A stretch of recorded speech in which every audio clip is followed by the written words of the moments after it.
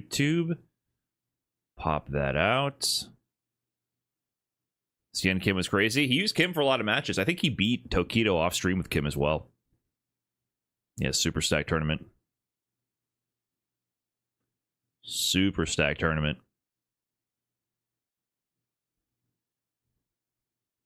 Okay, we live. I think we're doing good. I think YouTube is live as well. Let me go ahead and get a copy of the Capcom stream going, and then I'll set the stage for what we are about to witness. Okay, so that stream is going to go live soon. Hello, YouTube. What's going on? What is up?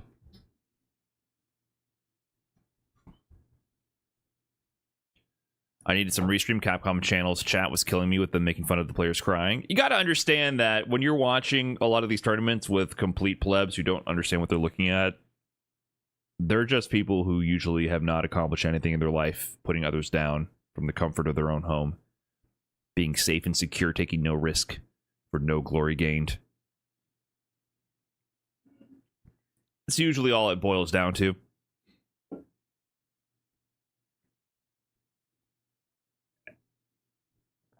Capcom Fighters chat has been asked since the primordial ages. It was always bad, but I do think it got worse over time. I do think it's been infiltrated by mostly normies. I think during the Premier era, prior to COVID, it was better. During the once it went to the online era, it really fell off a cliff. YTXX, thanks for the tier 1. Appreciate that. It's good. YouTube, what's up, Basically Goblin? Hello, hello, hello. How's my appointment, Mr. F? It was pretty good. Looking at tuxedos. Okay, let's go ahead and set the stage here for what's going on. Chat, today we're watching the finale of CEO 2025, the third premier event of the 2025 offline CPT season, and we've already had Evo Japan and Combo Breaker conclude, and this is CEO 2025, and it's back on the CPT circuit for the first time in a long time since 2019, because during COVID, of course, there was only online events, and then when Street Fighter 5 or Street Fighter 6 rather was released, CEO was after the CPT schedule, or before the CPT schedule began. They moved the CPT schedule back earlier now, so CEO is back on the menu for CPT Premier Points, and because of the point system for Capcom Cup this season, where players, if you place top 32 or above, you earn points to qualify for Capcom Cup instead of it just being auto qualifiers like it was in the previous season for Street Fighter 6, and the Esports World Cup qualifying spots. Top 2 get into Esports World Cup. Winner auto qualifies. Top 32 gets points for CPT. The players are out here in big numbers, so there's only, I say only, there's 840 players registered for this bracket, which is a huge amount of players to begin with. It's less players total than Combo Breaker, but when you look at the amount of notable entrants and the amount of international talent and attendance, it is absurd. This is actually the most dense bracket we've had outside of like an Evo Vegas or Evo Japan period in the CPT circuit, and people watching yesterday would know, beginning immediately in round 2 in top like 196, the amount of killers on killers going at it that could have potentially have been grand finals matches was absurd, right? So this is a super stacked bracket. Pick a name. Your favorite player is probably in this bracket. We had Daigo, Mena RD, Punk, Nauman, Blaz, Ending Walker, all the household names in the Street Fighter 6 era, and then the deep cuts for top level players were all here. But after 2 days of action, we whittled it down to the final top 8, and we have this bracket going into the top 8. Leshar from Korea versus Zhen out of China. NL from Korea versus Punk from good old USA. KillsYou from France versus Ryukichi from Japan. NotPedro out of Brazil. And Craime, the now 14 years old, I believe, prodigy, also the teammate of Blaz out of Chile, throwing down in this bracket. So that's huge results for NotPedro and Craime. It's awesome to see them here in this bracket, and they all went through a lot of killers to get here. We can look at the path for Leshar, for example. On winner's side, he beat Kite Kusanagi from France, VX Bao, NotPedro, and Blaz to get into this position. And he's looking to get another title under his belt, playing for the love of the game. He won Combo Breaker. He's qualified for Esports World Cup and Capcom Cup. He's just trying to get some more titles and, show the world he is that dude right now. And then here's Zhen's path to this winner's top 8 position. Took out Squad Vermilion, Sahara, who just got second place at BAM with his Ed in Australia from Good 8 Squad in Japan. Big Bird, Juicy Joe, and Ending Walker to be on winner's side here. NL having a really good run for himself as well. Took out Ryusei, Mena RD, Kings Vega, new top-level Blanca out of Japan doing work, and also stopped NotPedro's reign of dominance to get into the winner's side position. Punk, as consistent as ever, the reigning 2024 CEO champion. He beat Flash Metroid, Mexico, Kusanagi, Takamura, Latif, and Craime, stopping the Prodigy right there, putting a little speed bump to his path here to make winner's side top 8. KillsYou, on the other hand here, he beat Taco, Kudo, Tokido, lost to NotPedro, and then took out Kaba, Chris Wong, and Blaz to make his way into the loser side of top 8, going up against Ryukichi, second place at EVA Japan. Coming back from that tournament, took out PR Rog, Mr. Crimson, Chris G, Yamaguchi, Akira, Latif, Hikaru, and Ending Walker. Who actually put him in losers? Oh, Chris G. Sorry, Chris G put him in losers, but he beat all those other players to make it to this position. And then Craime, Craime and NotPedro obviously making the biggest waves this weekend. Craime was on a war path in this bracket. 14 years old, representing Ryu and Ken, training partner to Blaz, and these Chilean kids are just taking the world by storm. John Takeuchi, Dominant 2-0, Phenom 2-1, Daigo 2-1, probably the best set of the tournament. It'll be hard to see another set top this one. This set was ridiculous. He beat Hikaru. Punk is the one who put him into losers, and he took out Cien on his way to qualify for top 8. And then NotPedro had an equally insane run here. Took out Dogura, Momochi, DCQ, completely undefeated, playing Ken now. If you don't know NotPedro, he is from Brazil. He used to play, he's 18 years old now, I believe. He played Luke previously, and he got second place in the World Warrior for Brazil, losing only to Zengi Pilato, who went on to qualify for Capcom Cup and was at Red Bull Kumite. You might recognize Zengi Pilato. He's been getting a lot of shine recently. Well, the other guy knocking on that door to get to that level was NotPedro. This is his first international tournament where he has secured top 8, and the only Brazilian player in attendance, doing it alone, waving the flag for himself, 18 years old, super young, super hype, undefeated, like 2-0, 2-0, 2-0 against Dogura, Momochi, DCQ. Wild. KillsYou, he beat 2-1, beat NotPedro as well to qualify for top 8, only losing to NL on his path, and now has to go up against Craime. So, those are the cast of characters. Those are the paths they went through to get into this position. I'm looking forward to the games. I think it's going to be a really, really sick top 8. Sucks that NotPedro and Craime had to play immediately in losers, but there's two super electric players. Craime is nuts. Him and Blaz, the way they play offense in this game is so insane. I can see how old I am watching them play. Like the pace of their offense is absolutely ridiculous. He cried after he beat Do. I mean, it means a lot to him. NotPedro, young, traveled all the way from Brazil alone to USA, went on an insane run, qualified for top 8 at one of the most stacked tournaments I've ever seen in my entire life. I'd cry too. Super happy for NotPedro. I met him at Evo last year. He was a very, like, I don't know. He's definitely an emotional person in a positive sense. Like, positivity, happiness, right? It's just like it's just a lot of emotion, not in terms of being like sad or anything. Just, I like that. Not jaded by the world. You know, young, stars in his eyes. I like to see that. So it'll be awesome to see how they play in this top 8. And that's it. That's the stage. Those are the stakes. So hopefully that gives you some context. If you haven't been keeping up with the tournament so far, there's a lots of other amazing matches in between that didn't involve these 8 players, of course. That's basically what it whittles down to. And so we're getting ready to get started here. 720. All right, we already got delays. Hopefully he did not adapt to my strategy against Yamazaki. You think Punk wins this one? Maybe. It's possible. He's in winners. That's a big buff. Yeah, I'm wondering who's going to stop Leshar. Leshar, to me, looks like the most dominant. I don't know if we've seen Punk versus Leshar, though.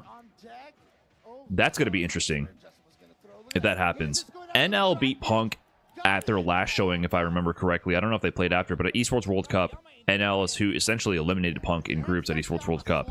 So, Zhen's been playing amazing. It's really hard to call. Leshar, I think, is the favorite over Zhen. And it would be interesting to see Leshar Punk. Punk beat Leshar in the World 3v3 thing? Okay. But not in any CPT brackets. A lot of new matchups about to occur.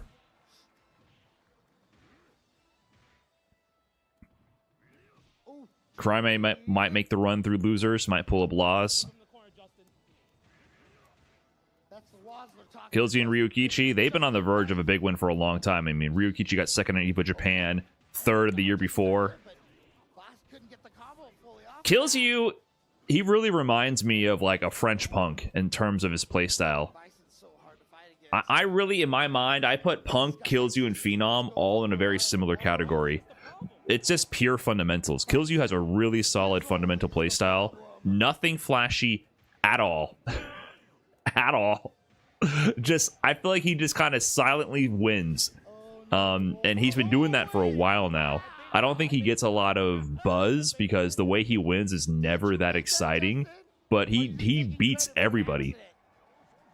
He beats everybody. Super strong player. Been very consistent for a long time. Yeah, Takamura is a very flashy player. Like, definitely the opposite of what a KillsYou is. Phenom as well. Phenom's not flashy at all. Just super solid fundamentals. I feel like KillsYou is kind of occupying that space as a slightly newer player to that level of play and to the scene. Kind of taking up that similar mantle in my mind. Did I say thank you to Ominous Nemesis for the 4 months? Thank you so much for that. Appreciate it. Listen. I felt like he struggled a little bit. Like, it's not free. If it was... Bison's kind of cooking me. That's the Came with a lot of success. I mean, I guess. But it's the same players playing her and doing well, Punk and KillsYou. I wouldn't really attribute it to Cammy that much. He's annoying. Sometimes good character, boss. Down player. This is what we call... There was a lot of Ryu. I definitely think Ryu, even though there's only potentially one Ryu in top 8 with Craime. You saw Ending Walker doing work, Blaz doing work. Ryu is a real character in the game. He just told me to shut my mouth. A really real character. Yeah, Yamazaki hasn't been doing jack. There we go, boss. Where's the anti-air at? Oh, man. Oh, yeah, look at this being more... Maybe I should grab a snack. Who are we cheering for? I would like to see a NotPedro or Craime run.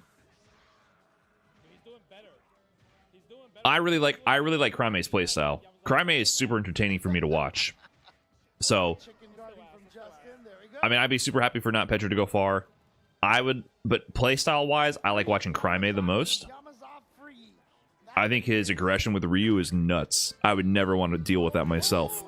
But I really like his offense. I would, of course, be down for a Punk win. I'm down for... I love Leshar, but Mai just bores the hell out of me. I just don't want it to end up being KillsYou, Leshar, Mai mirror match or something like that. That's all I want to avoid. That's the only thing I want to avoid. And I'm... At the end of the day, I like good matches. That's what I like. I don't really have any hard biases here for any players. Yeah, I think KillsYou's mostly on Cammy right now. Back to these characters here. Boss did take it last time.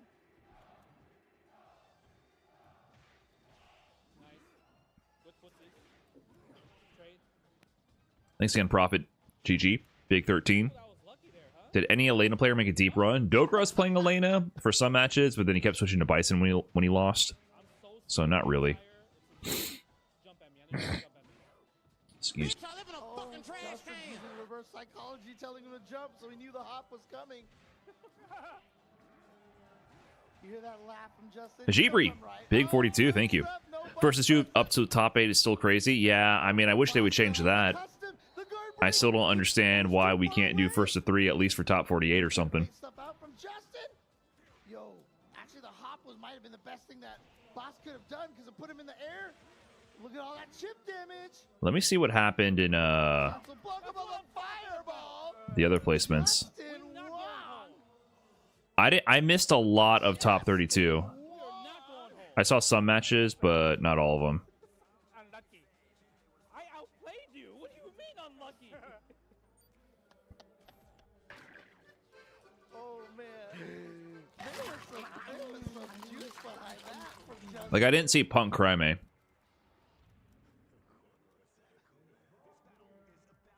Stevo329 with the 7 months, thank you.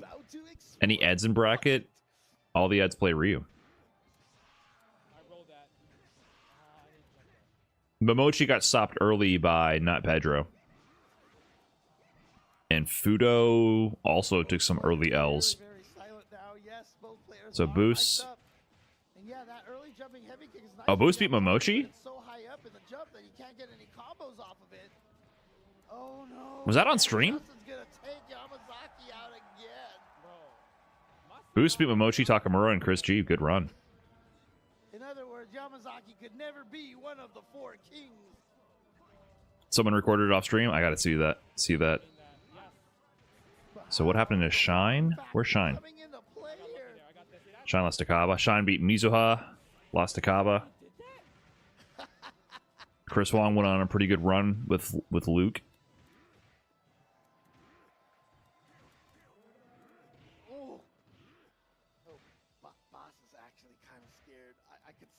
Knuckle Dew was doing his thing. Scared to try to press a lot of buttons. And Boss hasn't gotten that full meter yet. Oh, roll cancel psycho. Here we go. This is a huge opportunity now for Boss. He's got all that meter, not going to spend any. This event was beyond stacked. Instead, tries to get Junior beat Angry Bird. But that custom combo just basically, oh my Junior had a God. pretty good run. Oh, what? Yo, oh my God. He got that. Cien was cooking this tournament too. With Kimberly as well. Another 9th place for Cien. Yeah, Cien, to me, if you were to be able to get a metric where you weighted his wins, he would have the highest amount of weighted wins with the lowest amount of placement value. Because he constantly has big wins over like big household name players, while also not placing in very prestigious spots. 9th place, 13th, you know what I mean? He keeps placing well, but without getting into the big stage, the top 8 Sundays, while also beating the best players on the planet consistently, right? Beating Tokido there. That's kind of been his curse with Street Fighter 6, I feel like. Hasn't really had a big win in Street Fighter 6, but has beaten everybody along the way and consistently placed really high. I guess he got what at Capcom Cup 2023? He got 5th or top 8?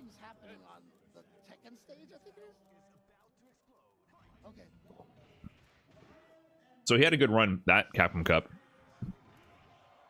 Didn't place in the money though, like super heavily. I think maybe he got 9th or 7th. Jumping. You even saw the up slash right there just missing. Yamazaki doesn't have something that's good. They're really icing us. Okay, what good sets did I miss?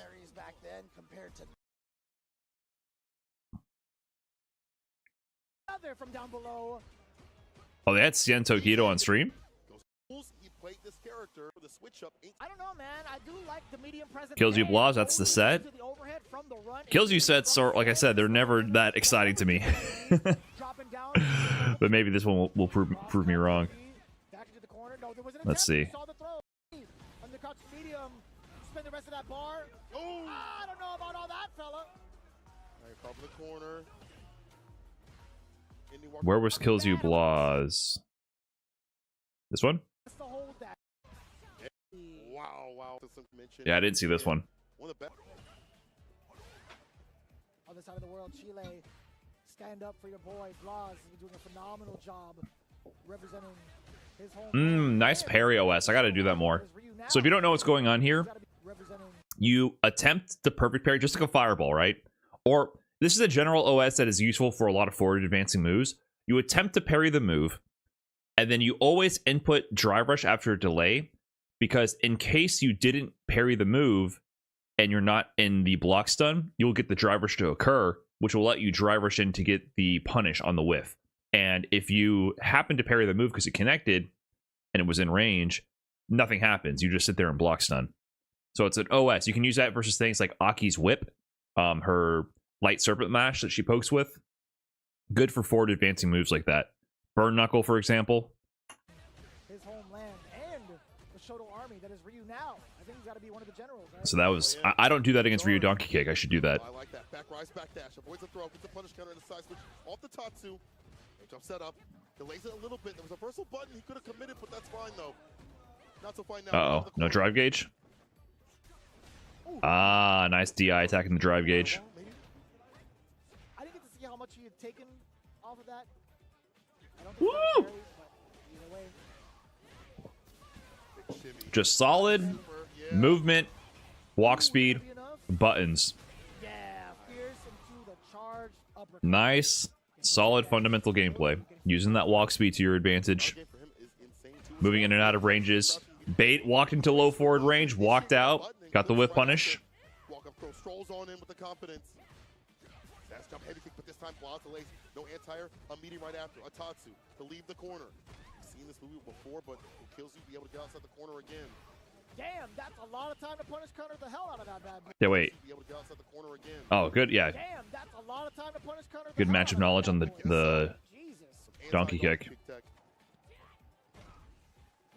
She's just walking back and forth menacingly. Yeah, Cammy is super scary when she walks back and forth. Blaz showing the great example of how to at least stop the dive. So many of you never got to experience Prime, Karen, Street Fighter V Punk, and the fear him walking back and forth in your face instilled in you.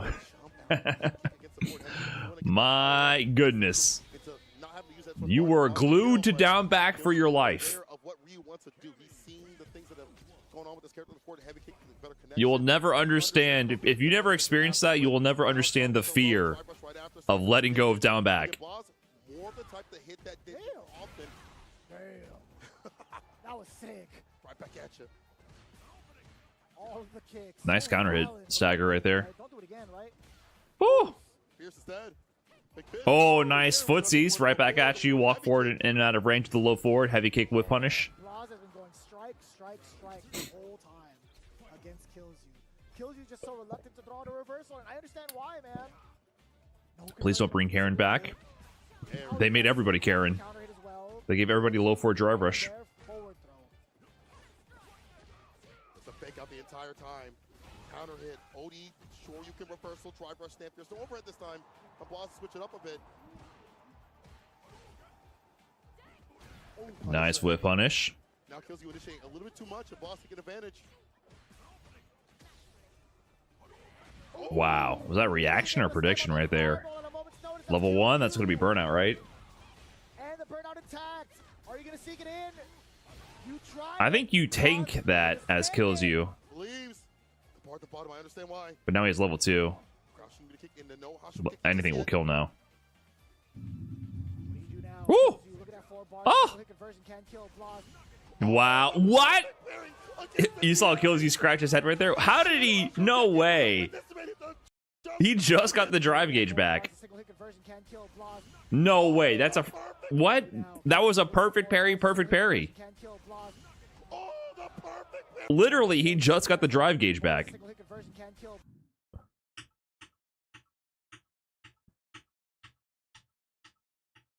Drive gauge. 1, 2, 3. Yeah. Within like 3 frames. Oh, the perfect parry against the DI. The Shin Hashogeki for the win. This made it the just parry. if he was too early on that, or the drive gauge didn't recover, he would have just gotten like a medium kick and would have died, for example, right? So that was a crazy parry to attempt. The meter awareness was nuts. KillsYou final game between the two. Backdoor, I like that. Switch it up. We've seen button, as you mentioned, strike, strike, strike. Get those grips in there. Backdoor again. KillsYou now trying to keep the control against Blaz, standing roundhouse, the exchange, solar plexus now plus Blaz. He's chipping away the drive gauge. Ashokeki whiff. Ugh! Oh, attack on the drive gauge. Drive rush into sweep. So here he could have punished this though, right? So what is drive rush sweep from Ryu? So one thing to keep in mind is that the hit that puts you into burnout does not get the enhance plus frames from burnout. So that move, it's going to have the enhanced plus frames from drive rush, but it's not going to have the burnout plus frames on top of that. And it can get a little ambiguous, like when you're in the heat of the moment, you might let people get away with that. So this would be -6. So maybe stand light kick would have punished. Normally Ryu's... Oh, I'm looking at Ken. No, that's not right. What? I did Ryu. Ryu, crouching heavy kick. It's -12. So yeah, this would be -8. So Cami, I think for sure can punish that. Her crushing medium kick is 8 frames, I believe.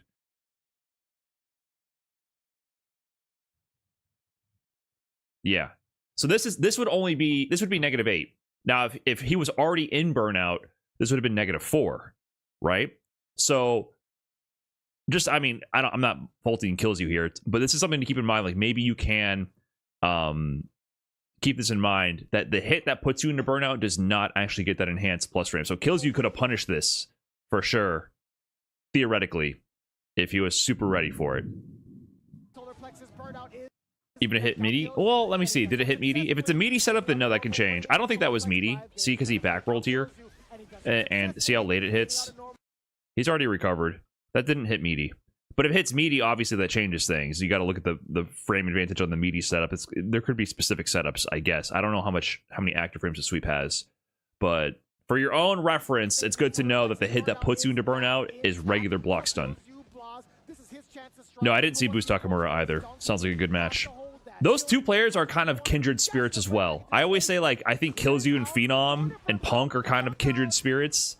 Takamura and Boost kind of remind me of each other to a degree.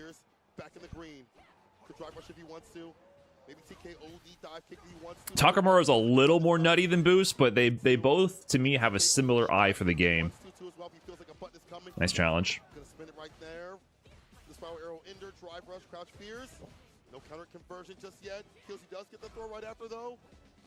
I saw Pedro versus Dude live. Yeah, I caught that one. Whoa! KillsYou thought about it. He backs away. The shark is ready to strike. Wow, he really went for it, burned himself out for that. I mean, wow. They're both just scratching their head over that. Look at the ballsy walk up there. Blaz is really good at using the fear of the buttons to walk into your space and get the throw. Oh, does not fall for the shimmy. KillsYou autopiloted the shimmy attempt right there. Good whiff punish from Blaz. Look at the main screen right now. Y'all can't see us. Look at the main screen. You gotta see this energy. Oh, look at the right code. Tension no longer on the table. Woo! Blaz looking a little bit dry. Finally clipped the toes. Blaz was getting real confident with the walking there. The damage is there, but we're looking for the carry primarily. Advantage, not the damage. Right, oh, nice perfect parry. Imperfect parry though. Check on the double solar plexus. But it worked out for heavy kick. Tatsu. Back to mid screen. We tech. The throw does not connect. Bar back at the bottom. He's almost at level 3. Oh my god. Oh, you try to escape from the potential throw pressure. Yeah, burns the level 3. Final round. Fireball pattern a little too consistent. Immediate drive reversal. Woo. He's got meter for the DI though. Spends it now. He's not going to be burnt out. Is KillsYou, and Blaz will still be in burnout. So how does he escape the corner situation? He went for the Hashogeki here because it's a bait. Like, either you parry the projectile, because if he throws a projectile and you block it, you might be... I don't think that would even put him in burnout, but you might be concerned about going into burnout, so you press parry. So instead, Blaz does Hashogeki to fake a projectile, essentially, hoping you whiff your parry, which would put KillsYou in burnout and also potentially net Blaz a walk-up grab from that distance. I'm not sure. It's kind of a fake out, but KillsYou just backdashes to reset the situation. Easter Dude, thanks for the 14 months. Do you have a favorite for top 8? To win, I think favorite would be Leshar, but still too hard to call. KillsYou's so good at wiggling his way into range. By the way, it's storming hella hard here, so if the stream randomly goes down, 07's in the chat. Just I might lose power or internet randomly. Just warning you guys.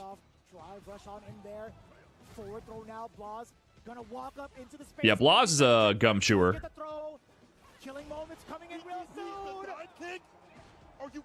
Wait, hold on. No, wait, hold on.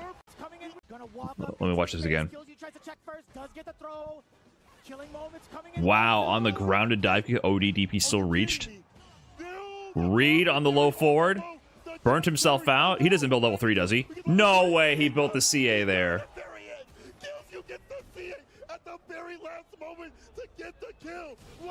Wow.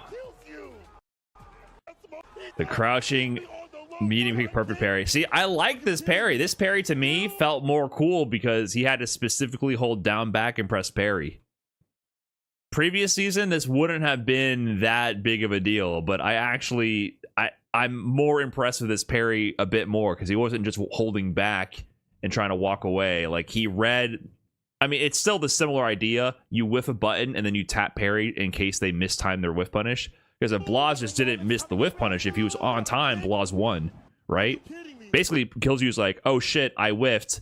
If Blaz whiff punishes this, I'm dead. At the same time, if Blaz walked up grab, he was dead too. So there was basically a 50-50 on either side right here. But the whiff to parry is a little bit like a backup plan. Like, oh, in case they don't get their whiff punish, I'm going to tap parry and I might get lucky here a little bit. But with the addition of the fact that you actually have to do back or down back, it makes it a lot more intentional. So that's in the right direction. Previous season, I think it was too easy to do this whiff button and tap parry. Now it's a little bit more intentional, so feels more satisfying to both watch and perform, I think.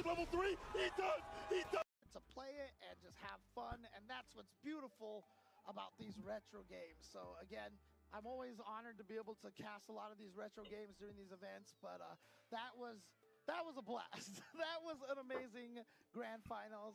As I said, I hope you guys enjoy it, but I think all we've got left here at CEO 2025 today. So there's still Street Fighter 6. Apparently they're going to start in 6 minutes. We'll see. That will be exclusively That's what they say. Which channel? The Capcom Fighters channel? It'll be exclusively on the Capcom Fighter channel. Head on over there or just stick around if you're already there. But thank you guys for watching. I'll see you guys over there. Peace. 10 minutes.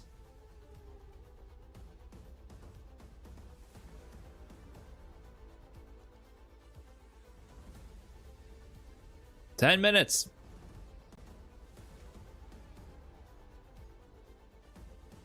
Any announcements here? They don't do announcements at CPT events anymore. I would be very surprised. I don't expect anything because they just don't do that. The only time they do any sort of trailers anymore from Capcom does at events is at EVO. Vegas. That's it. Other than that, they do all announcements either on a random Tuesday on their own socials or at game shows. Like actual, like PAX East or whatever. Summerfest.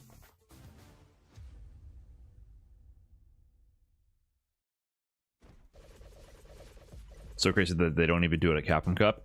The esports side and the marketing division are completely separated now. They used to be completely in sync, and they were advertising towards the community and used to also leverage that to get people excited to watch the tournaments.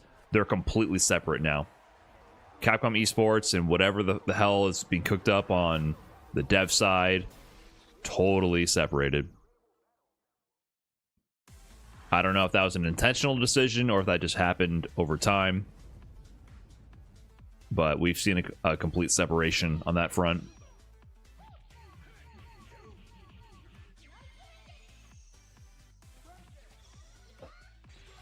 You have to get points to qualify for CEO? I'm not sure what you mean. CEO and all CPT premieres are open bracket tournaments that anyone can enter. Capcom Cup is the only event from the circuit that you have to qualify for. It's the end goal of the entire season. You qualify for Capcom Cup by either placing first in a CPT premiere, by earning points over the 8 CPT premieres, and I believe the top 8 ranked players, if I remember correctly, are being qualified via points, or you win the World Warrior for your specific region. Those are the paths towards Capcom Cup. And maybe the Esports World Cup champion.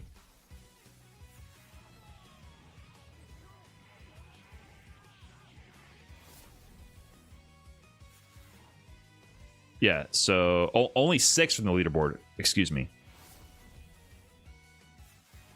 So, yeah. There are still super regions, but it's kind of random.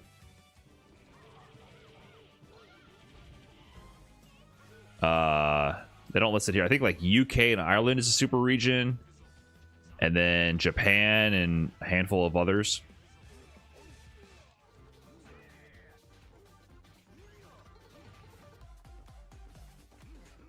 Isn't World Warrior starting in like a week or two for most regions? Yeah.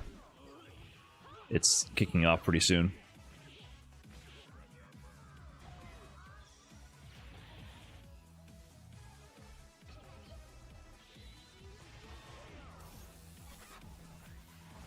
Brian, any advice for me? Because I'm entering World Warrior. It's just another online tournament. I don't know. Keep your eyes on the Discord and start GG. Check in on time.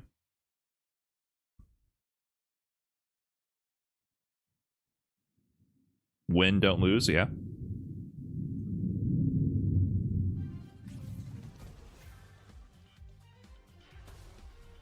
Do you guys hear that thunder?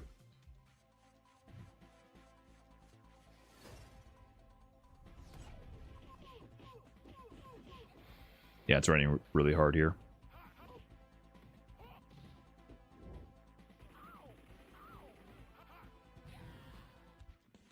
Sounds like farting. Yeah, guys, I swear it's raining so hard here. I swear. Oh my god, it's storming like crazy here.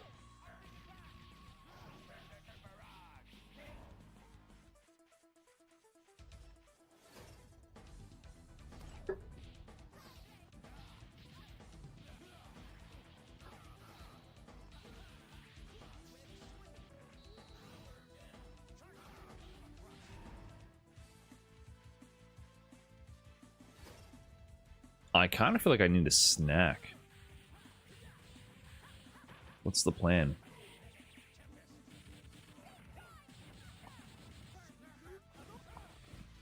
Alright, snack time. Let's get ready. Show will be starting very soon.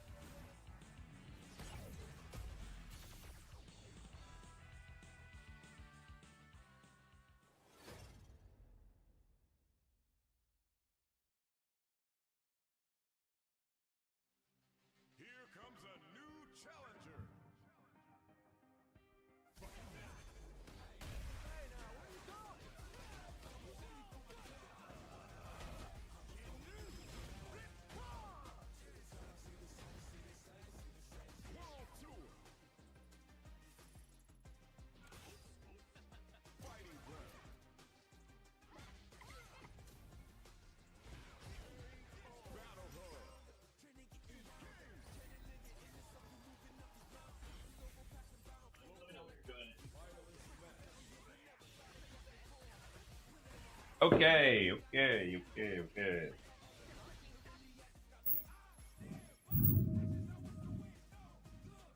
What did I miss?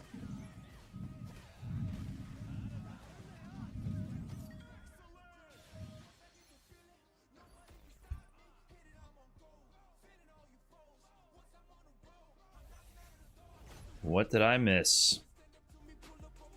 Hey, Jojo. What up, bud?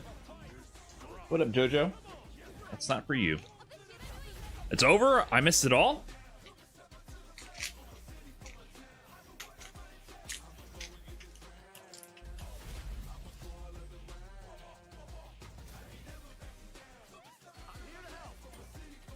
I won?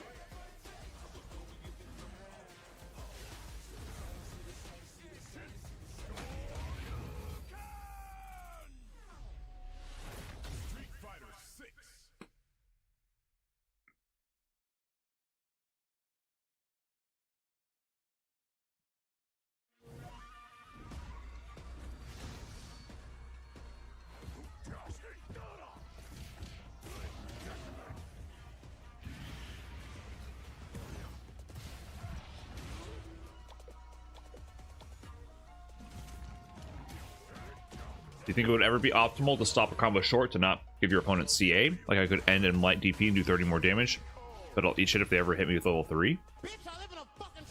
Maybe. Situational though.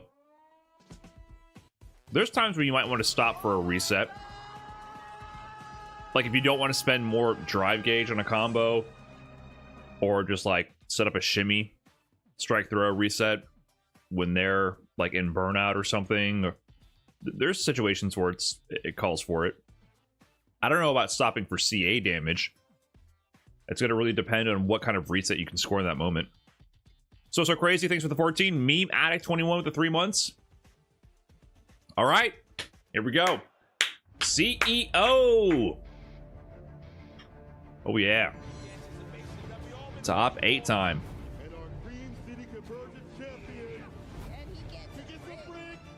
Let's go.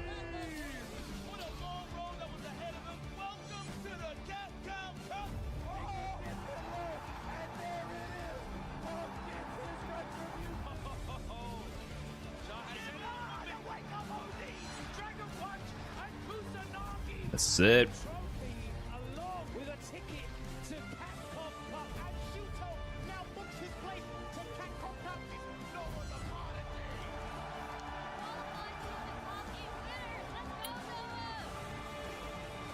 You hope there's interesting walkouts? That's true. I almost forgot about the CEO walkouts.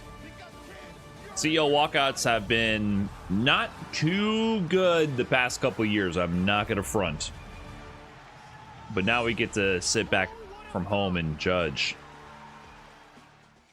Yes, the best way to cut the Ethernet cord is to come right here to an offline event, and it's a CPT premiere, and this is the... All right, let's see. Oh, they got the ring in the middle of the venue. Pro Tour here at CEO 2025. My name is I didn't see Arsenal's walkout. Was it good? Did he have a new haircut to flex? Yipes J Wong on the commentary. This is gonna be a good top 8. The crazy part is so many people have traveled around the world for Street Fighter 6 here. It's gonna be a good top 8. Top 8, and just the whole tournament, right? When you think about round 1, you're thinking about, okay, we're not gonna get that crazy matches, but guess what? Some of your favorite players, first seed, second seeds, in losers bracket, go into round 2, right? And it's just like insane. I saw In-Cross Knockout posted so many social media stuff about like Itabashi Zangi. This is his lowest placing since CPT, right? Same thing with Moke. A lot of these players that you expect them to be in the top 8, they're not, because the competition is so good. Like, how do you feel about the competition so far? Especially this top 8, it's so stacked. And what I give her snacks? Nothing good. At the same time. Well, I mean, the highlight of this top 8 is definitely some of your familiar bar. Faces, but we got some new ones. I mean, you're kind of familiar with, well, I'll say one of the unfamiliar ones. Just something to hold me over till dinner time. Coming, which is pretty fire. Of course, Craime is pretty much the talk of the town. Pretty much going 2-1 with some of your favorites, and of course, finishing the job ahead of getting into the top 8. KillsYou had a great match against Blaz. I was in attendance to watch that. That was very clutch. That clutch low parry is what got him into this position right here. Ryukichi, of course, one of our personal favorites from the land of the rising sun. But let's run it off with the winners. Yeah, I mean, when you think about it, we got Leshar versus Zhen. When you think about Leshar, you know that he's been cooking, and he's also one of those guys that have been playing so many different characters. But this time, currently this season, his Mai is the one that's been really pushing the narrative. Like, hey man, Mai is still such a great character. What, Talking Branda about Bar? Zhen, obviously, he went from like DJ Bison, but most of the tournament. Whatever this is. Bison. You know, Bison with the 14-frame Cycle Crusher changed a lot when it comes to anti-airs, and the best part about it, we gotta think about. Oh my God, YouTube chat, amazing! Thank you so much. Young Matt Teen, thanks for the 18 viewer raid. When it comes to a lot of like forward heavy punch, heavy What up, adamant young flame. Matt? But the thing is, he still gets the job done because he is also a neutral god. But you know, US owns. Hope you had a good stream, man. I didn't know you were in the streaming game. 2024, last year's champion. YouTube chat is so fun. Brian, why are you not entering tournaments? Brian, do you think you'll ever return to the scene? Brian, guys, I enter tournaments, and I'm in the scene. I'm not in this tournament. YouTube chat, I need you guys to stop. And now the copy pasta bots at the same time. That crowd shot is amazing right there when it comes down to it. But we talked about how like there's so many great players. A lot of people from Japan came, and only you mentioned Ryukichi is the only one that came out of it in the top 8. He had to beat Ending Walker to get there, right, for the qualifying match. And also, like you mentioned, Punk is the only one in America. This is why he doesn't interact with us, guys. Yeah, every time I look over at YouTube chat, it's the same question over and over again. Chile, right? So we have a diverse, I feel like, when it comes to just the world talent, they're here, ready to play. And I cannot wait to get to this first match, man. This is what's going to set the tone. Again, point system, what can we say? Everybody is back outside.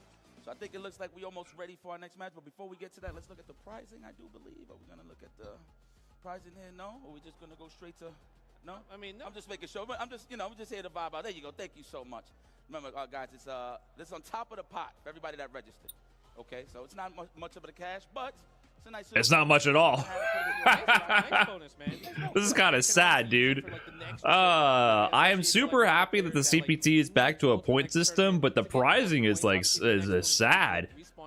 So to be clear, like what Yipes trying to say, there is also the prize pool. You pay $10 to enter into the actual the pot for the tournament. So there's an additional what $8,500 in the prize pool. This is the bonus that Capcom provides on top of that. But it used to be more. So you used to get around $7,500 in bonus from Capcom for winning a premiere. So they cut that down from $7,500 bonus to $2,000. And instead of distributing the funds throughout all the events throughout the season, they just give $1 million to first place at Capcom Cup. So it's just, I still don't understand why they're doing this. You don't make any money from tournaments. I want to make it extremely clear. If, you know, I've been preaching that for years now. You literally don't get any money from tournaments. So it's just not intended for you. Oh, can I raise the stream volume? Okay, here. So anyways, it's not intended out, right? No, for you to make any money from tournaments. Day, that's how it is. Here under one roof just to get that one goal, and that's to be your whole thing is just supposed to be. Anyways, whatever. So guys, what are you talking about, man? I feel like that is Street Fighter country. So what's good, guys? What's good, Justin? But I think it's safe to say is this the volume we want? Is this what we want? Like this? Okay. Is this the volume you want? We got an illustrious host, man. One of the voices of Street Fighter is going to be holding it down on the stage for you guys. Holla at our host, Jeremy Vicious. Holla at me, my boy. CEO back at it again in Orlando. If you're ready for some Street Fighter 6 top 8, let me get a hell yeah. Y'all are electric as hell, I'll tell you what, but not gonna be as electric as these guys coming in right now. Let me introduce to you our first two competitors of the evening. Coming in hot off of his big W. The first Capcom Pro Tour premiere on US soil. That was Combo Breaker. Please help me and welcome me. Man, listen, I'm doing a restream. You're not gonna hear the original stream. I'm sorry. That guy copied and pasted the Ray's audio like 15 times. If you want to hear the original stream, you should go to the original stream. I would highly recommend it. If this box here and the words coming out of my mouth is not enhancing your experience, for sure, hit up the other stream. They got what you need. Normal walkout. It's Leshar. I didn't, you know, he's the GOAT. He gets the pass. What other characters we're gonna see? You know, He did play Chun-Li from way back in the day, and then Chun-Li also got a little bit buffed. But I know he's really on the Mai right now. Mai, you know, people were like saying, "Oh yeah, Mai's one of those characters that got." Brian would have done the worm to the ring for real. I had a pretty good entrance. I did the full Oro entrance. It was so good. It was a nice tweak at the end of the day. I had the Yeah, for sure. That's good. I had the full Oro with the stones, throwing out the goodies to the crowd. Coming in as his I had the Oro pose. going into the winner's side as well. One of the Listen, I had my CEO top 8 in my time, and I took the opportunity to have a decent entrance. Is there a clip of that anywhere? It's out there. but low-key chilling in Canada. Someone turned it into some kind of Man, well, hold on, let's see this one. about Zhen. The Cinderella story, of course, from the last Zhen is probably gonna have some kind of meme entrance, right? Oh, what's he coming out though? You know, because I know he's one of those guys that He's has a into lot the of, meme like, culture. knowledge when it comes to just music, right? Yeah, let's see. Ooh, Okay, okay. he's got the water. Nice and simple. Is he gonna spray? Okay, he's doing the Mena. Okay, there's one of I thought you the. was a nice guy, man. Oh, That's he's it? spicy. All good guys. I thought he was about to do do a Triple H. I've been Is that Triple watching H's Zhen move? playing this whole weekend, and, Spray yo, to the he crowd? is so good at the standing heavy punch, man. The standing heavy punch, the way he's just using the pressure, also just walk forward, walk back, stand heavy punch, and a lot of times he gets the punishment. Watered Mena? with it. It just gives him so Yeah, he's much mileage. accessing his hydrated Mena spirit right there. That's Because one guy Leshar's that knows slippery. perfection. They're trying. It's just, Should have spit that shit out. Probably not. I mean, it would have been cooler, but. Regardless of those ranges, he's gonna annoy the hell But yeah, out someone took my Oro entrance because what I did, I had the squad behind me. We did the whole pose with the Oro, and I had the turtle, and everyone else had the Tengu stone. So I would point to the crowd, and they would throw the items to the crowd, like I'm sending out the turtle, the stones from Oro. And someone turned that into like a meme. It's on Jiffy. Is that the service that they use on like Twitter to get the animated GIFs, as the kids say? I remember seeing it. Someone post it randomly, and I see myself pointing, and it's like sped up, like 5 times speed, and it's like, oh, kill this guy in particular. Like I'm pointing to the crowd, and someone like throws the object. I was literally scrolling Twitter, and I saw someone post it. I saw myself pointing to the crowd, and the guy behind me throwing. It might have been like a stuffed animal. The caption was, "Kill this guy in particular." how good of a player he was. He heard the warnings from a lot of folks that's from his hometown of China. But That was from CEO 2022. Was that when it was?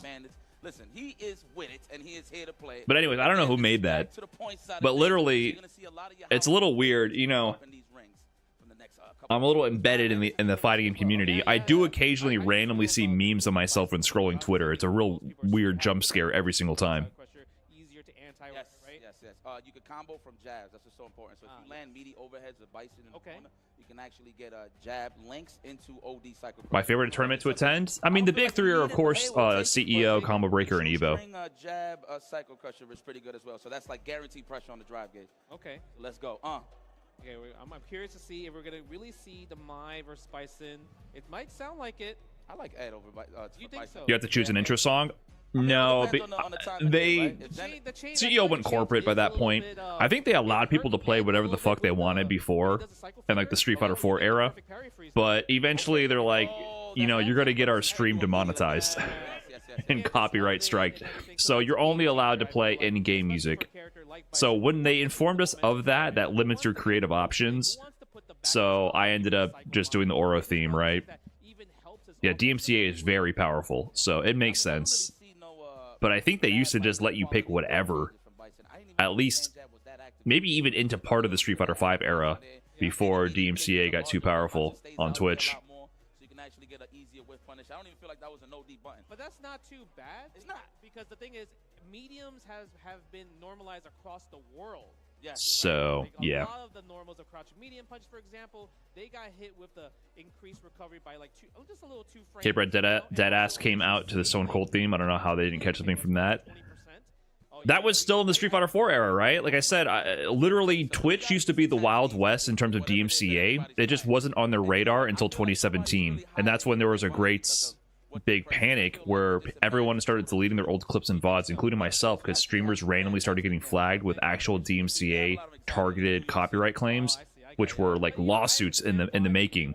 And Twitch was like, you guys gotta clean up all of your old clips that have potentially any copyrighted music. We're not responsible. So normally, like, YouTube implemented the whole automatic copyright flagging system so that the platform is safe and that no one gets sued. But Twitch was like, we have no system in place. All of you are individually responsible. Delete all your old footage and whatever. And I deleted history. I deleted like a couple years of clips and VODs that I'll never get back, which I kind of regret. I should have backed them up.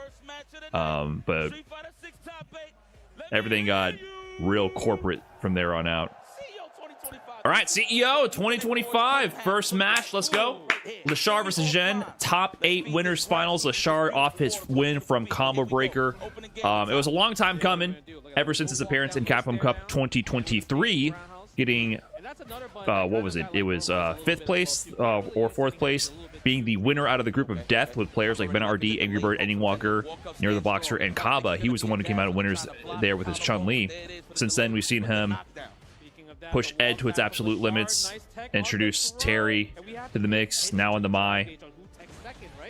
Zhen, on the other hand, surprised us at the previous Capcom Cup by getting all the way to Grand Finals in 2022, the final Capcom Cup for Street Fighter V, where Ben RD secured his 2nd Capcom Cup title after Zhen won the LCQ and ran it all the way to Grand Finals in a legendary performance on the Bison. I felt like there was no Bison shenanigans, right? Low forward confirmation. Early install, time to play. Can't just chuck fireballs without care against M. Bison. OD Psycho Crusher will interrupt that. Dry brush in, plus frames. Gotta get the medium confirm. Oh, that he was dead. He was very dead and lost that game if that DP was blocked. Oh, 2 throws. We get 3. No, you get 2. Backdash out of there, checked him. Tried to shimmy, but that's a no-go. That is actually nerfed. Wow! Evil prevails, and we are prevailing for this first game. Zhen game evil. Tell me that. 2 stubby for the normals right there. I think he already pressed a button. I think he potentially already pressed a button and then Kara canceled it. Did the level 3, right? Because I'm curious to see, did he really think that level 2 would have been? I don't know. What my only guess is he could have blocked that, right? But if you press a button and you know you pressed a button, you can actually cancel the first frame of a normal into super. So if you press a button and you see their super flash, and your only option to save yourself can then be to buffer another super to go through. So potentially, Leshar did press a button. And he's like, okay, I committed to the button. My button's coming out. This level 2 is my only chance to save my ass. That could have been what happened. It's hard to tell based on the animation. That could have been either her blocking idle animation or the startup of a normal. I'm not sure. Or Leshar could have just brain farted. I don't know. Those are the things to think about. It's really hard to say without knowing the inputs and what Leshar was thinking. Yeah, you can cancel the very first frame of startup of a normal. So if someone does a super and you press the button, you might as well try buffering super because maybe you'll get lucky and cancel the first frame. Perfect parry. Very nice. Too much from it, but hey, Zhen able to fight back with the quick rise. The background house respected all day. Leshar is familiar with that big damage. We're not trying to lose. Try to backdash and jump out of that situation. Bomb planted again.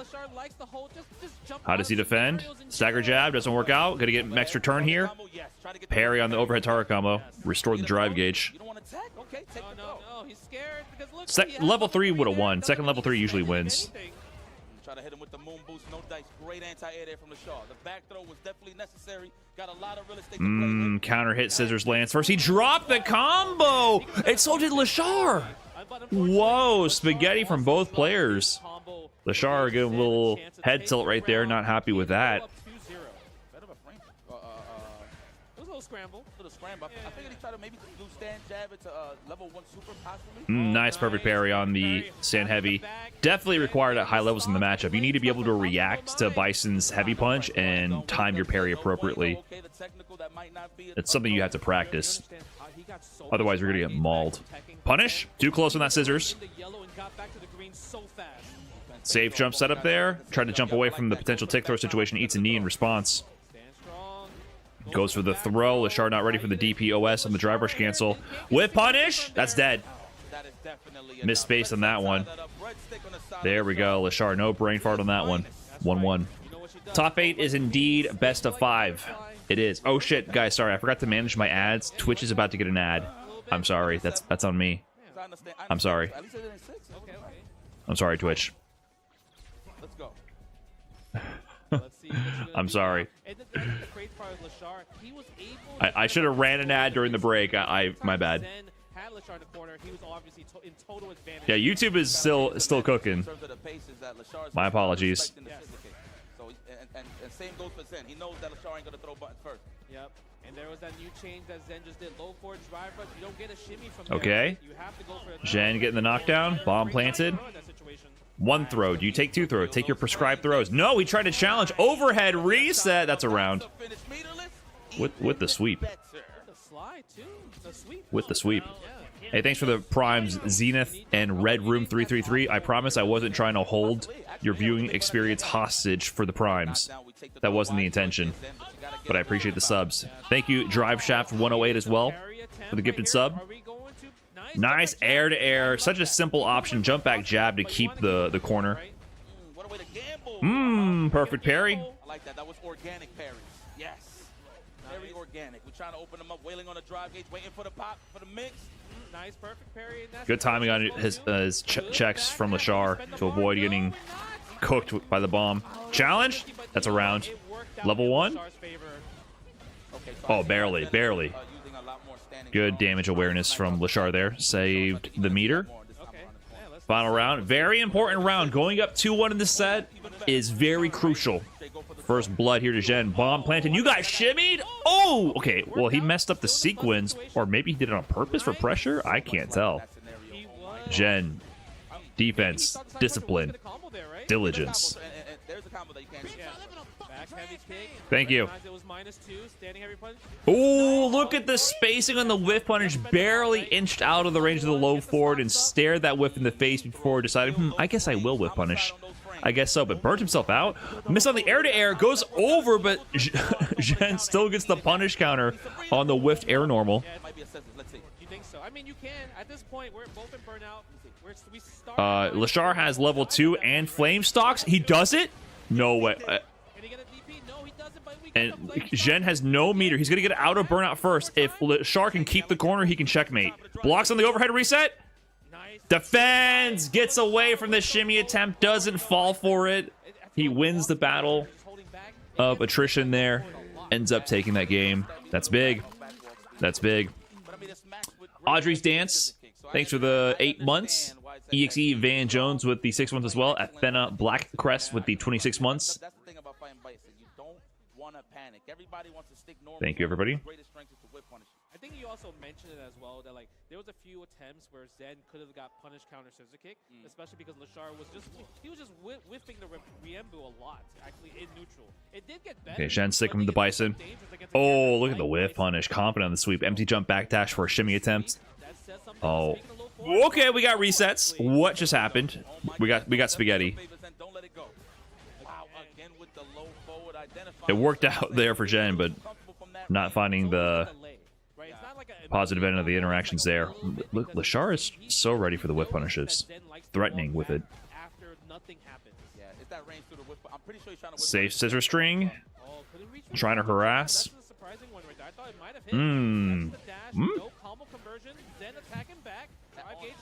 Oh, this is bad. You're in a bad spot. You're in a bad spot, Zhen. Can you avoid the burnout? You're in a bad spot. No DP, but he got the burnout. This is bad. This is muy malo for Zhen here. He's gonna have to get swifty with it, how he can get out of the situation. Playing solid, though. What a grab timing. Not just the reaction, but the timing to time the grab. That was so clean. He was out of spacing where the DI, he could have pressed the grab too early and whiffed it. He could have whiffed the grab, so he had to delay the grab so that the DI was in range. So that grab was good not just for the reaction speed and awareness, but the timing as well. Again, the fans and the really good change is like a lot of the fans now. No, too ready for the anti-air. That's huge. Okay, up, got the reset. Fan shenanigans. You gotta guess, man. You gotta guess. A little subtle shimmy there. Zhen's guessing correctly. Perfect for Leshar. 1 round away for being in back-to-back winners finals position at CPT Premiers. We haven't seen that level of consistency in quite some time in Street Fighter 6. Back-to-back premieres? Back-to-back? Has it happened? Oh, try to get a fancy juggle there. It doesn't get punished, though. Oh, double whiff throw. Might have been a setup, might have been a flub. In the end, Zhen's getting the better of the interaction. He's going to have level 3. Heavy punch level 3? Oh, new combo? Is that new? I don't know if that's new, the Psycho Crusher extension there. But keeps the bar, going to have meter advantage in terms of drive gauge. Oh, that's going to be a combo. Nice, easy. 1 more interaction for Zhen to tie up the set. Plus frames, DP. Leshar's fighting back. The ship, single hit confirmed. This man is a KOF player, don't you know? 1 single crouching medium confirmed to level 2. Takes it. Leshar in winners finals again of his 2nd CPT premiere in a row. This guy is too good. This guy is too good. Interlock fingers, they start holding hands after. His Leshar, and this is a big Street Fighter 6 ism as well, like pressing the mediums here. Leshar is one of the best players in the world at doing this. So, see this interaction here. Okay, so he walked back for a shimmy attempt. Zhen doesn't bite on the shimmy, right? Instead, he sees the space being built from the walk back here, checks with a jab, and then from this, at this range, from the pushback, because Leshar walked back and then blocked 1 jab, the chain jab is probably going to whiff.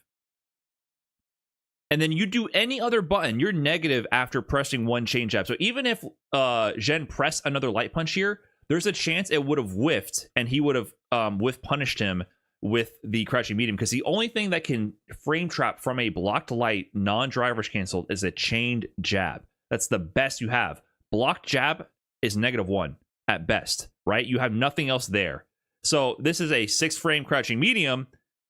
If you press another medium punch there, like you said, did jab to crouching medium punch in return as Bison, you for sure would get counter hit. He went for crouching medium kick to cover that range. Of course, it's going to be interrupted. So the awareness to press your fast 6-frame medium after blocking moves at these ranges and immediately taking your turn back is really high awareness. Now, crouching light kick, someone in the chat mentioned, that might have worked. If you have a 5-frame light, it would trade. A 4-frame light could potentially be the 6-frame, but I'd have to like lab that exact interaction at that distance.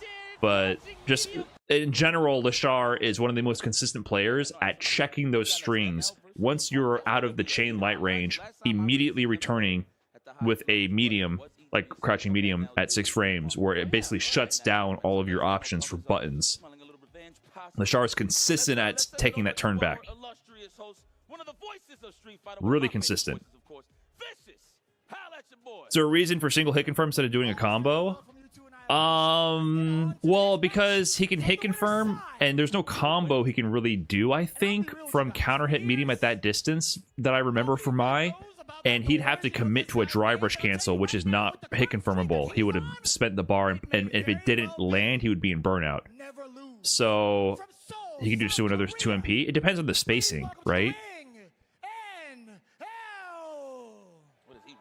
Either he commits the drive rush cancel, which if the button didn't land, it would have not worked. And then 2 MP to 2 MP, I think there's some ranges where that doesn't connect. So maybe the optimal thing there is just a hit confirm level 2. Only upsides, no downsides, if you have the hit confirm reactions for it. Why super hit confirmable but drive rush cancel isn't? It just isn't.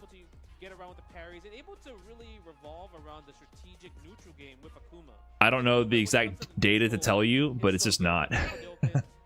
It's not single hit confirmable in that sense. You can like situationally confirm it, like you see that they pressed a button, or press crouching medium kick and you see that they're standing, and you know that it's going to hit and confirm it, but you can't like to raw crouching hit confirm drivers cancels. I don't know if there's a different window, but it's just not possible. for the most part. It's not designed to be like that. Have a tough order because he has to fight against Punk the God, because you have to think about it. You don't get the cancel frames for the driver's cancel, but I don't exactly know.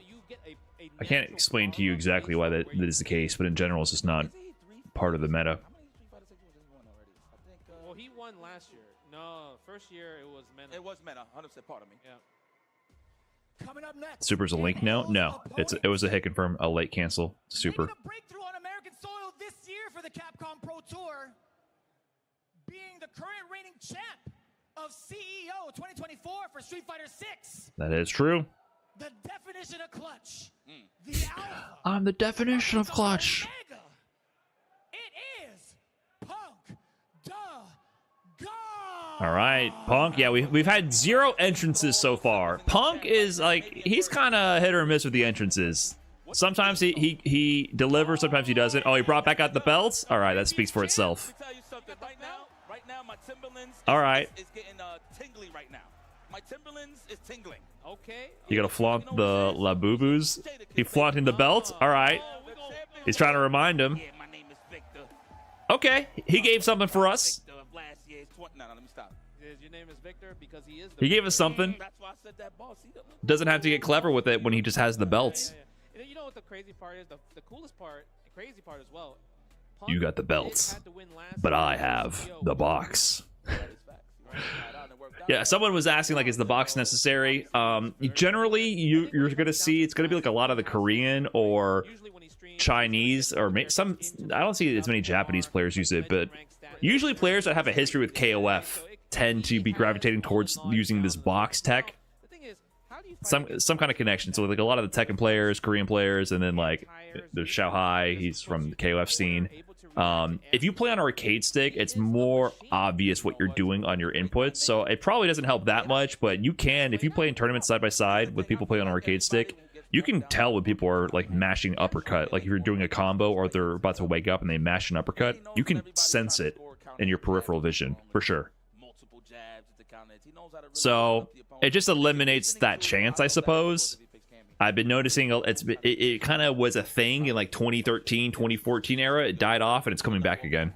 He knows when you're gonna jump the random DI in the mix just to see if you're paying attention to the whole gameplay. that's true. He's a little bit sneaky, but again, NL is the one that the You can definitely hear it, but without the visual, you can potentially get mixed up on what you're hearing. But this is gonna be a good one. This is for the history. But you also have to think about there is a So lot NL of plays on debate arcade when stick. it comes to So Punk's Cammy versus Akuma. Right? So obviously the most recent one was Punk versus Kawano in the SFL World Championships, where Kawano was able to 3-0 his Cammy by just standing at this range where just throwing fireball, stand light kick, and reacting to dive kick into DP. he's going with a So Cammy. if Okay. NL can kind of like have a bit of that strategy. Yeah, Jay Wong's mentioning how Kawano really messed up would have to change his Punk's game. Cammy at Street Fighter League. NL Punk. Man, you know, I'm not even gonna ask the stupid questions. You guys just make some noise and enjoy the Street Fighter CEO 2025 Game 2 highlighters. Punk versus NL. NL has gotten wins over Punk. Like I mentioned before, NL is the person who essentially eliminated Punk from groups at Esports World Cup 2024 after Punk's EVO victory in Vegas. Generally, historically, I believe Punk has the heavy advantage, but NL has gotten some clutch sets here and there. And Akuma seems to have been an issue for Punk, going back to Street Fighter League with Kawano. Mind you, that is what he's looking for. He wants that crouch strong, but he's a little bit off in terms of space. Confirmed from Punk. Shimmy. The parry's not going to work. Low drive gauge. What's the response? He just takes it. Already buffering. Sweep on that. Sweeps have become a lot more viable for sure when people are burnt out. Walked into the OD dive kick, but hit too high up to get too much frame advantage on hit. Ooh! Oh! Great awareness there from NL. Is rewarded with a burnout of his own. Mutual burnout. Okay, wow, he went real ham. That was a real quick 6 bars a meter gone into the jab. Confirmed for the round. NL, first round. Decisions when playing burnout. Instead of just being all defensive, running away, they take those chances and go for the random dash. Yeah, I want to say maybe Noah inspired a lot of people on how to try to like get into a better strategy, because most people like to just walk back. The They whiff walk to crouching themselves MK into the press. corner when they're burning. Oh, Like, just really delayed fast. giant palm to the Don't wake up. forehead. Nice. Punk doesn't fight. DP? Oh, okay. I mean, that's the power of Cammy, right? That's how you know that's a round. Any other character that would have been a clean DP. Yeah. Aye. Okay, look at this. What is Punk gonna do here? He's not really getting a chance to get the whiff punishes, but the thing is, Oh, found a low but didn't believe. NL backdashing in. Burnout once again. Nice counter hit press. Just what I was talking about with Leshar with his Mai, right? That range to block and then press your 6-frame crouching medium. Super powerful technique in this game, since it's very hard to get plus frames. Trying to bait out a press from Punk with the level 3. Solid first game for NL. Not gonna lie, Punk did not get much started. He's just trying to make something happen. Trying to get the drive gauge back in his favor, but that's out the window. Why not want to DP Cammy? It's really hard to react to her jump arc because she has dive kicks.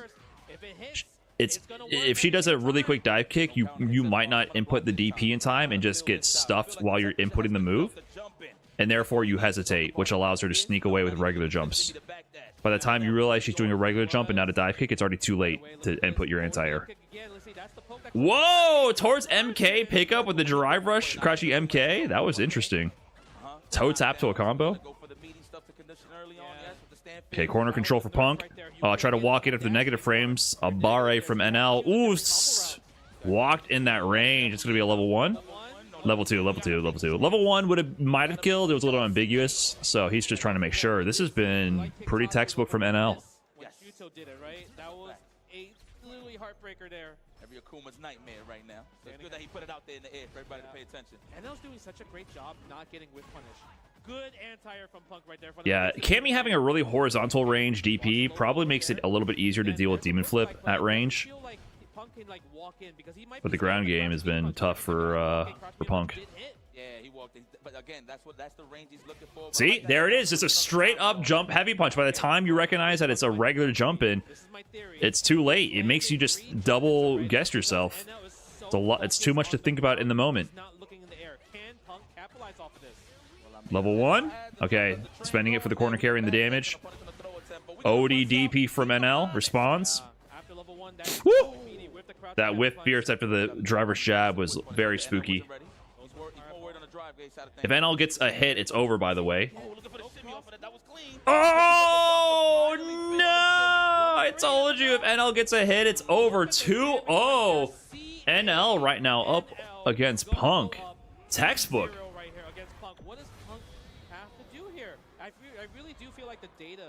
Textbook right now, dude. What's Punk gonna do? I don't know what the plan is. Oh shit, my bad. He goes for the rematch. Okay, he's committing to Cammy. First whiff punish to NL. Tries to go for a shimmy. Punk fights back with the crouching light punch. Oh, hit confirm into the heavy. NL is so locked in. Got top 8 here last year. I believe Noah the Prodigy actually eliminated NL from CEO last year. Oh, the demon flip to level 1. Was that the new combo? That was bus ass. I hate to admit that, but hey, it is what it is. Was that the new combo? The demon flip canceled to level 1? Oh, he's feeling himself with the perfect on that. That's tough. That's tough. He's kind of styling on you. He's hitting the new patch combos up 2-0 with a perfect set point. Okay, nice whiff punish. Punk coming alive. NL sense the momentum. Oh, big jump in. That's a round, right? Does he have to spend level 2? Akuma, right? Yeah, Akuma. All right, good meter awareness, good life awareness. Can we get a game, Punk? Oh, no. Not the round start drive rush overhead. 2 of them. He really tried to run it back. Yeah, see, he might have taken that time. Yeah, true. You know? All right. Nice. It's over. Okay, he's in. He's in. Fourth row. Another one. We're gonna keep the pressure. Counter hit too far away, though. Immediate counter press from NL. He's one touch away from killing again. Wow. That's not going to kill, is it? doesn't want to spend it because I might not have killed. I think he burnt himself out thinking it might kill, then he realized it wouldn't kill, and then he abandoned the combo route, and now he got whip punished, and he's dead. He's so dead. 3-0 NL over Punk. Yeah, he got into this combo conversion here, and I don't think he dropped the combo. I think he purposely reset it. Like, he started this, and he once he landed this dive kick, he's like, wait, should I go for the level 3? Should I not? And then it was a super scaled combo, and then he was scared to burn the meter there at that point. Oh man, yeah, he should have just gone for a knockdown. It was a tough situation to optimize, and then he was in a bad spot, and NL just all the correct button placements takes it clean. So it's going to be Leshar NL winners finals. Might have been an old patch combo potentially. Is that something that changed? Probably got lost in the sauce in that moment. After he blocked the crouch jab into a stand fist. And I'm pretty sure the fist actually snipes out a defensive dive kick attempt or just a low forward after a crouching jab. Obviously, you're still negative, so it does. Great performance from NL, man. On the old patch combo. Heat of the moment, man. That's tough. But the drill doesn't you don't do drill to level 3 there, right? You just go straight into level 3, correct? Like, even if that drill landed, I don't think it really would really change anything, right? He still got the Oki. That drill was going to do very little damage, so he just wanted the knockdown. Unless he wanted level 3, I don't know. Other side, Craime from Chile, but NotPedro from Brazil. The only Brazilian I read that came here for Street Fighter 6. And the crazy part is, I feel like definitely a situation where you could see the gears turning in Punk's head while he was doing it. Like, what should I do here? Then didn't work out. He had like the emotion of like, and the flag in the back. He's like, wow, I just made. And I was looking mad clean though. 2025 for this Capcom Premier Tournament, right? I like that. There's a lot of storylines building up here, man. Look, Korean takeover, Korean winners finals, Leshar NL. 2025. And that's true. A bit of a student versus the teacher kind of thing. From what I understood is a lot of the folks in Korea told me that NL is the one that kind of taught Leshar how to play it more on the Street Fighter 6 side of things. So, or Street Fighter in general. So the fact that Leshar is at those high levels where he can reach NL and actually prove to him that I've gotten to that point, it's a beautiful thing. Oh man, I think it's beautiful. Obviously, we're gonna have a lot of matches, and I know you guys at home are just enjoying the Street Fighter, but we gotta talk about these World Warriors. Are you confusing NL with Laugh? Right here, the World Warriors season starts next week. Registration is open for all events. So next will be KillsYou Ryukichi coming up next. It includes the regional final prizing and how to earn the Capcom Cup. Definitely two of the strongest players from like the late Street Fighter 5 and early Street Fighter 6 generation. This is how you get better in Street Fighter. If you think about it from the NA side, literally every week. Craime is Chilean. If you don't know Craime, he is from the same scene as Blaz, and he's even younger than Blaz. Blaz, you know, second place at Capcom Cup, 15 years old. Craime, I think he just recently turned 14. Blaz is out. He got 9th place. He was eliminated by KillsYou. Craime, also from Chile, 14 years old, plays Ryu and Ken. Also on Team Black. There's a few other players. There's another player who had a solid run, also a young player. Their name is slipping my mind. I apologize. But Team Black was there from Chile doing work. Yes, the MK Twins from Chile. And then, of course, like Kane Blue River back in the day. Chile's been producing world champion fighting game players for quite some time now. Craime also has a Zangief. They play everybody. If you watch their World Warriors, Craime and Blaz have half the cast at a tournament, like world-class tournament level. Oh, snap. Dion Barrington on YouTube with 10 gifted memberships. I'm not exactly sure what that means, but I think that's generosity. Thank you so much. Appreciate that. Congrats, everyone, I think. On June 25th and 27th, and team final matches on June 29th on Twitch and YouTube, with all matches starting at 3 p.m. Pacific. Is there any Marissa or Jamie in top 8? Come on now. Why are you asking questions you don't want to know the answer to? and they stick with it, right? Obviously, like Lily Pichu, Saikuno, Yes. SK got the master. Like, she went from rookie to master, and then, you know, I was helping her train.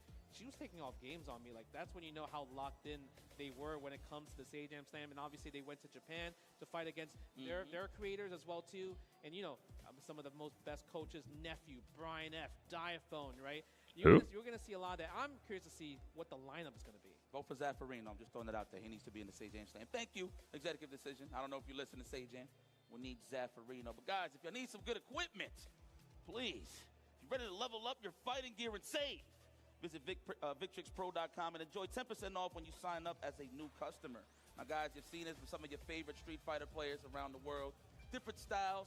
I like how you guys keep passing me this one, and it's okay because I got Squidward Tortellini with the 5 gifted as well on YouTube. Leverless. I mean, you can do leverless. You can do Thank you. levered, Yes. Right? And the coolest part Tortellini about this sounds is you good. have, like, the laser etch thing. Like, every time Victrix comes to an event, right, and you buy... Is the Victrix controller good? The leverless one is. I use that one. I like the Victrix leverless a lot.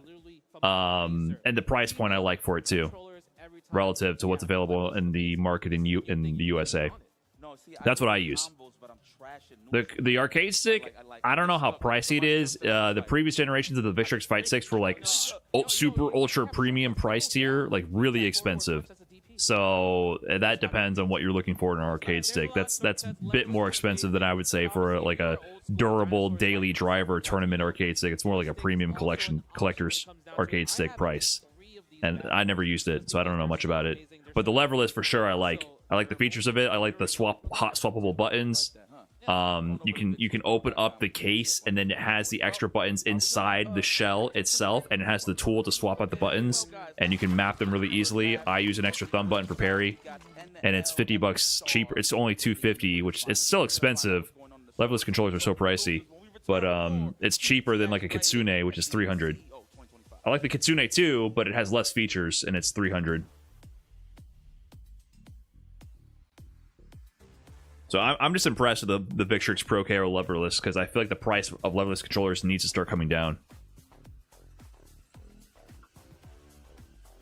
Yeah, the Haughty Hout 42, that one's dirt cheap, and I've heard good things as well from that one. I think that controller is also putting pressure on the market to like drop the prices.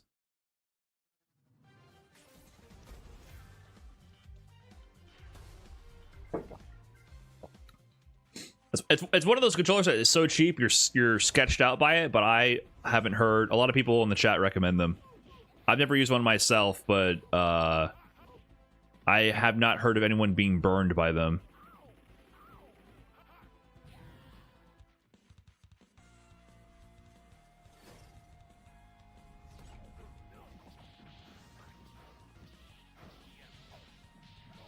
It's one of those things where at the price point, at first you're like, this is a scam. But apparently they're good. But I've never used one myself, so. Burned by controllers? I mean, buying, not like physically burned. Do you think I mean like an electrical burn? I mean, buying a product and then it ends up not being worth the money because it's faulty or doesn't work well.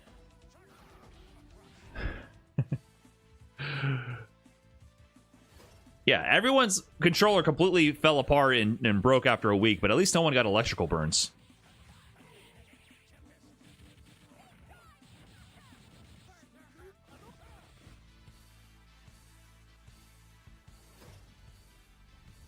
At the very minimum. How long did it take you to learn leverless? I had 80% learned in the first week, and the last 20% taking a lifetime. Maybe 70% in the first week. I won an online bracket within the first week, but I played Oro at the time, who was a charge character, and I think charging might be a little bit more intuitive at first. Learning to DP was definitely a process. Anytime you try to do a new move style of motion, you're going to have to learn a new set of techniques, and so it takes time. For example, I still don't know how to SPD on a leverless. Like when I did Modern Zangief to Master, I did it on pad. Because whenever I did a regular SPD for light SPD, I was not about to do that on leverless. I said, fuck it, I'm going to pad. So, yeah, every time you learn something new, you gotta spend time learning it. Whereas I feel like with arcade stick, yeah, you got to learn new motions, but it's a little bit easier to get into them because they're kind of intuitive.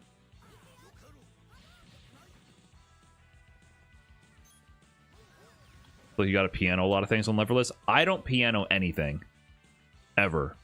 I never slide, I never piano, whatever. I just press the buttons. I've never been a fan of sliding on an arcade stick.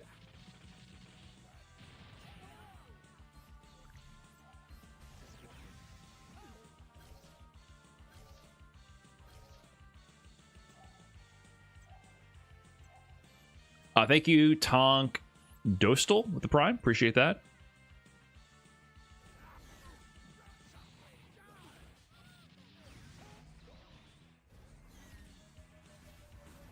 Sliding on the button seems insane to me, but if you're playing 360 characters, I think slides would probably make sense, which is a big part of why I don't want to play them. Wouldn't SPD just be half circle then jump plus button? Half circle then direction plus jump plus button, yes, but that's easier said than done. Imagine playing a real match while you're walking around, and then depending on what you're already doing. So the problem with leverless is, yeah, you can just say do any input, but the problem is, what are you doing right before you go to do that input? Were you holding down back before you try to start your SPD? Were you walking forward before you start to do your SPD? Were you like wiggling left and right before you start to do your SPD, right? Like every time you try to do an input, the variation of what you're doing and what you actually physically have to do, and maybe even the input SOCD shortcut you use, will depend on what you were just doing. So it's context specific.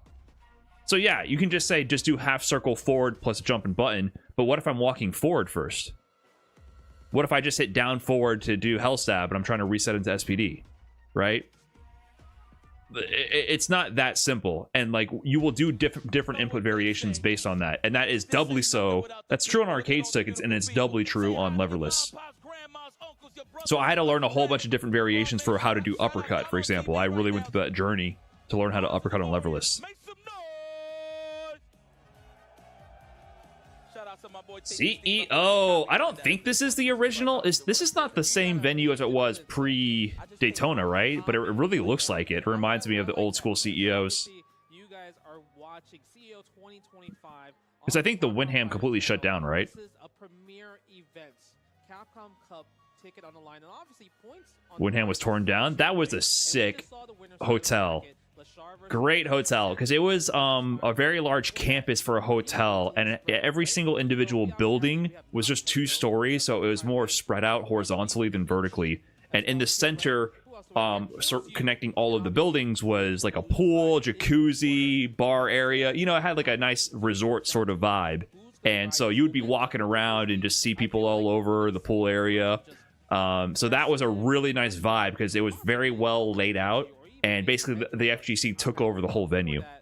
So I like that, the Windham a lot. It was definitely a party vibe. And very interconnected in that sense. Like, you saw the people. You were in the action the whole time. Cannibalism? It's going to be oh so dangerous, but with that in mind, we have 2 killers to introduce into the ring. What is pianoing? Like, tapping the buttons in a rolling motion? Is what most people refer to it as. I guess I piano some directions. Like Honda Hands, Lightning Legs used to have to piano those. You already know who it is. But just in case you didn't, please help me welcome from Sao Paulo, Brazil. Oh, they're doing Brazil and Chile? Okay, let's go, NotPedro. I didn't know this match was next. I thought they were going to do KillsYou. I thought they were going to do KillsYou and the other guy. NotPedro out of Brazil. This young man was on a warpath here. Came as a solo traveler, solo representative out of Brazil. NotPedro, young player. I believe he's still 18 years old.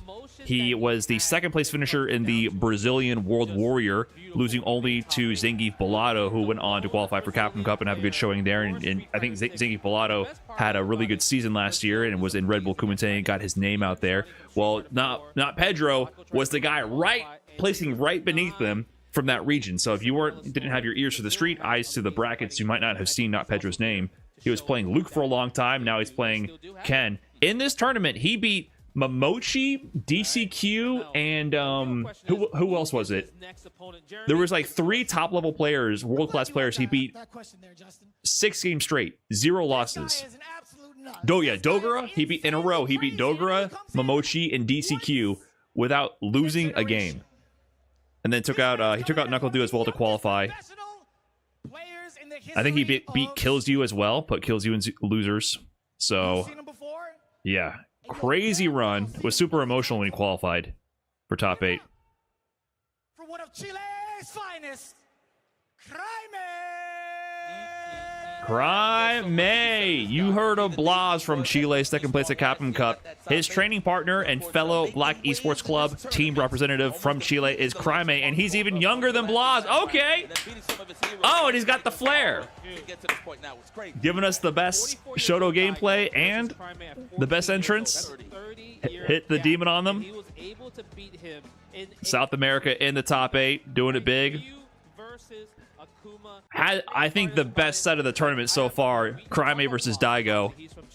That set was crazy. They were playing their ass off, but Craime got the better of him. Craime also took out Hikaru, and I don't know who else. There's just a million names. Who was it? Let's see. Yeah, Craime, he beat John Takeuchi, Phenom, Daigo, Hikaru, and Cien. He did lose the set to Punk to be knocked into losers. NotPedro beat Dogura, Momochi, DCQ, KillsYou, NotPedro. Just crazy work from these two players. Making it all the way to top 8 here. So it's gonna be Ken from NotPedro. Craime plays half the cast, but mostly Shotos. He's going to be flowing just like how it happened with Blaz. I feel like everybody naturally, you know, even some of your favorite players, like even though they got a lot of accolades and stuff like that, they still tend to get nervous only because they want to play at the best of their abilities, not because they're afraid to fight. You know at the end of the day. So for a kid like I did watch KillsYou versus Blaz. It was hype, but I think Craime Daigo was way more hype. Maybe I'm biased. I watched it live. I thought Craime Daigo was way more hype. Where they represented their region. I mean, look, prime examples: Menardi, Punk the God. You got your Kawas, the whole nine. Way more hype. They are playing insane. You still see them today competing, and I have no doubt in my mind. I see it from Street Fighter 6 moving forward with these guys. Yeah, that's facts. Craime born after Street Fighter 4 came out. Craime would have been born if he's 14. He was born in 2011. Right, Ken versus Ryu, the iconic battle of all time. Yeah, age 14, age 19. So NotPedro is now 19. I heard of these players when they were 13 and 18. This is they're playing fundamentals. No crazy crossovers, just straight face-to-face, big button action. That's what we're about to see right now. Yeah, hit confirms, you know, like super time, amazing buttons as well too. 14 years old and top 8 of the most stacked premiere we've seen yet.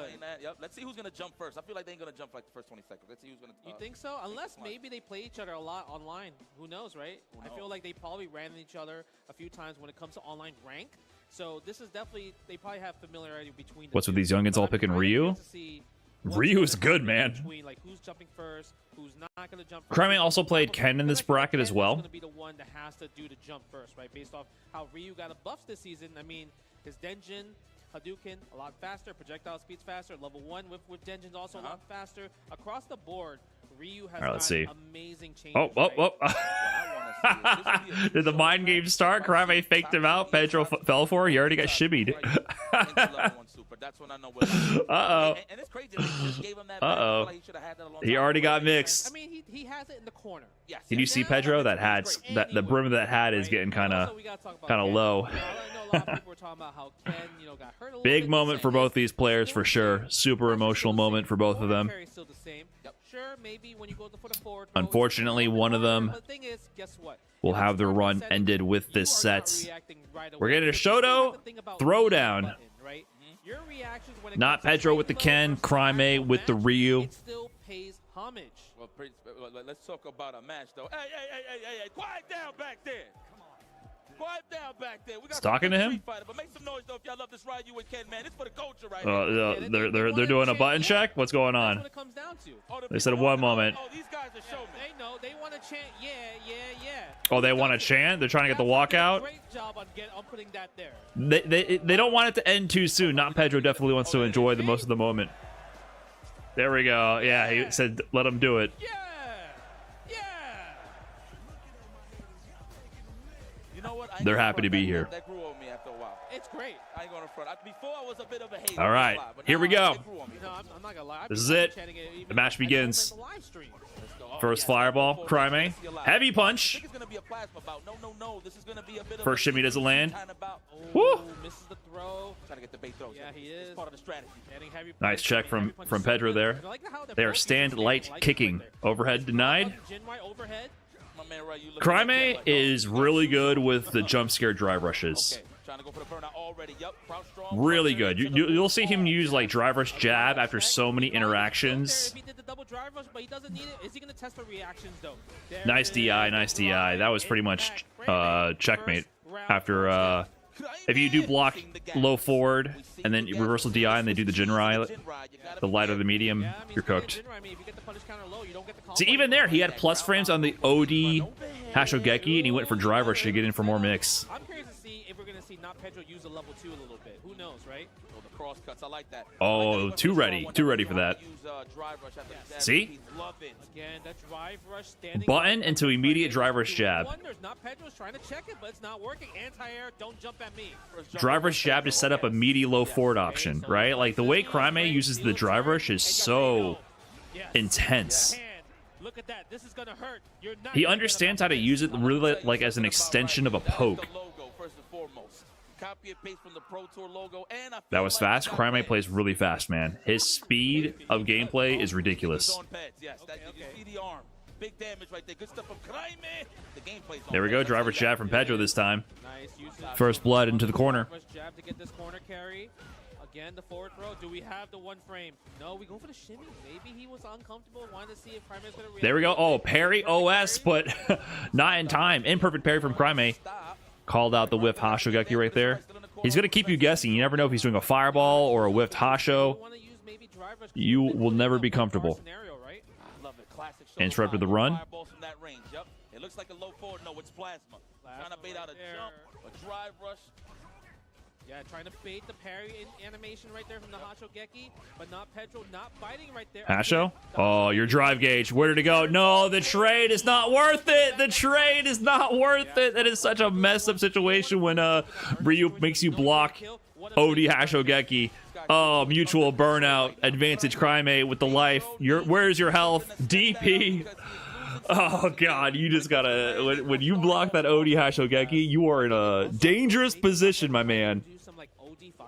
Your drive gauge is under attack, and if you don't like it, you can hold this 10 billion damage trade combo. You merely adopted the drive system. I was born in it. They were. Literally. They understand it. It's an extension of their brains. Oh, you burnt out again. Craime is rushing him down. This is what Craime does to everybody, man. Oh, I thought he found the wall. Drive rush raw DI. This is a blocked stun, so it's not gonna do that much damage. He's not gonna kill. Empty jump low with the perfect. Craime is speed running this. NotPedro shaking his head. He wants to enjoy the top 8 moment for longer. He wants to extend this set, but Craime, this is the pace that he plays at. He brings everyone to this level. He just smothers them with the offense. He actually has the audacity to be like, let's say if you're still alive. I feel like Pedro is going to have to let some DPs fly, man. You get it from that. That's a great friend. Great friend. Akuma? I don't know about that. I don't think the answer is less health. These are not friends for sure. The man that Ryu doesn't want to become. I don't think the answer is less health. Remind you. Let me show you something. I'm not surprised. I've seen a lot of Ken players. When we saw Daigo play Craime, we managed to bring it back because he wasn't scared to let the DPs fly. It's a little late now to start that adaptation. It's scary to do, but that was the difference I saw in the Daigo approach in the Shoto showdown against Craime. But that's terrifying. You miss one DP, it's over. game changer. Just a little bit to make regular fireballs more. All right, Pedro, let's go. Let's get a game on the board. I want to see a set. Fireballs from the ranges he's throwing it into a stand round. That is supposed to be staying range, so we'll see. Yeah. Oh, nice walk away. Good reaction on the whip throw from Craime. Go for the stand medium kick. I like the fact that Craime is using stand medium kick. And you see the pushback. Look how much the pushback goes so far. Because I think if Pedro did try to do standing heavy kick, obviously it would whiff right in front. Craime will get a punish counter fierce right there. There we go. Counter hit conversion. Okay, this is where we start. Chase down with a DP. Yes, sir. Oh, great. Perfect parry. Yeah, holding down back for that one. Predicted the low Jinrai. Gets the punish, push to the corner, drive rush heavy, plus frames. Oh, he's ready to assault again with the drive rush. Walk for a jab to interrupt the turns. I like that. That's the important part here. Yeah, nice. Perfect parry. Like you mentioned earlier with the standing heavy kick. Couldn't get the punish, though. Yeah, he was already on the tail end of that. Oh, Odie Hasho. Dangerous. There it is. The EX right there. Good spacing on the run step kick again. Too far away to get a counter hit conversion, though. Unless he was Oh, he got a button press. This won't kill. This won't kill. close, though. It's very, very close. No, this is dangerous. No super meter. Can't get put into the corner. Can't get chipped. Level 2 is going to chip very... It's over. This fireball's... It's checkmate. Yeah, I don't blame him. I don't blame him. I don't blame him. I mean, he needed to hit him then because any gap would have led to a chip sequence. So he wanted Craime to press a button into that sequence. It was a Hail Mary, but it made sense. It just didn't happen to work out. Set point for Craime. He's just doing parry against Fireball or Hashogeki and just canceling into Drive Rush so he doesn't get baited by the Hashogeki. Nice check. Didn't get anything from it though. Punish? Okay, that's something. Oh, Craime chooses to go into burnout. Chooses to go into burnout on his own terms. Okay. Getting some Jinrais going. Craime just kept eating them. No! Execution error. Craime's gonna run that to the bank. That's a counter hit conversion. Next hit wins. Reset for the overhead doesn't land. Shimmy doesn't land. Gonna survive this super delayed overhead. The offensive sequence. He had to guess. And eventually one of them lands. NotPedro is eliminated. Craime, his offense is too strong. Sportsmanship. Both the representatives here from South America doing it big at the most stacked premiere of the CPT season so far. Pedro, the sole representative from Brazil, did his thing this tournament. Craime might have got the best of him. Craime is a beast. But once again, shoutouts to NotPedro. Amazing young player. Dogura, Momochi, DCQ, KillsYou, and KnuckleDu couldn't stop him. NotPedro was taken out eventually by NL and Craime there. So props to NotPedro and props to Craime. Prodigy. I'm not too sure if he's the lone Brazilian in the building, but definitely in the bracket, the lone literally. Yeah, for Street Fighter 6, that's what. He's got a long career ahead of him. He just came here, just wanted to play some Street Fighter 6, and look, he made it this far. Man, I'm pretty sure he's better than that, of course, but Craime just did an excellent job. See Pedro or not? Yes. That's what really made him panic. It might have been because I do feel like they probably play with each other on rank. Like, we would have to check CFM to kind of like see, like, you know, do they match up a lot? But yeah, it really did feel like familiar, right? So thank you, Droll, Dr. Waffle House MD. I almost said Drawful. For the 8 months, appreciate that. Thank you very much. No, thank you, John37, for the $1 tip earlier. Appreciate that. Yeah, Craime's pace is ridiculous. The speed at which he's playing, I can't keep up. This one's going to be absolutely insane. It's going to be coming all the way from Paris, France. This man has been taking down some of the greatest Street Fighter players ever known to make it to this ring right now. Backs. But he's currently fighting for survival. Dubbed by Logan Sama, the Hitman from Street Fighter League EU. Please welcome KillsYou. One of the best. KillsYou. We got an entrance. This guy's a gamer coming from all sides of the world of gaming when it comes to KillsYou is making a big come up in the end game of Street Fighter V. Nearly made a top 8 at EVO 2022 for the final Street Fighter V EVO. Got 9th place, dropping a set to Daigo, which he probably should have won. Since then, he's been one of the most consistent players out of EU, occupying that space that players like Phenom occupy, just going internationally, taking out the best in the world with the fundamentals, silently doing it. What's he recording? But that's a live stream from his stream. I seen Oh, he's got the live stream tech? but I think he did it with glasses, Yeah. I believe, but Yeah, that's the future. I think Crimson did that as well. That's what Yipes is saying. Having the live stream set up on your phone, on your chest like that, so that you can actually live stream your first person POV of your tournament. I think that might be the tech. That might be the way to get us content creators out of our houses. Don't have to lose out on the stream revenue. Just POV stream your run. Just for you guys, representing Japan, it's none other than the tactical terror that is Ryukichi. One of the best that Japan has to offer, man. And listen, let me tell you something. He's getting closer and closer to that big win. Ryukichi? Oh, okay. 25 top 2. Well, was that like the Android 16? What was this? Was this punch about to fly at him? What was this? Mainly with Ken Masters, and I say this. Did he Buster Wolf him? Is he about to play Terry? That was a rocket punch. A lot of setups with Ken that we don't really get to see on a daily basis. Is that what he's trying to say? One thing about Ryukichi, Well, let's see how it looks from KillsYou's POV. Dude, he really is. Button check? Button check? Dude, you're actually there. This is KillsYou's POV. He's live right now. This is legit. It's real. If you want to check out his POV.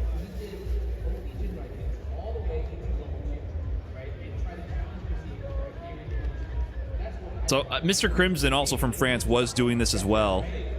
So that's pretty sick. He really is streaming.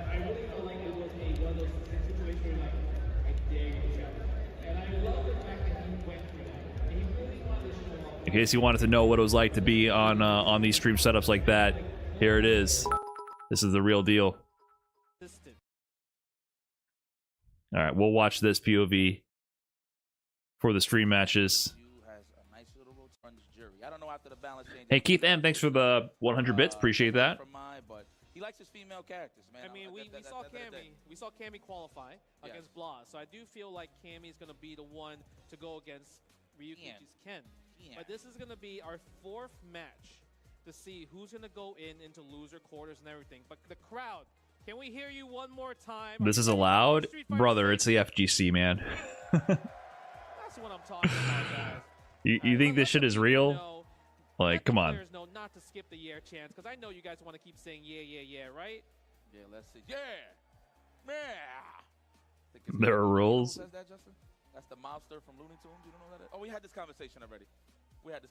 Is a monitor typically that small? It seems so far away. It might just be the perspective. I don't know.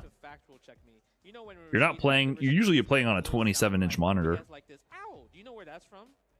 No, but it sounds like from one of the greatest pop stars of all time. No, it's actually from Capcom's game The Punisher. There's a soundbite of that. It's from there. Come on, I confirmed it. Why wouldn't it be allowed? I don't know.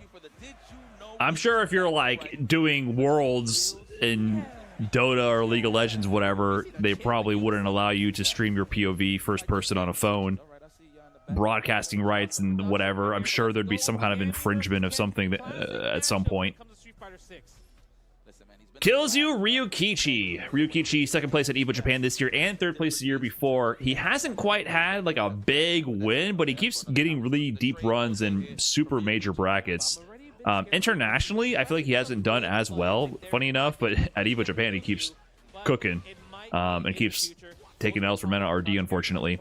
KillsYou, on the other hand, like I mentioned, consistently one of the most strongest players. He got 2nd place at Kings of the World, losing to Emperor from Korea, who ended up taking that tournament after KillsYou was actually in there in winners side grand finals just for the hell of it, because he had already qualified via the World Warrior, I believe, from France.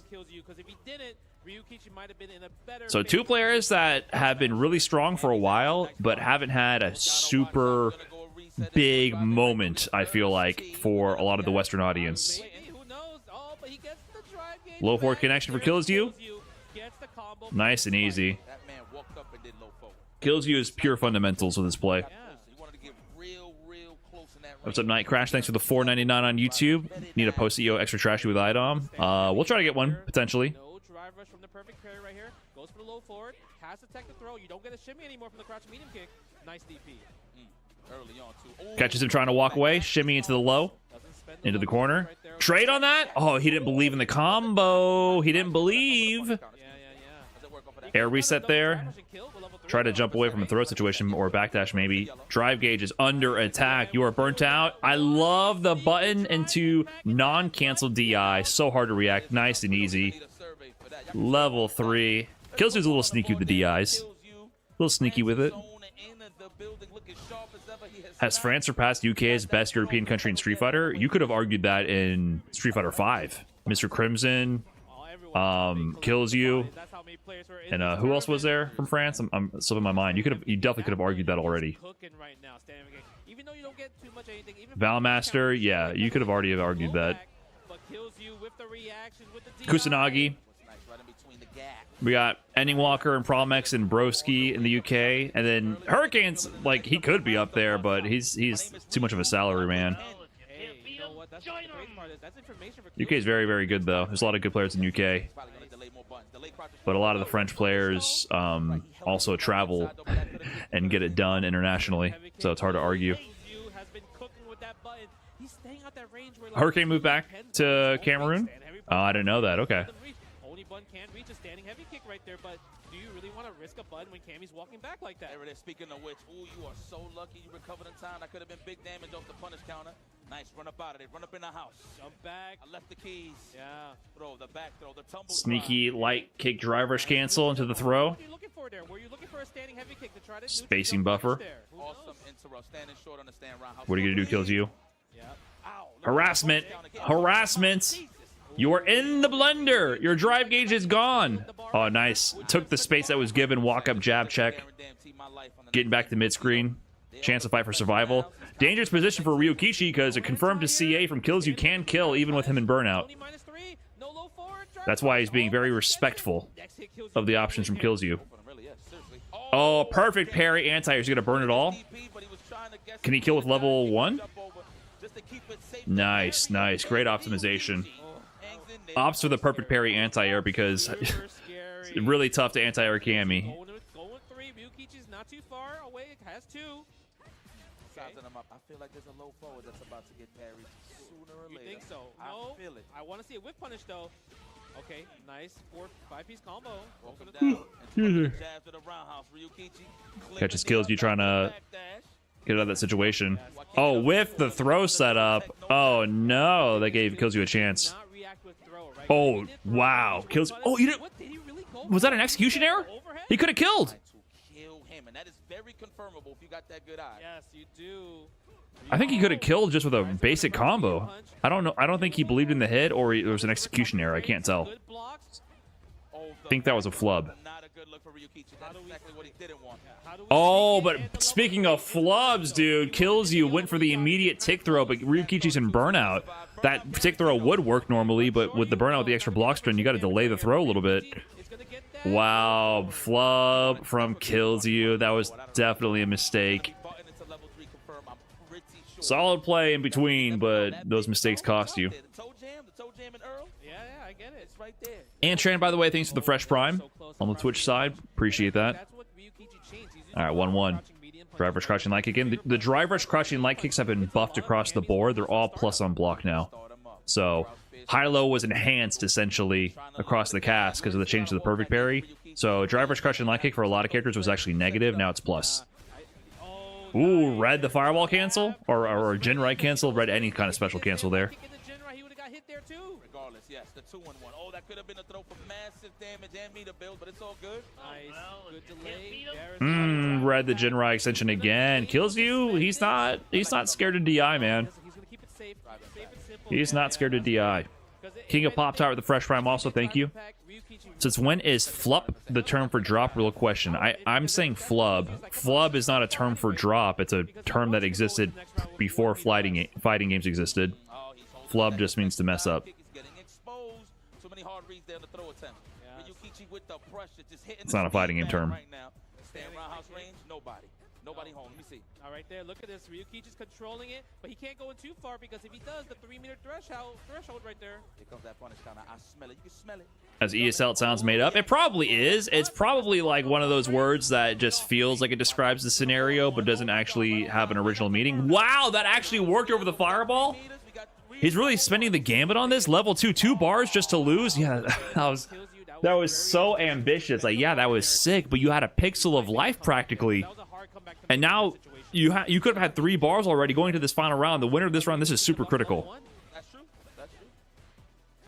Okay, nice. Who's gonna take this game? KillsYou with the offense. Tech on the throw. Ryukichi got so much bar back for that. Oh, I thought it was gonna be the overhead of the low. Level 3 here. There it is. Yeah, you have 1 bar super. If you get burnt out or stunned immediately, it won't kill if you block the DI. He has level 1 also to escape it. Oh, counter hit. Yeah, now you're in a bad spot. You're getting harassed. Yeah, that was gonna be maybe a complete chip sequence with the OD fireball. Ryukichi 2-1 up in the set. Yeah, 2-1. And it's like I've actually looked it up. There's no consistency on where flub came from. Like a lot of the slang from the early 1900s. Words just be happening. I love his usage of walk-up jab, man. It's been very consistent. It is. Looking for that parry there with the run stop. Okay, Yeah. KillsYou with the defense. Yep, and you like the little walk back too because Ryukichi's like Harassment. My drive game's a little not as healthy right here, so we gotta take our time right here. Looking for the bait, trying to bait out something with A lot of run stop pressure. KillsYou is letting it rock. He's not trying to check it.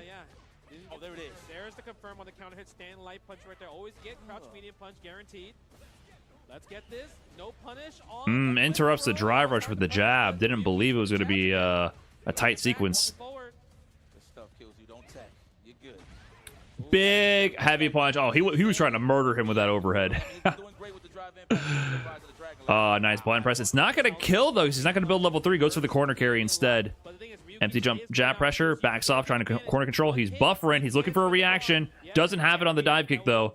Ryukichi's going to be backdash and buffering super as well to bait out whiffs, but he gets clipped. That's going to be an easy finish. Level 1. That's the round. KillsYou staving off set point here from Ryukichi. Like, yeah, I think it's gonna kill, right? You know what? We have to make sure. Staying alive. Lick the plate. KillsYou going into this round. Can he tie it up to 2-2? Like how Cammy's getting home medicine with the cross strong. Knockdown. It's still very jarring when the low Jinrai knocks down like that. Level 3. He's got to have a pixel of drive gauge to his name. What do you do, KillsYou? This is the choice for your tournament. Pixel of drive gauge. What does Ryukichi set up? Okay, he goes into burnout on his own terms. Nice jab check. Fights his way to the corner. Probably going to escape the corner this time. Unless we got Jinrai harassment. Counter hit conversion. Is he dead? Set point for Ryukichi. Papa Leak with the 57. Thank you. What's up, man? Appreciate that. Low forward in there. Backs off.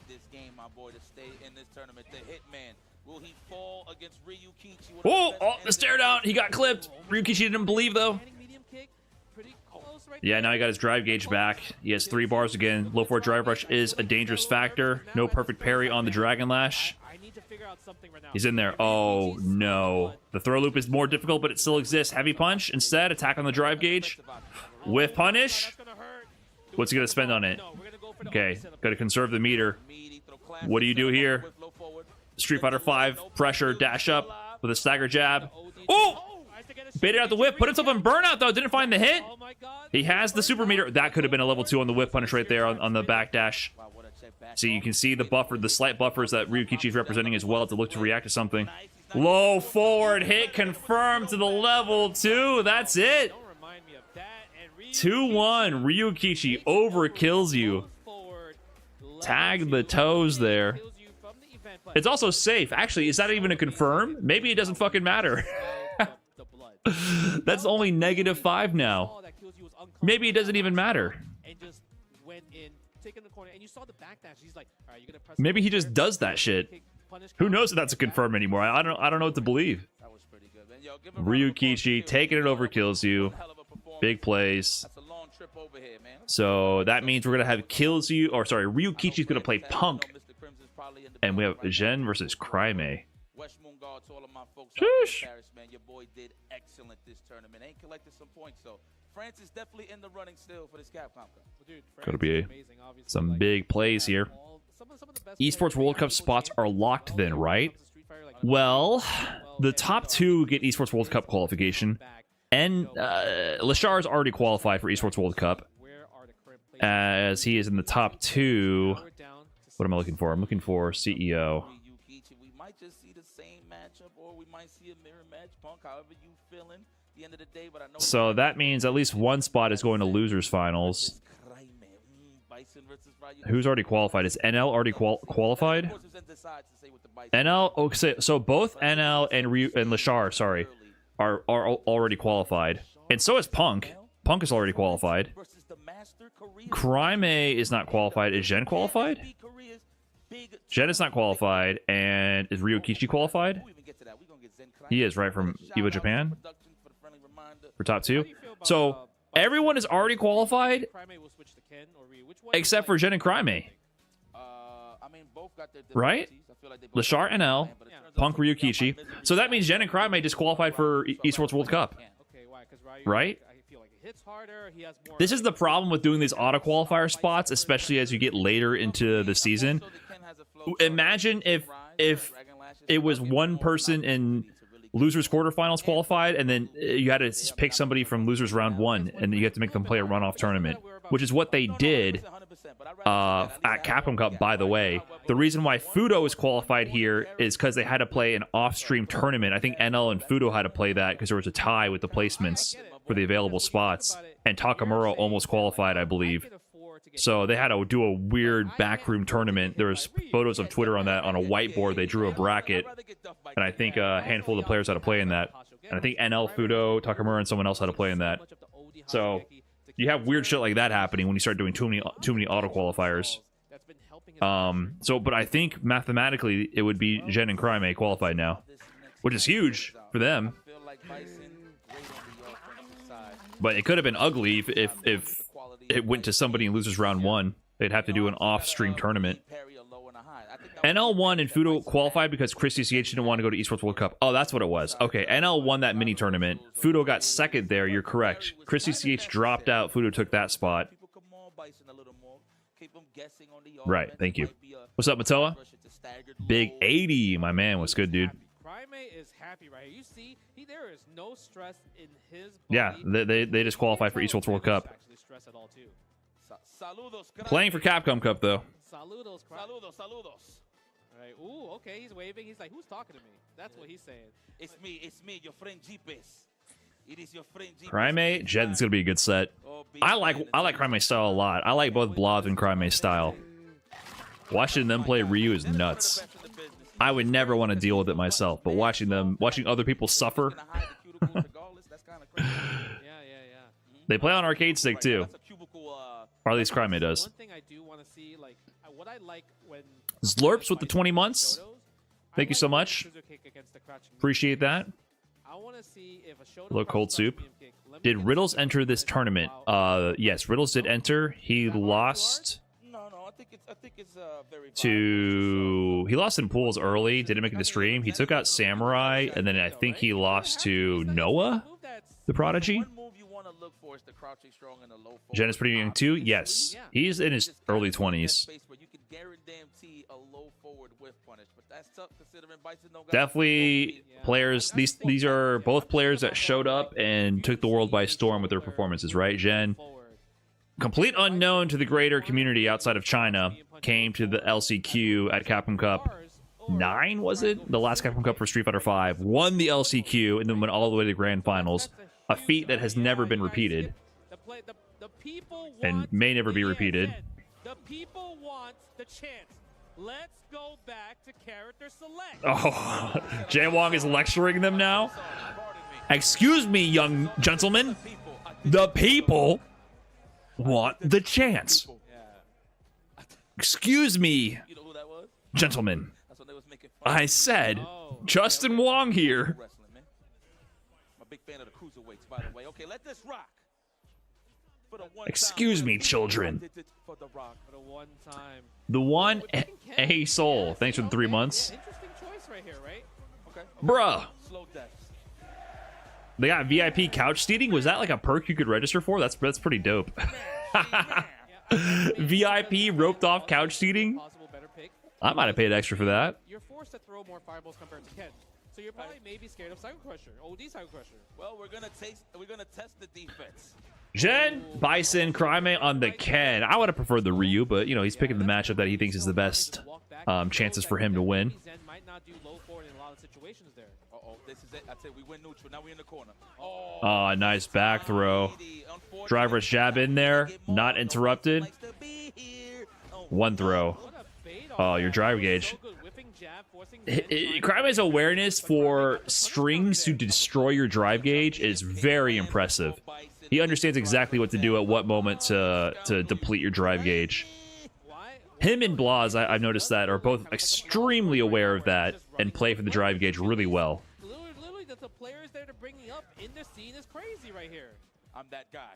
Today, it's my day. Yes. It's time to pay crime. Oh my God. Can you get something from a counter hit standing heavy punch there? Driver's heavy punch confirmed to the corner. Back fist, yes. Okay. 100%. If you in range, you can't get across strong, but before, yeah, you gotta do like a stand short. All right, goes for the back throw right there. No text on Craime. Whiff, but a counter hit. Jen was pressing a button after that.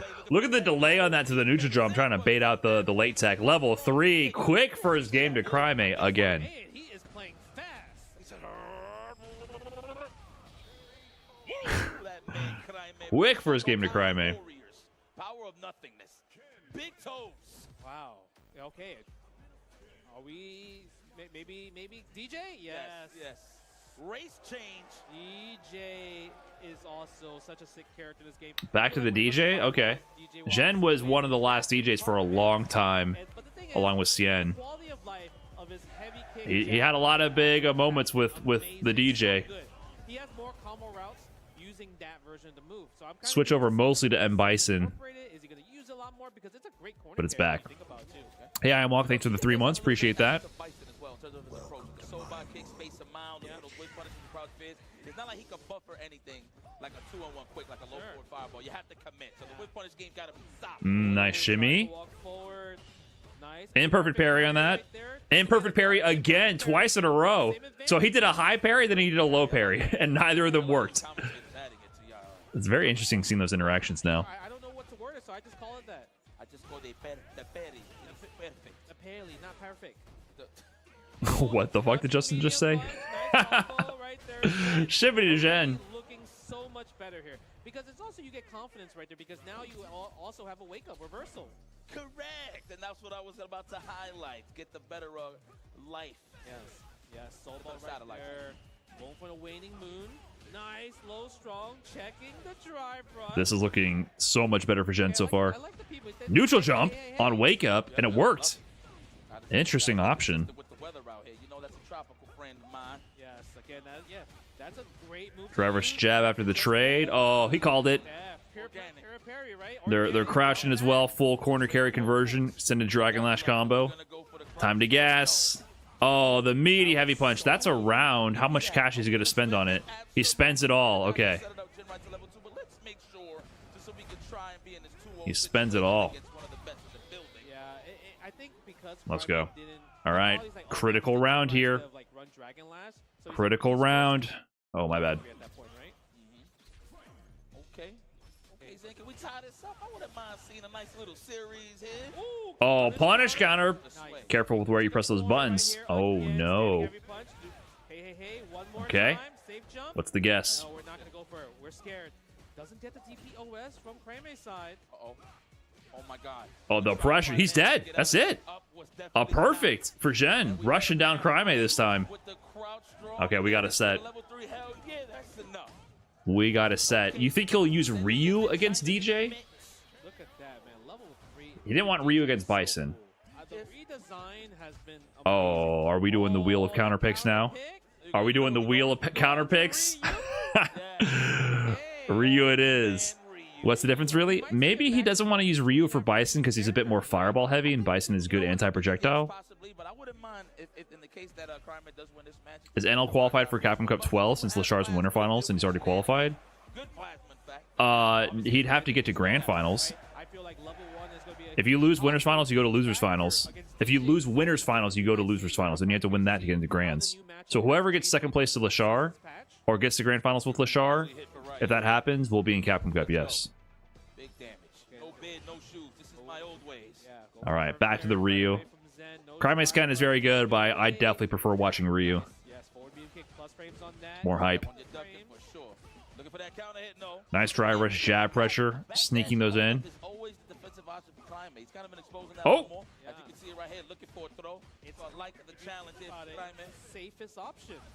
Oh, whiffed a crashing heavy there. I don't know if he meant to do that. He gets punished by the fireball for his troubles. Is Zhen working on a cross-character, cross-game double perfect? Nice tech, okay. A little greedy on the offense, gets him out of the corner.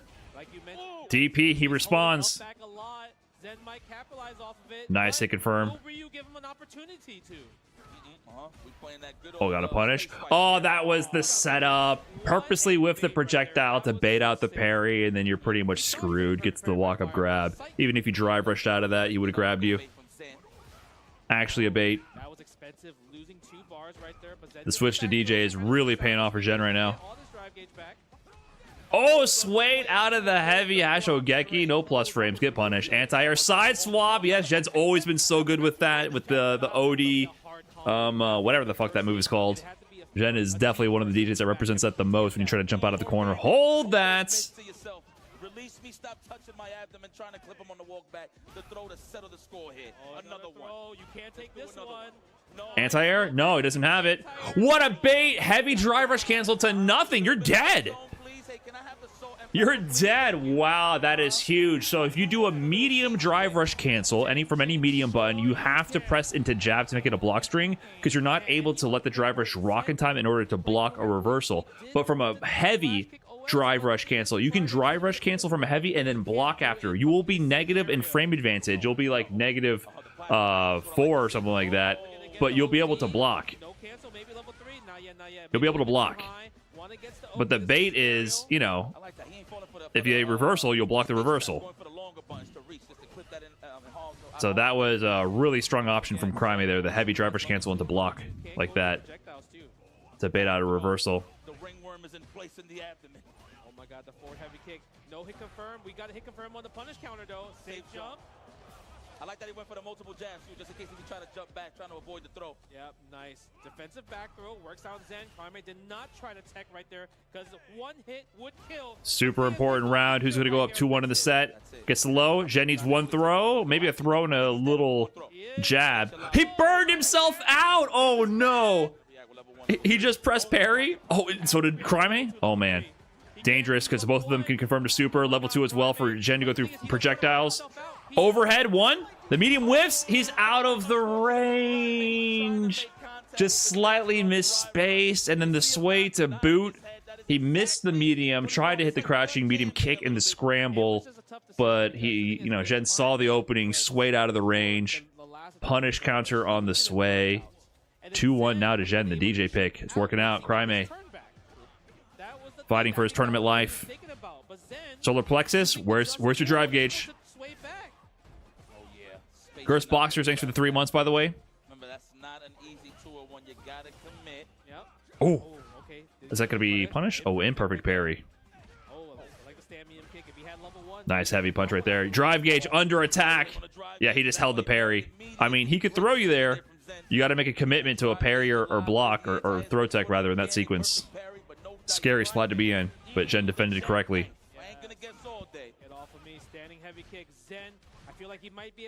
I like that walk up throw up to the -3 on the Hashogeki. Prevents Craime from walking out of range of the pressure. Air to air medium drive rush jab pickup. That was so fucking clean, but he gets clipped with the Abare on wake up from Zhen into the level 2 conversion. Oh, he was saucing for, he was cooking for a second there, man. That was sick. Zhen smelt the fake frames on the setup though. Oh man, drive rush into the jab, stuffs the fireball attempt in the corner. Shimmy, Craime, this is your tournament life.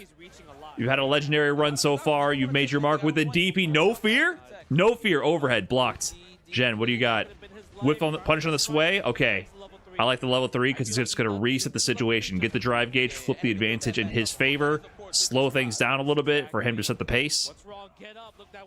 Oh my god, just ate that with his fucking face. Perfect parry. He's got a side swap here. With the back throw, he is. DP again! Oh, but that's it. He got it. That's it. He's going to build the meter, and that's the end with the real perfect parry. Zhen with the DJ switch takes it 3-1 over Craime. Already immediately breaking down the set. The young mind at work here, processing it. Big plays to Craime out of Chile. From Team Black, along with Blaz, these kids are training partners. They are the next generation, and they're here now. Craime had some of the best sets of the weekend. Once again, 14 years old, like Justin is mentioning. Look at the run again. John Takuchi 2-0, Phenom 2-1, Daigo 2-1, Hikaru 2-0, and Cien 2-1. Before he also took out NotPedro before dropping to Punk and Zhen. Legendary run. Legendary run. If you did not see a set versus Daigo, you have got to watch that. That set was nuts. Amazing set. Well played. Well played. Definitely one of my favorites to watch. His Ryu is nuts.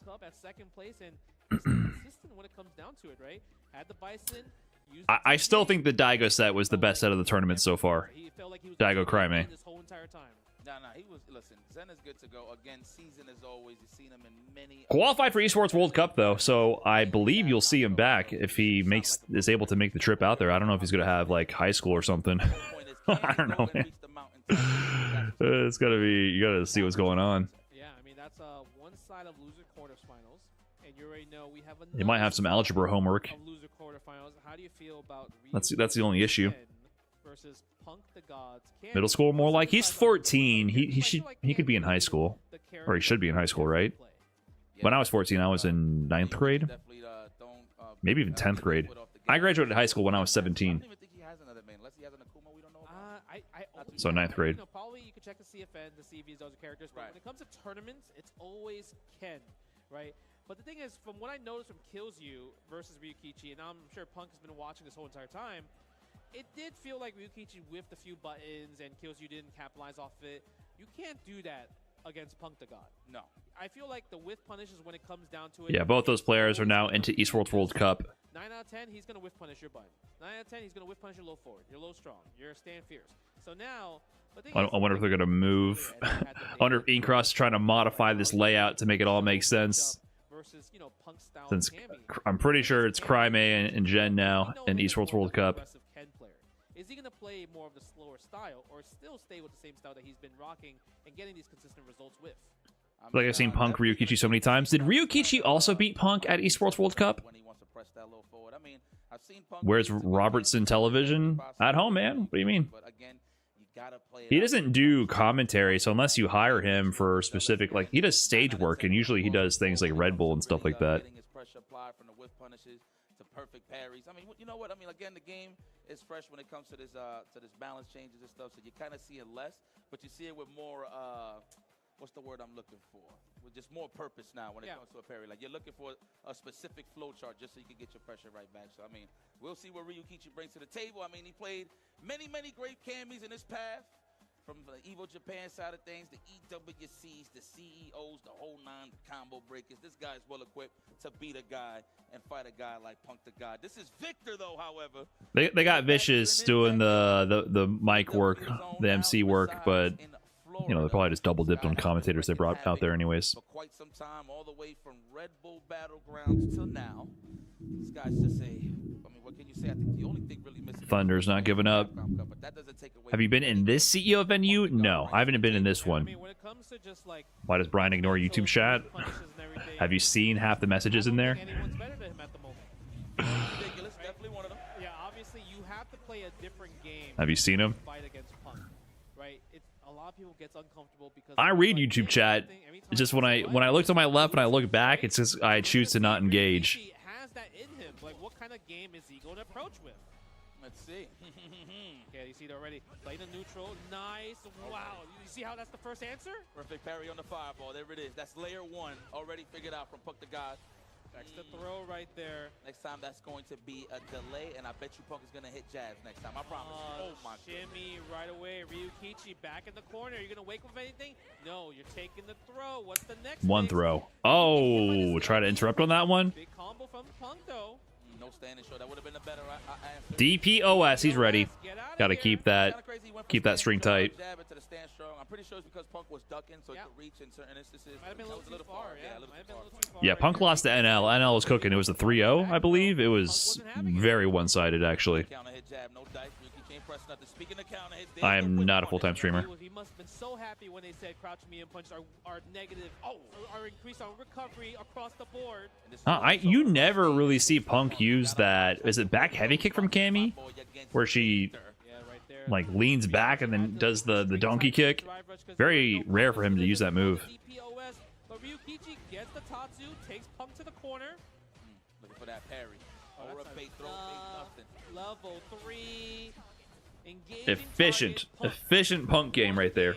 Against You think it was Ryukichi. misinput? That was easy work. Can't front. I'm telling you, the whiff punish is on point, perfect parries on point, DPOS on point. Ryukichi needs to play a different type of game. Yeah, Ryukichi saying himself right now, drinking that water. Acknowledged. Acknowledged. Yeah, let's think about it for a second. Punk locked in right now. He said he wants revenge. Unless, of course, this is a surprise. Did he say that, or are we making up quotes? Give me a Ryu, imagine. Yeah, I'm not trying to sure. think, like, what Are we could extrapolating? Ryukichi do, right? I think when you think about it, he tried to use crouch medium Gecko punch. Man 21, thanks for the prime. He said it on Twitter. You can't really just throw out crouch medium punch so much. There's 2 more frames of whiff. He wasn't pleased with his performance Look, in the winner's side. At this point, we already seen that he's ready for the whiff punishes. I feel like Ryukichi has to become the wall. Walk down, take some strength, walk him down a little more. Just to get Punk a little more comfortable as he's edging him closer and closer to the corner. But we'll see, though, man. He's going to have to force it, because once Punk gets that lead, it's a doozy. All right, you know what it is? I think Ryukichi needs to pick costume 3. We good. Let's take our shoes off. Right? Right, we good, we good. No. I think if costume 3 will nerf Cammy, but we'll see. Maybe. Talking about the tight. The tweet didn't say exactly that, but Side. Oh, stand like kick. There's the Punk said, I got both my Esports World Cup matches, run back and top 8. Let's get revenge on Ryukichi, then NL later. Yeah, not even looking for a throw set, just yeah. buttons. Looking for buttons. Oh, speaking of buttons, look at that medium punch getting beat. So Ryukichi is the other player who put him in, who beat him in groups of Esports World Cup. Okay, I'm not misremembering. NL is one who eliminated him, I believe. But yeah, Ryukichi also beat him there. But people were looking for big things from Punk then because he had just won EVO Vegas, right? And obviously, Vegas EVO has the accolades. Esports World Cup has the money. 69 every time. Punk trying to do to Ryukichi what NL did to him. Oh, petting the cat? Okay. Let that one rock. I don't even know if I knew that was a thing. Ooh, no whip punish. Yeah, I'm not gonna lie. I'm surprised Punk did not whiff punish that, but Ryukichi gets some offense from the crouching damage. Isn't that crazy that you see one whiff low forward in range and it's like surprising to see someone like Punk not whiff punish it? Like both me and Justin were caught off guard that Punk didn't whiff punish one move.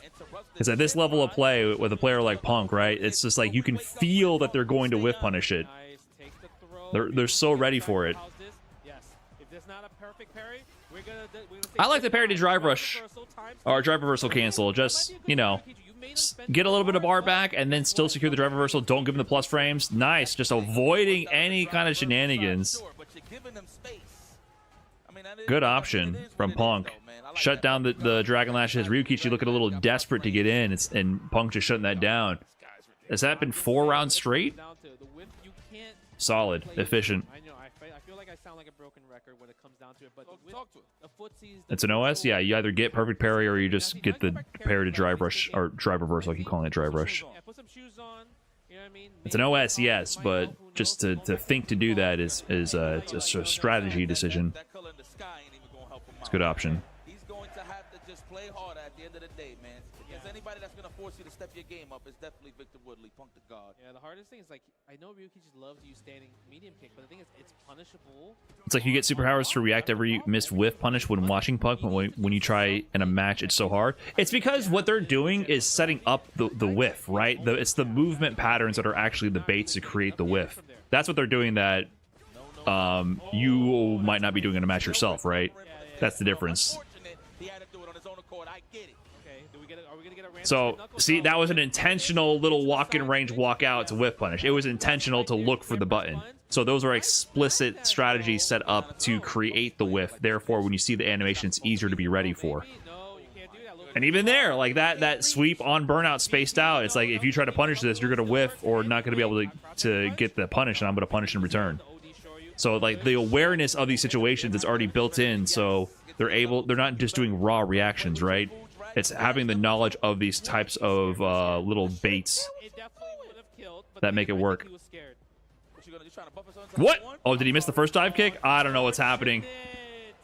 Dare I say it, a flub? I think Ryukichi, they were debating if he should have spent the bar to kill as well from that conversion.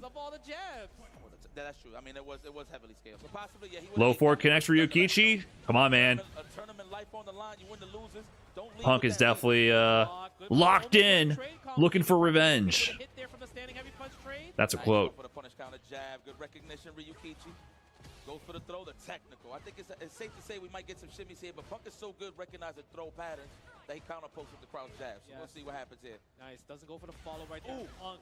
There it is. The standing heavy punch. Next touch kills for Ryukichi. So because at that point, it's so hard to whip that button.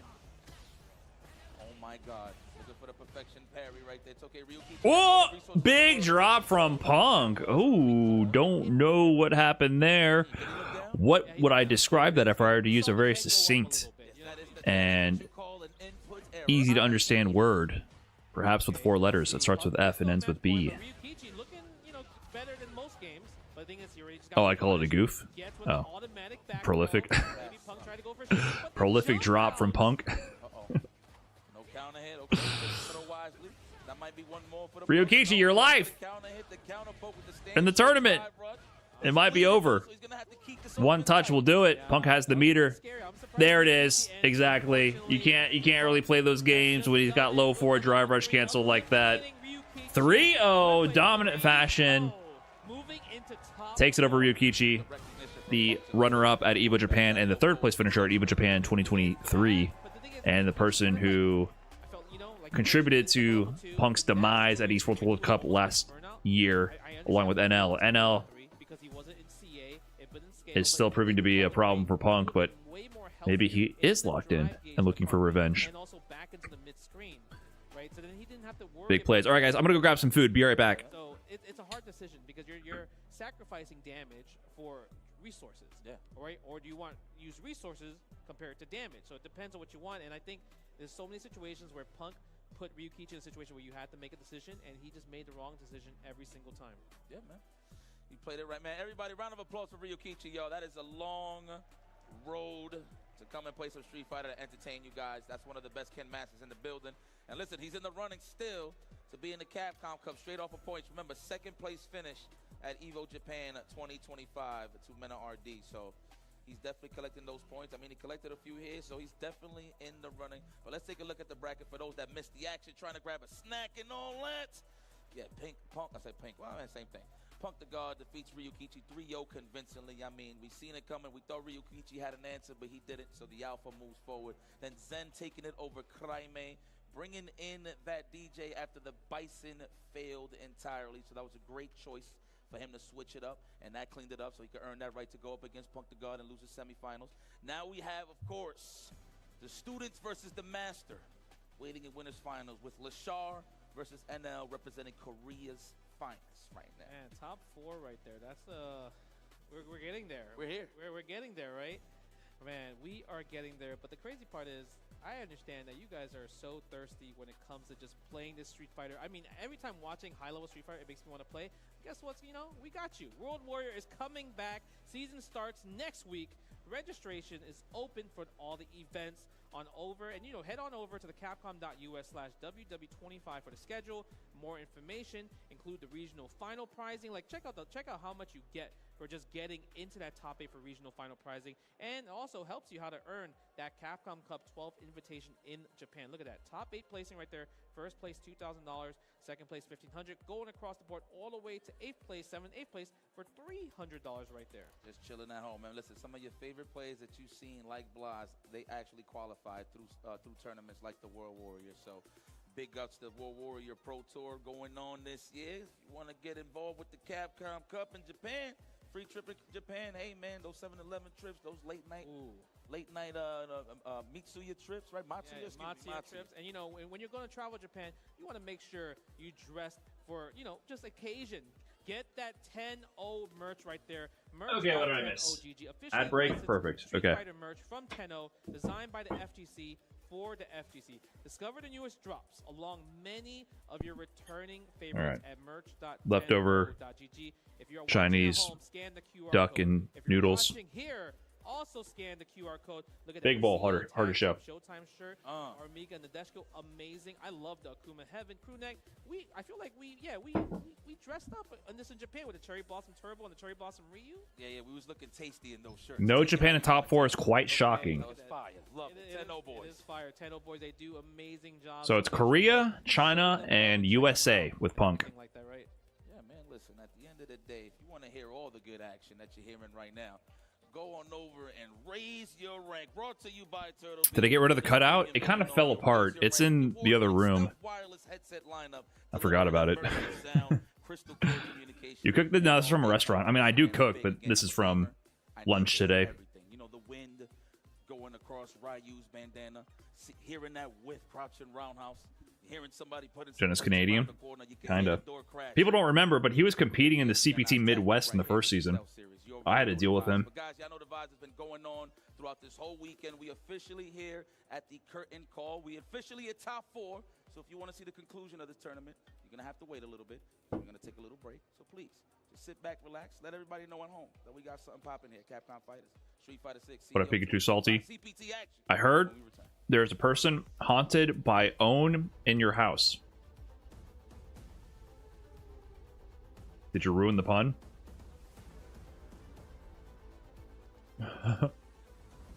What's my favorite stinky smell? That's too personal.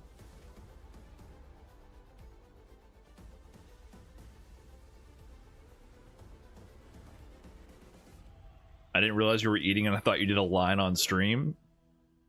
I'm too much of a professional to keep that on stream.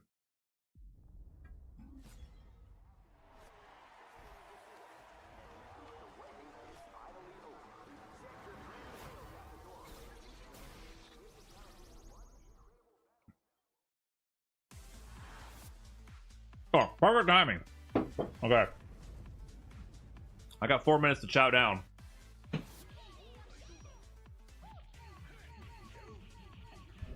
That's the chatter he reads?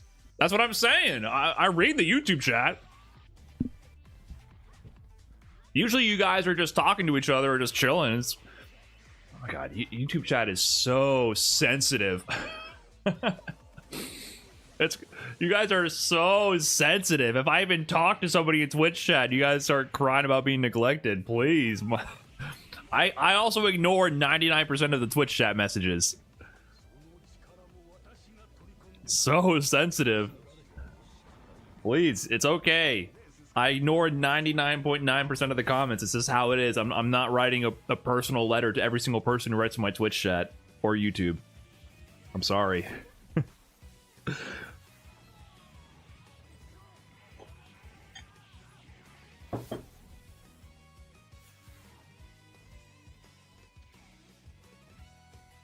But that was interesting, like, you know, the moment my chat started to jump the scale where it started becoming less and less possible to maintain a one-on-one conversation and reply to every single chatter, that was definitely like a strange moment. And I had to learn how to like switch modes as a streamer and pick and choose the pieces I respond to and how I respond and more about like guiding the amalgamation of the vibe of the chat versus interacting one-on-one. It's definitely a different style you have to bring, and that was very jarring when my stream started to grow beyond that scale.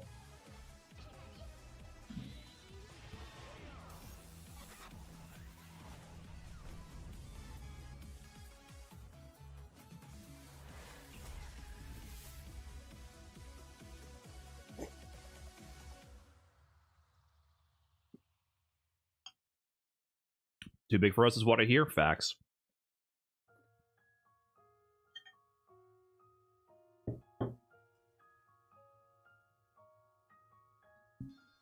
Am I playing CVS2? I have literally never played CVS2, and for some reason that game does not appeal to me at all. CVS2 is one of the my generation of games. Like, I'm an 09er, right? CVS2 is one of the games that I have no, like, I don't care to watch it at all. Third Strike, I'd rather watch. I'd rather watch NBC 2, Street Fighter 2.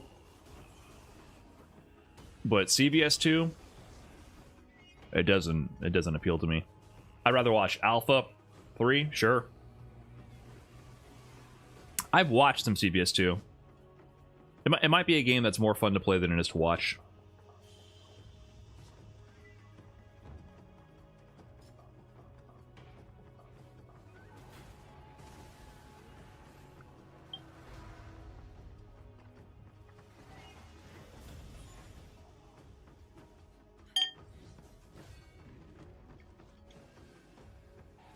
Yeah, Alpha 3 has insane custom combos. Like, I don't know what the fuck's going on.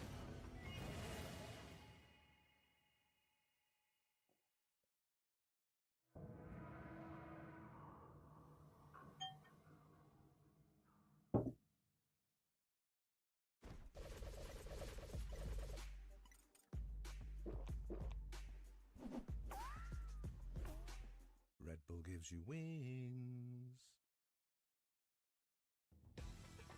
Probably have to play, though. Yeah, probably. I mean, even sometimes Street Fighter 4 was a little boring to watch, but very fun to play. Can Punk still be in the Grand Finals? Yes, he's in Losers. They're probably going to show top 4 right now. Winners Finals is Leshar versus NO, and then in Losers Semis, it's Zhen versus Punk.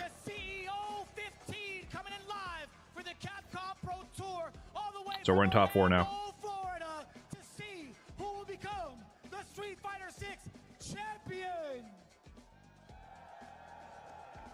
I know you guys were getting buck wild a little bit earlier. I gotta know. I got a question for the chat. Are y'all ready to see who's gonna be the next CEO champion? Woo! The chat in real life. You already know what time it is. It's about to get started with our top 4 to take home the prestigious title of CEO champion for Street Fighter 6 here at the Capcom Pro Tour, along with this crazy-looking championship belt. To take it all the way through, we got our boys back in the seats. None other than IFC Yipes and Justin Wong. All right, Jeremy. He's doing his thing out there. The crazy part about it, I love Jeremy. I love Vicious and everything. He has the belt, and also he's wearing an Alex shirt. Like, he's literally on the theme, right? The theme that he's wearing, showing off the belt, and he's right. Who is going to be the CEO 2025 champion? We did say Punk is. Where's your belly at? I don't know. Did win from Losers last year as well. Okay. So kind of in a similar scenario, obviously with different players. And, you know, before we get to see more of the Punk matches, we obviously are going to probably go to the winners bracket this time, right? We haven't seen Leshar versus NL. Sorry, I'm trying to chow down as fast as possible here. We talked about a student versus master. How do you feel about the matchups, some of the characters that we're going to see? What do you think?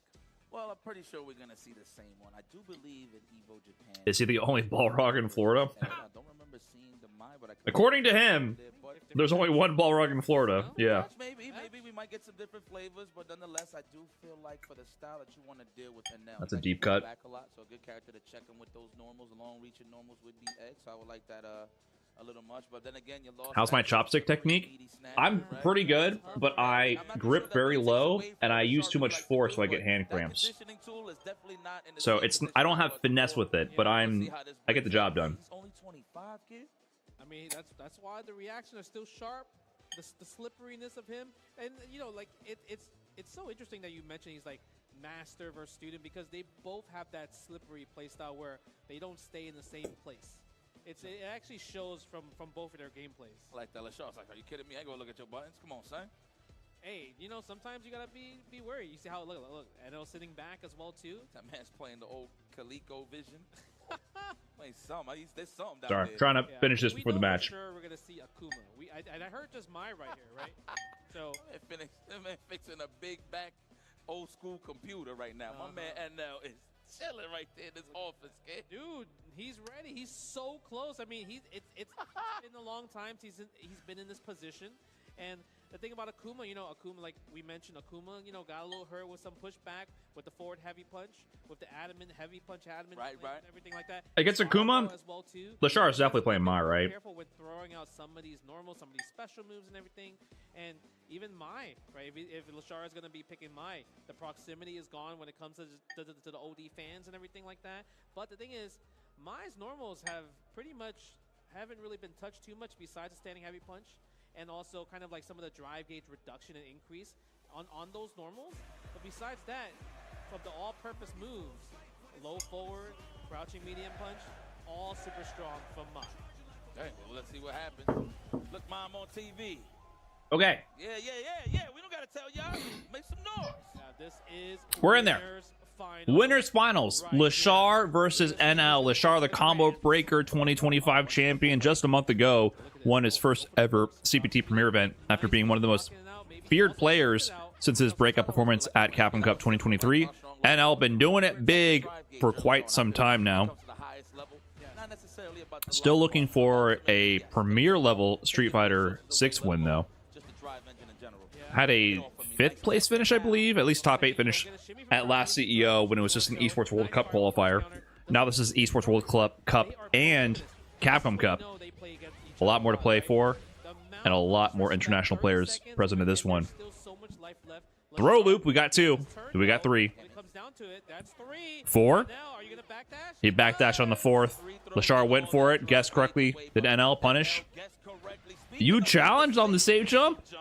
Uh-oh. It don't matter. Level 2, cash out. That was super smart right there. Didn't want to use level 1 because he was unsure if level 1 was going to kill there, right? Had to make sure with the level 2. It's only plus 41. It was a fake jump. Nice heavy punch confirmed. Drivers cancel. Good confirm from Leshar. Corner carry still amazing from Mai. Hey, Pumpkin. BS, thanks for the 21. DP. Okay. Crouching media punch into the shimmy. He wanted to kill in the next hit. That's why. Nice. Good tech. And Leshar was the one that Threaded the needle there. Did NL. Oh, nice parry. They're both like playing around that last bar drive gauge. Perfect parry to the jump. That's it?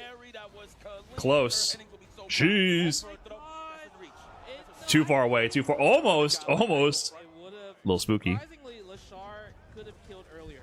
little spooky. All right. First game to Leshar. Efficient as ever. I didn't think he was going to live, right? Nobody probably did. That man Leshar said the bakery is open. I like that. Oh, big heavy kick. Corner carry. Oh no, he's gonna repeat the sequence. Doesn't even bother. Oh, that was a lighter fireball strength. I think that was light, maybe medium. Drive gauge, chip sequences. Look at you. Your resources are dry right now. That's a bad spot to be in. Oh god, Mai just chips away at your options. Then the fans come to play. I just think in general, we haven't really seen it being used, but the move in general from this season is active and also just got buffed in general. This is the price of nerfing Ed. This is the price of Mai coming into the game, man. Took away all of our Ed goats. Leshar, you're too good to play Mai. But at the same time, you're too good. You need to play Mai. Like, it makes sense, man. You're too good to not just be playing top tier on these dudes and taking tournaments. It makes sense. But it's just... not as thrilling. Not gonna lie. This time, just kind of like pressing the buttons at the right time. Leshar DP? Yeah. Nice DP there. Get off of me. Speaking of which, Saw that overhead. Crosscut? Oh, didn't have level 3 on that one. we need it for the end. Yeah, the thing is, I feel like when Leshar Oh, checked on the stand like a drive rush cancel. That's going to be burnout. Bad position for NL. Near chip as well. Just a low forward to fireball. Leshar doing to NL like NL was doing to Punk.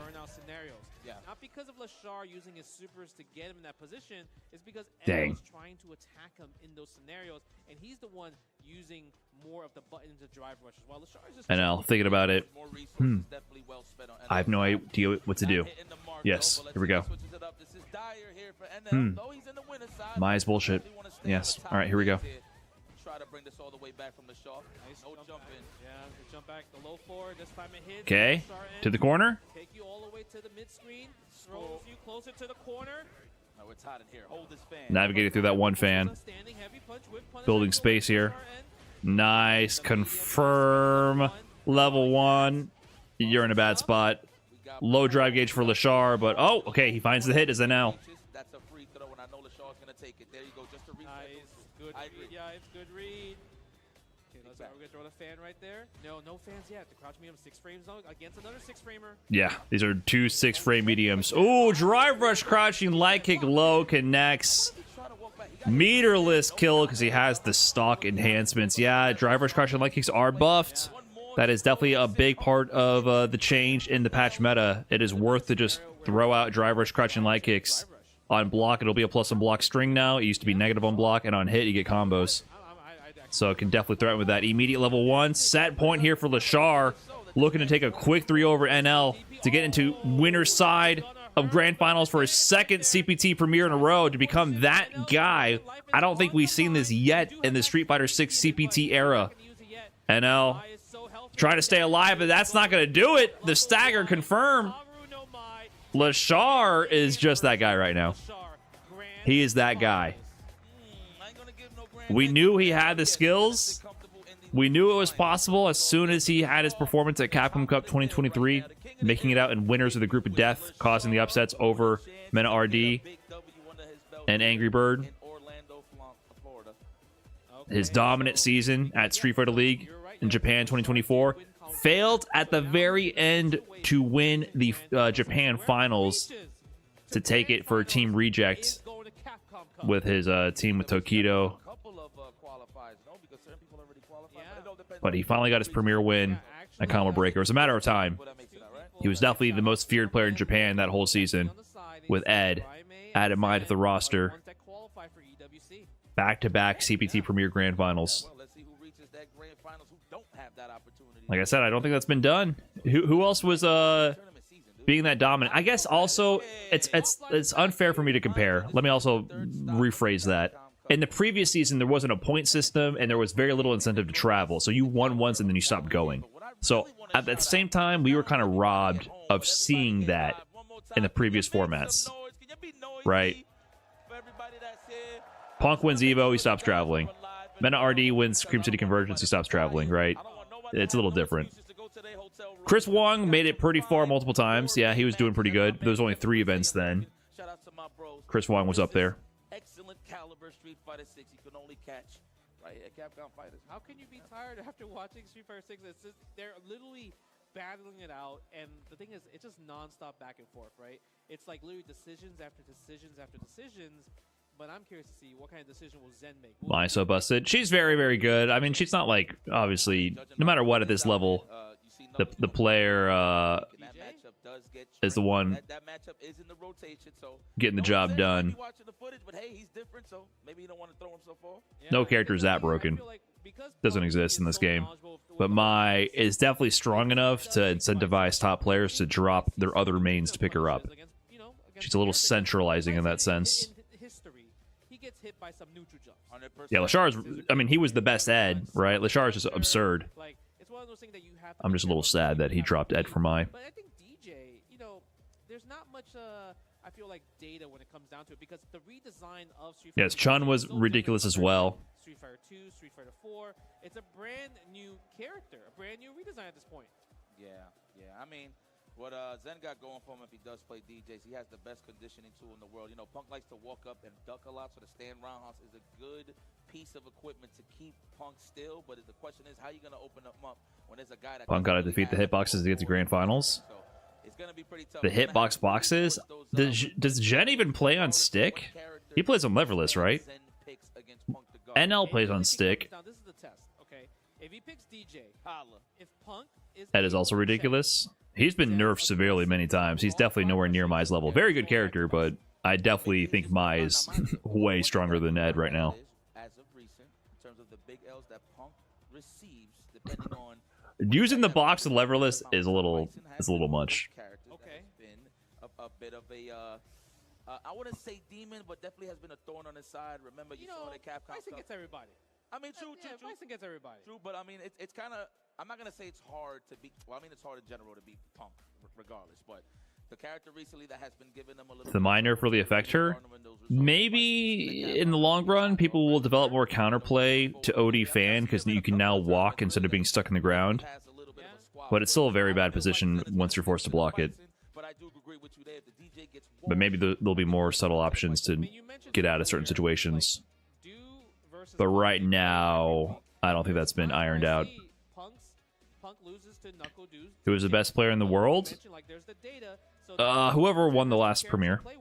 Can Punk check his aggressive drivers? Because Zhen is one of those players because Leshar's making a case for himself, for sure.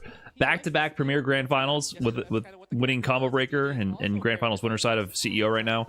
Leshar is obviously making a very good case for himself. Zhen versus Punk. Here we go. Punk, the returning CEO 2024 champion, trying to defend his title. He has last year's belt with him right now. Up against Zhen. Top 6 at EVO 2024, which Punk won. Consistent high-level placer at CPT Premier events.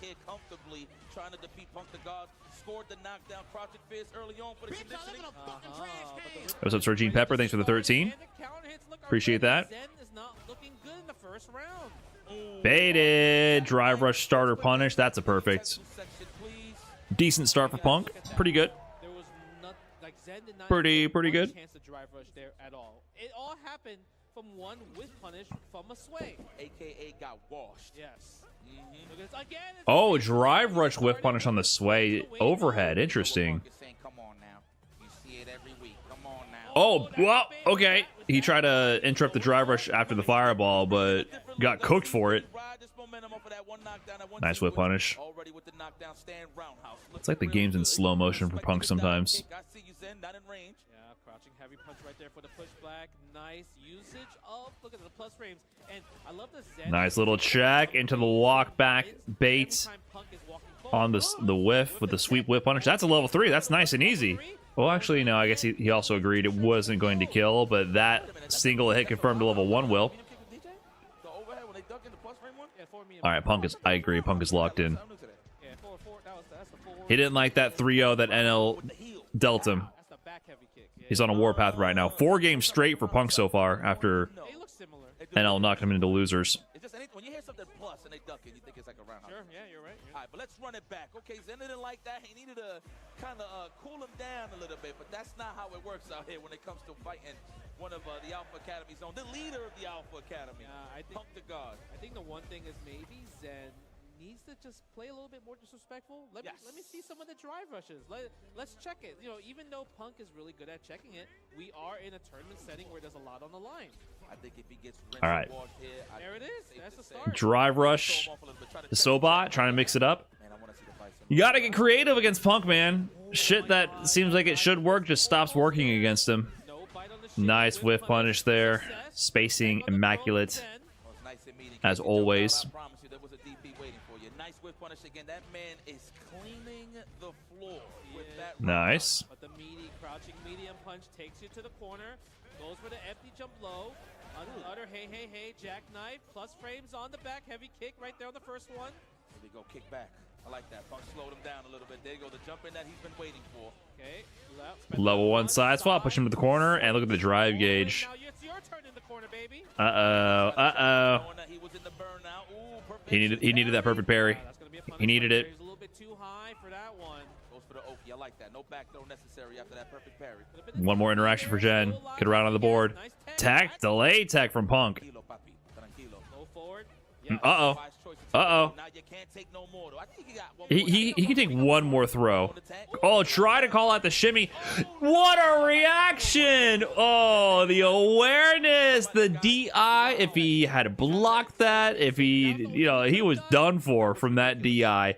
Seeing the DI right there, confirming into the level 1. Amazing awareness from Punk. Zhen thought he might have slipped one past him. Punk, 2. He's locked in, looking for revenge. That's what he was tweeting. Oh, immediate perfect parry. Holding back on the perfect parry. This is the one thing that Punk is not great at. He gets hit by perfect parries a good amount because he likes to go for safe medias and everything. Oh, I tried to shimmy him on that one, but the immediate attack put him back in the corner. Take a throw here and there just to try to get some offense off. The whip parry gave him the opportunity to walk up for a shimmy attempt. Counter hit on the back, empty sway. Wait, that's it? That's it. Nice and easy. Level 3. Jeez, dude. 2-0. 5 games straight. Mashing start. He's like, hurry up and get this shit to the next game. 5 games straight for Punk the God. I think we need to bring in the big damage. There you go. Yeah. Bring him in. I feel like now at that point, DJ just got whiff punished way too much, right? And that was the thing. Like I said, if he's gonna get whiff punished by DJ, you have to go to the Bison. Okay, back to the Bison. Yeah, it was interesting that he picked the DJ. I think a lot of the Bison players tend to not enjoy fighting Cammy. Too many air options. His crouching heavy punch, while having a solid hitbox, is a little bit on the slower side. And then you have to have charge for Psycho Crusher. So, not that Bison can't play this matchup, but from what I understand, it's not his favorite. But, Bison can also just kill you. Oh, too far for that? Nice air-to-air option. Matchup knowledge from Punk there. Jump medium to the dive kick pickup. Almost checked the perfect parry attempt right there from the tap. He said, watch me perfect parry that stand fierce next time. Okay. Oh, what a new... Dude, that's a perfect. Zhen scratching the nose a little bit like, what the hell do I do? Punk is literally just suffocating him right now. I mean, they're pretty safe on block for the most part. You have to neutral jump. Like, nothing is working. Okay. Can you get some bomb offense? Oh, nice frame trap there with the crouching heavy. We're not gonna get brainwashed this time by you. We just seen it right there, the jab into the light Psycho Crusher. Speaking of a jab, you had to take This is your tournament life, Zhen. Punk is just looking too confident. He's going to have level 3 also, so any misplayed risk is going to end up being the kill. He's going to burn it? No, it's not going to kill, but now he has super. Is looking for light confirms to level 1 as well. Bomb planted. Oh, that could have been a super confirm. Punk has us. No, he over buffered. A present, a gift for Zhen. Level 2? A gift. Spending all the bar, giving Zhen a round. That was a gift. Maybe he was buffering, then went to walk up grab, and it gave him level 3. Why he say like he earned that win? Uh-oh. The first sign of Punk being human since his loss to NL. Maybe attack from the air, because I feel like is this the turnaround that Zhen needs? He's getting the control. Punk in the corner, charge in the Psycho Crusher. You need the charge to get the anti-airs, basically, like I said. If he has charge, he can anti-air. Air to air. Wait a minute. Suddenly, Punk is human. Suddenly, Punk is human. Hold on. Hold on. Is that it? That's going to be close. Okay. No drive gauge, though. Dive kick punish counter? Okay, wait a minute. Wait, hold. Wait a minute. Wait a minute. We've seen this. Wait a minute. He has no super meter. He's going to force the burnout. Gets the drive reversal. Zhen decided he had to go into burnout to stay alive. Dive kick lands. Wait a minute. No way. He went for the dive kick. No way. And he, oh my god, he went for it. He had to do something. Zhen turned that gift into a game. Almost returned the favor right there. That was getting kind of close. That was getting kind of close. Okay, wait a minute. That's how it begins, though. One game. The switch to Bison worked. Nice whip punish. That was 90% skill for that whip punish, though. That's for sure. Get that throw. Nice. This time goes for the meaty. Oh, but challenge from Zhen. A little. The two crouching. Okay, bomb planted. Plus frames. Goes to the dive kick. Too high up on that. That was definitely negative. Gets another turn for here from the bomb explosion. Target combo overhead does not block. It's the tech throw. Nice. Oh, trade. Oh, got Punk to bite. You gotta guess. Deck loaded in Bison's favor. Empty.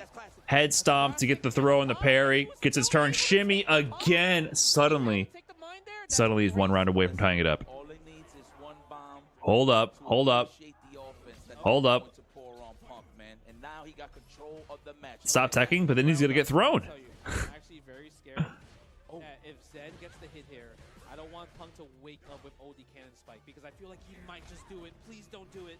Just, yeah, nice charge awareness from Zhen. Perfect parry on the head stomp, which would have been +5 for Zhen. Oh, the air-to-air doesn't work out. Let's get a little spaghetti. Get a little spaghetti. A bar for Zhen. He's feeling confident. Nice punish. Missed space on the scissors. Oh, what a perfect parry on that dive kick. That was a perfectly spaced one, too. Hitting the nose. The nose. The toes. The nose not be good. Oh, that's it! Oh my god, we got a tied set. What a read on the air-to-air. The switch to Bison is working out. The switch to Bison is working out. This all began with Punk doing a walk forward level 3 on accident. Zhen is running that gift all the way back to a tied set 2-2 here. Punk wants his revenge. Zhen might be the one in the way. Oh, he senses the momentum for sure. Bomb planted. That was punishable, but it was hard to tell when the bomb was going to explode. With punish, okay, there we go. Punk has just been on that left side of the screen for so much since the Bison switch. Nice whiff punish. Expensive on the drive gauge, though. Wow. Wow. Executive. Yes, going to the top floor. Yeah, look at this. Spooky. Spooky. Sometimes you might have to check in the air. And then look at that. He tried to bait the dive kick right there with the neutral jump of his own. Yep. Nice whiff punish again, but expensive and still on wake up. It's wake up level 1, or it's wake up jab, or it's wake up perfect parry. But he got the hit. Nice and easy. Oh, meterless. Okay, that scared me. That scared me. Him going for meterless scared me. Punk got that round, but that was not an easy round to get. That was not an easy round to get. Ooh, no whiff punish on the low forward. You can see Punk's mental stack getting challenged. His awareness isn't quite there. The wake up worked. Punk usually loses tournaments on those wake up DPs. His wake up DP game generally isn't the strongest, I would say. Ooh, nice bait on the perfect parry. Driver's jab to feint out the pressure. Now next touch will kill for Punk. Any low 4 driver's cancel level 3 will kill. Zhen is definitely on the back foot now. Nice anti-air. Check. That's it. Nice and simple. Punk clutches up after Zhen almost made the comeback with the Bison switch and the gifted round with the accidental level 3. Punk closes it out. No choke this time. He's locked in and looking for revenge. Don't you know? He's locked in and looking for revenge. But guys, please show some love to Zhen, holding it down, entertaining the folks with the DJ invite. Zhen constantly getting these top 3 finishes. You know, oh, he's top 4 this time. Last CPT season, he missed out on Capcom Cup. He was one of the players, along with DCQ, who got into a CPT Premier, like, losers finals. I think winners finals and losers finals at CPT Singapore. Shuto was in there and he qualified. the top 2 qualified at that tournament in CPT Singapore. He got to winners finals, lost to Shuto, then lost to Nephew in losers finals, and got 3rd place and didn't qualify for Capcom Cup. So he after that year, 3rd place at CPT Singapore, 6th place at Evo Japan, Vegas. He ended up not making it into Capcom Cup.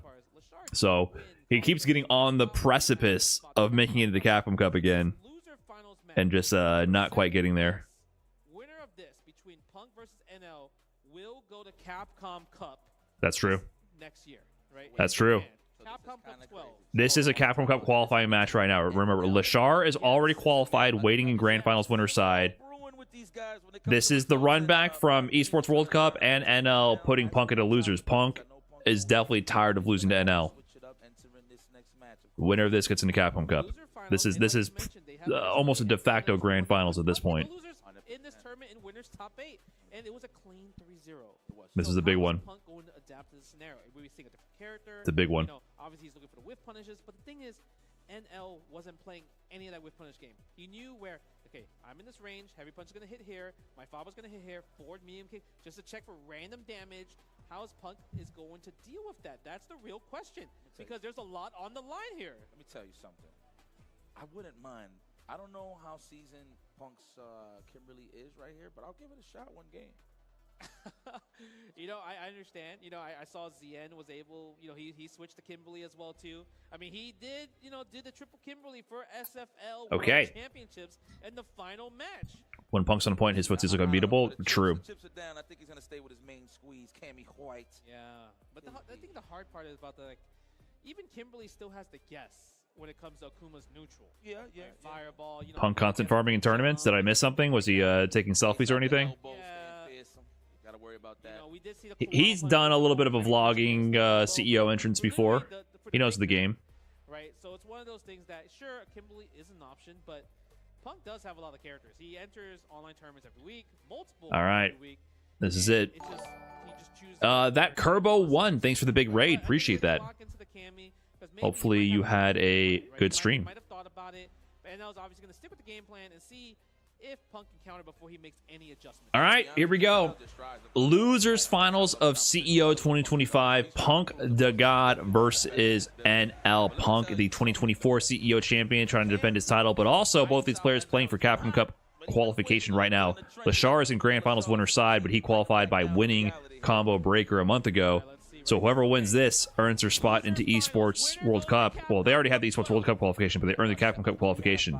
NL put Punk into losers and top 8 winners. 3-0, very dominant. Punk has warmed up since then, looking like his old self, wanting revenge on the man who put him in losers and the man who took him out of Esports World Cup last season.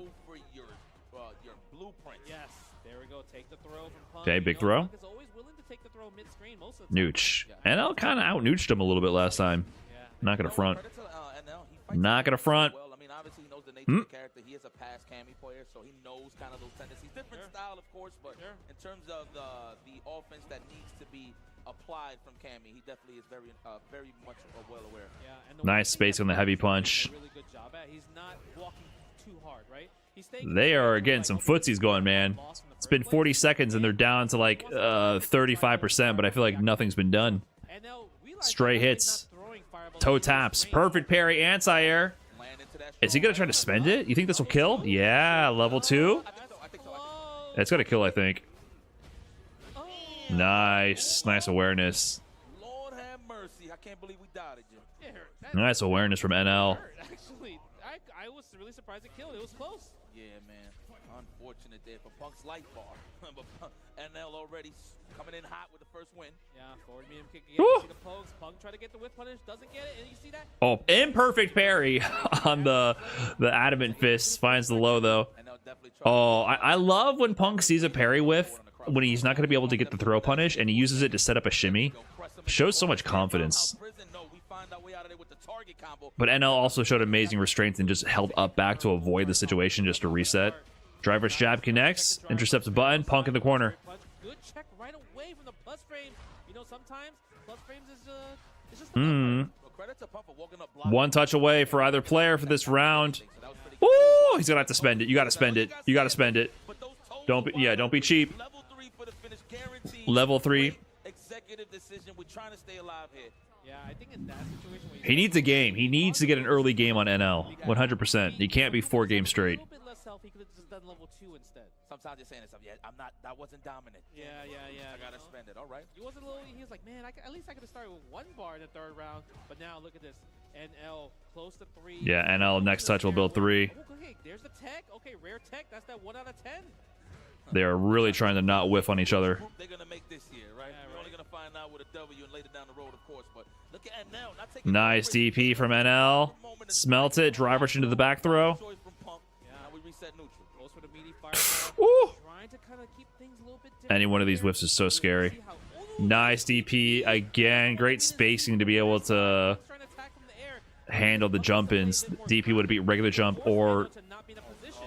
dive kick. That's a lot of damage. I wonder if he would have went into the level. I don't think this is gonna kill though. Something more, but probably heavily scaled, but this is the right choice. Okay, For the finish. Punk has the drive gauge at least, but he doesn't have the health. 4 games in a row, 3 in the top 8 winners side, and here in the losers finals, first game goes to NL. Punk, yes, character select. He needs to think about it. Is he gonna switch to Kim or something? That's what he tried against Kawano. Kawano's Akuma at Street Fighter League finals. Ryu, no fucking way. A Ryu out of nowhere? You right here, big damage. A Ryu out of nowhere? Huge amount of buffs and stuffs. So let me tell you No something. way, a random Ryu? Content, he will try to go I mean, obviously, Punk plays everybody at a super high level, but I have not seen him, like, pick a tournament Ryu in how long? or was it A Ryu? I'm not too sure, but definitely one of those were right. I saw the pretty YouTube. seasoned. Yeah, I saw the YouTube video. It's pretty seasoned. Yeah, It's pretty yeah. seasoned. It's good. It's good. It's good, but the thing is, 10L. He just won a tournament with Ryu recently? Okay, I haven't seen his online tournaments recently. It's time. He's not trolling, guys. He's not trolling. I mean, he's had issues with the top level Akumas against his Cammy, and NL has just beaten him 4 games in a row. This is for Capcom Cup qualification. He's not trolling. He wants to get into Capcom Cup. He wants to win. He plays extra sweaty, right? Because he wants to prove a point. But look at this NL. But it's a ballsy pick He did the to not be warmed up with that. We haven't seen air fireball against Cammy at all. Yeah, just checking. Oh, NL It's a Shotokan match now, so a lot of getting options are gonna be his way with this first round. Right now, NL's in control. He knows his matchup. He probably played Ryu himself to decide if he wanted to switch. That's the better show, though. Huh? That's what they say. Yeah, Akuma there. Nice stand light kick check. That's the one thing. Punk walks Quick first round relative to the other ones for NL. Ain't nobody scared. Now, mind you, Woo! usually when I mean, maybe he needs 1 round to warm up. himself, right, with the jabs and low forwards, but met halfway. It's just dangerous. You don't have that many rounds to throw. It's just dangerous. Oh, my towards heavy punch is faster than yours. NL starting to steamroll. Oh, he's feeling confident. He's feeling confident. Another one. Nice spacing trap. That's a classic. Stand medium kick spacing trap. You're dead, dude. It's just a perfect. It did not work. Yes. Ridiculous space trap. Yes, the meaty stand MK has tons of pushback. It's negative on block, but that's a classic Akuma spacing trap. Look how he's gonna take Ryu out the oven. Look. How fast? Well done? No. No. Back in the Oh, man, that was tough. boy. Man. Real quick, let's think about it. Cammy immediately? I thought Kim maybe. That's what I'm worried about. I know. God, the Ryu wasn't ready. Turns to Ryu, but the thing is, playing Ryu in just like getting him the rank and everything. NL is Yeah, cooking though. to this level, but there's like a hump to get to the master Damn. level of like understanding how Was to worth a use it. shot. Maybe if he started the set with it, I don't know. Switching when he's down 1-0 to Ryu is very One of the best corner games in the tough. business right there. Question, they nerfed his throw loop a little bit. I've seen that there's a little bit of a kickback when he throws, or it's the same. Kuma's top level Kuma has seemed to be an issue. Normalized nerfs and everything is there's less pushback on fireball, forward heavy punch, Yes. and heavy adamant flame, right? That's the one thing where you can actually take your turn back. Okay. That seems like Okay. Because like there's a little bit of like a break after the throw. I mean, we'll see, but I'll check in. Man, so ready for the anti-airs at range as NL right now. There's the counter combo already looking good, and El can afford it. Similar to the winners bracket where when he's up 2 games, he can afford a little bit more bust out. Okay. There we go. Oh, Nice string. Wow. NL is on one right now, man. This is information for Punk to like think about. He's gonna keep doing it right for future cases. Okay, wait. Good confirm. This is checkmate if he times it meaty. Okay, he built level 1. Oh, no, he didn't build in time. Nice. Okay. A round. Can we get a game? 0 bar, but he was a pixel away, though. Can we get a game? Just went straight to it. Yeah, he actually Punk was able to tank the DPs, which cost 2 bars each, right? So the meter game went to Punk. Relax, Punk. Okay. It's not Not how you start is how you finish. Shout out to my beloved Matrix, wherever you are. Nice. This time again. Okay. It's always at the delay normal, right? Because Punk's like, okay, I'm gonna walk in because you're not gonna press a button. Just peppering in the strings. Walk up, stand jab. I tech. 100% that should have been a Woo! counter hit from Punk. Barely blocked his toes in time. Walk out of the range of the button sequence. Gonna get the side swap of the OD and the level 1. Look at the drive gauge as well, right? This is a great position for Punk to be in. Dude, NL just, he's swinging. Doing the wake up level 1 super to preserve the drive meter as well. Now he's in the drive meter lead. Oh, almost got the stinky driver's light conversion right there out of the air. A little too low for that though. It's the future data. It's the vision. You guys need to see the vision on that one. Oh, that's a connection. Doesn't spend any more meter on it. Nice timing on the big heavy set. Point for NL. Capcom Cup point. Elimination point for Punk. He's 1 round away from punching his ticket into Capcom Cup if he can take it over Punk. And that would be 6 games straight against Punk the God, the EVO 2024 champion. Proving that it was no fluke at Esports World Cup or in top 8 winners or in losers finals. I'm glad. I'm just scared for like Punk trying to extend this set, get more data, play for longer, defend his CEO 2024 title as well. A tournament both these players played in, but Punk won. Takes the throw. Punk has to because he can't wake up a bit. Level 3 on the side of NL, by the way. Next interaction could spell the end of it. Delayed overhead doesn't land. Check from Punk. Alive. That dive hit could have been DP level 3. Yes. Regular jump in. Counter hit confirmation. If he ends this combo, it is done. NL 6 games straight over Punk the God. Has taken it over him. Proved it's consistent. NL has earned his qualification into Capcom Cup. Punk the God will have to try again. Step up to the plate one more time at another event. NL, he's in there, man.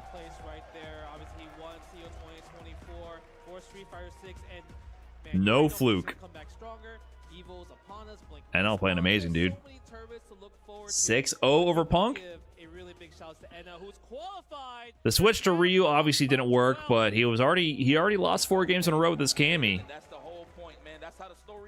All right, so NL got the big qualification, but he definitely wants the title. This is the tough part in this kind of position. You gotta manage the mental. Like, qualifying to Capcom Cup is your job. That is your whole goal with this, right? The title is for your legacy, your pride, and the mark you leave on the game. So, is he going to be able to stay locked in and ready for revenge on Leshar if he just qualified for Capcom Cup? I would say walk him down, but just tread lightly in terms of pressing those buttons first. That's the question. That is the question. Leshar here, on the other hand, trying to prove that he is the best right now. Do it for the cash, brother. The cash that you win between second and first is not even going to cover your hotel for the night. What are you talking about? He just got a 20k bonus for the Capcom Cup clinch. What are you talking about? You don't get 20k for going to Capcom Cup. You think his sponsor's gonna pay him for that much? You get 2.5k, I think, for making it to the Capcom Cup. Can you hit me with a hello, goodbye? No, don't say that. Just say what's up, y'all. Please, just say what's up. Come on, man. I know, listen, we almost out of here. Please just make some noise. I don't know if you know that they have that. I actually highly doubt a sponsor would have a bonus for getting into Capcom Cup. For Esports World Cup, yes. But for Capcom Cup, I don't think they care. In Orlando, thank God. I love the beach, but hey, I just love the reach that these type of tournaments have when it comes to the grassroots. Yeah. Let's water the plant, shall we? I mean, look at this record-breaking entrance for Leshar carried by fundies. Over 6,000 people have attended CEO this Facts, dude. Leshar's carried by fundies and skill. It's fucking disgusting. To come back to Orlando, and I mean, we're here. Great venue, great place, a lot of new players, a lot of new faces, and of course, tough competition across the board. Listen, man. If you ever look historically, CEO has been one of the hot spots to bring out some of the best players in the world. What up from Orlando? I saw Nia at Publix after work yesterday. Is that as weird or more weird than seeing your teacher at Walgreens? 15 years, by the way. Shout out to 15 years of CEO, y'all. Hey, wait a minute. You're not supposed to be here. Listen. You're supposed to exist in my box at home or in the box in my pocket and play game. You're kind of breaking the simulation right now. It's not supposed to happen this way. Versus Akuma, I'm sure that's gonna be the first match we're gonna see here, right? And the difference between first and second place is 3.5k. That's a pretty big difference. That doesn't make any sense because first and second, first place only gets 2k, unless you mean like the actual prize pool split between for the entrance, the total prize pool. Then maybe you're correct. But either way, I would still argue that yes, that is a difference, and that is not insignificant money. But you got to remember, these dudes flew in from Korea. So you have to pay international travel. You have to pay hotel. You have to pay registration. You have to pay for food. So what I'm saying is, yes, that is money that you want to get. But in terms of your return on investment for what you're doing, you're really not making a return on investment. It actually, percentage-wise for your investment, it's almost a rounding error at some point. So what I'm getting at is the money is almost, I'm sorry, just like it's not, and this is not what you're entering for. You know, I'm sorry if I mumble, I just don't know the lyrics. So I just hit it with the make some noise. Grand Finals though, CEO 2025, playing for the legacy, playing for the pride. NL, he wants his first Street Fighter 6 premier win. Leshar already got his. He's greedy, he's hungry. He got Combo Breaker 2025. He wants to get the next big one with CEO. Trying to return to the glory days of CPT past, where players like Punk that NL just eliminated Double Jeopardy used to run the show premiere after premiere. Leshar saying it's my time with the Mai. Pushing NL to the corner. Punish counter conversion? No. Wasn't ready for it, but still maintaining that corner control. NL on the back foot. Needs to work its way out of here. Cross cut? Yes, sir. But that's the tax that you pay to get out of the corner. That tax could lead to the win. Side swap. He just needs to find the hit. Oh, walk up jab, counter hit, stuff the option. Counter hit, jab confirmed to low forward is very, very good. Very good to have. Ace Wits, thanks for the $5 super chat on YouTube. Tips for leverless, go cold turkey and commit to it. Anytime you switch to any peripheral, just go cold turkey and commit to learning it. Don't go back to your old controller. Oh, they are whiffing. NL will get his grab. I will get my throw loop. One way or the other. Oh, catches the backdash there. Saving the bar. Meaty. Oh, didn't convert. Hold up. He had the hit. Leshar was either holding up or trying to backdash. Left him alive for one more interaction. Perfect parry. OS to the heavy punch. You get the corner carry. One throw. I mean, Leshar has a long way to go, but he suddenly it's one touch away for Leshar. Spooky, spooky, spooky. Gundam OSRS, thanks for the 3 months. Appreciate that. Appreciate that. I got a little spooky. Okay, let's see. Are we gonna? And the crazy part about Leshar is just playing nooch, right? You're not really Nice whip punish. Level 1 activation. We got the Kagura no Mai. Get the 5 stocks right here. Nice block. Attacking the drive gauge. We're attacking both. Gets to approach now with the fans. Look at the drive gauge. NL had to make some scary decisions on the parry there to avoid burnout. Level 2 is like a connect. Over with the dive kick. Suspended in the air. Drive rush. Don't look a gift horse in the mouth. Cash out with the level 3. If he can force the burnout with a meaty fireball, he can get a stun. Cross cut. Oh, but Leshar gets out. He's not burnt out, and he goes for the gusto wake up jab. What a turnaround! And what a turnaround on the turnaround. The turnaround got turned. The turntables. NL with the first game. Leshar miscalculated on the level 2 there. I think the NL strategy of just like, you know what? If you want to brawl, let's brawl. Because when you think about it, we're doing blow for blow. Akuma's gonna have the damage on top. And plus, like, you don't want to play that with. Is that the first game loss for Leshar? Did Leshar 3-0 NL? Yes. In Winners Finals? That's That's why he's using the stand medium punch up close. Yeah, they're getting turned. Holding some turns with the frame data, and also using standing heavy punch. There we go. Adam in flame. Almost got caught the walk back though. He's trying to check the check attempt. Nice, perfect parry, drive rush again. That wasn't a punish. He just got caught low. Nice. That's burnt. Wow, you're in a bad spot, NL. Yeah, that's a great option. Get rid of his drive gauge, his super gauge right away. This is checkmate now. Literally check. Actually, he might not survive this. Yeah, nice little reset. Because if he did heavy punch into DI again and NL's mashing to get counter hit on purpose by the heavy punch, that forces the DI to combo, which means you don't get the wall splat. You just get a knockdown to the ground. So you could do that, exchange life to drain their drive gauge. Leshar, that's why he on purpose went for heavy punch, not into DI, because he would have burnt himself out in the last one and NL would have survived. So a little layered mind game there and the resource interaction. Jump back. Oh, do it again. Fully quit or fully committed. Yes. Okay. We wake up the He could have gone for meaty DI without the heavy punch to guarantee it, yeah. And the check of the standing light punch. Annoying, right? That was OD. I think that was a fierce too on top of that. Yeah, it was. The perfect parry, no chase. Heavy punch out of the air. Wow, what a custom conversion.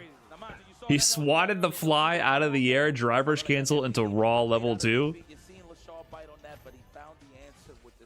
Swatted that fly out of the air. Oh, that's a counter hit conversion. Meaty elbow plus frames into the backdash shimmy. Oh, didn't convert? Didn't believe? Nice air to air to keep the corner. Leshar just, he's kind of good. He's just kind of good. Oh, man, NL have the head scratcher right there. He's looking a little lost. Oh, wait. Oh, okay, wait. Leshar's reactions are human. They're very, very good, but he's human. But he's not going to be able to kill here, so this is actually not that bad. It's a little bad. It's a little bad. Wow, nice comeback from NL. Okay. I'll show you, says NL. NL stands for never lose. I don't know about this case though. In this case, never lose. Leshar, let's see what you got.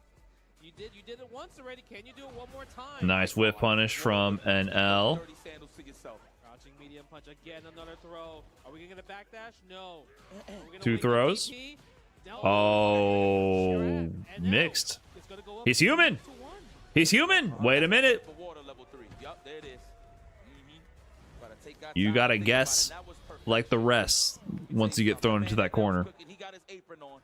And this is troublesome. The kitchen is getting a little too hot here for Leshar. Let's see what happens here. The game, see, like the adaptation, I know. Like, it's kind of insane that he went from like a slow ground game against Punk into super aggro. Against Leshar. You weren't kidding about YouTube chat, brother? Yeah, it's fucking terrible. It's back to back, right?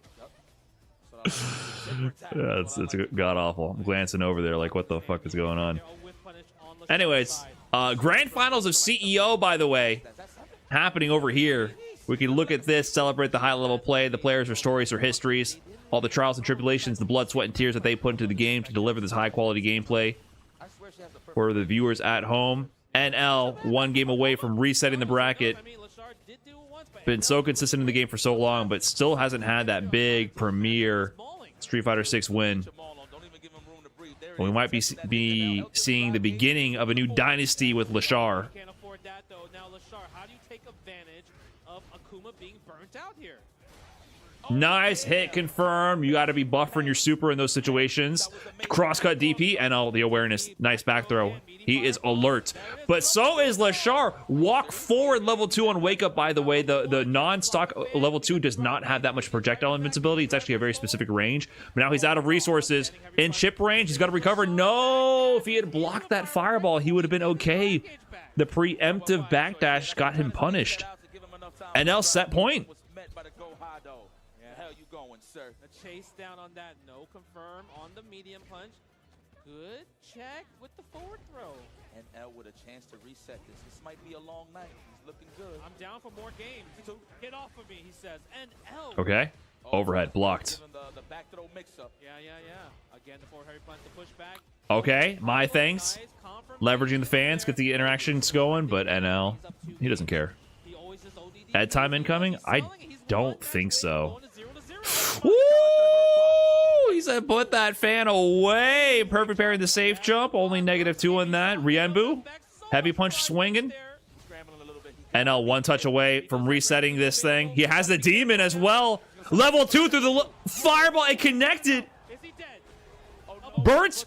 What does he have here? Meaty fireball. It whiffed.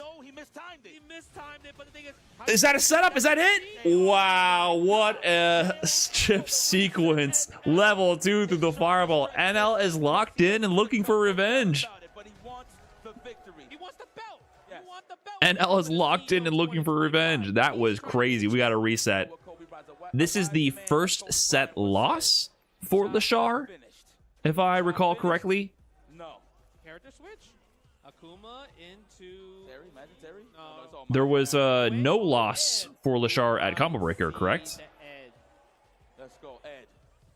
It's an interesting, okay, because I feel like when you think about it, NL has a better strategy. He did it through. Oh no, I take it back.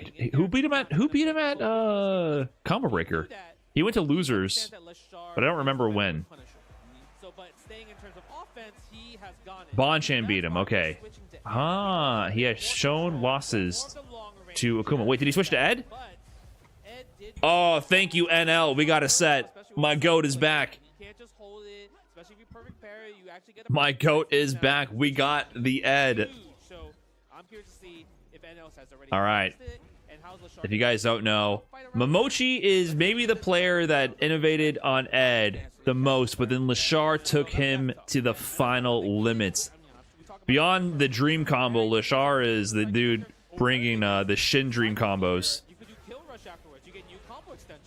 to the next level, making them a B&B.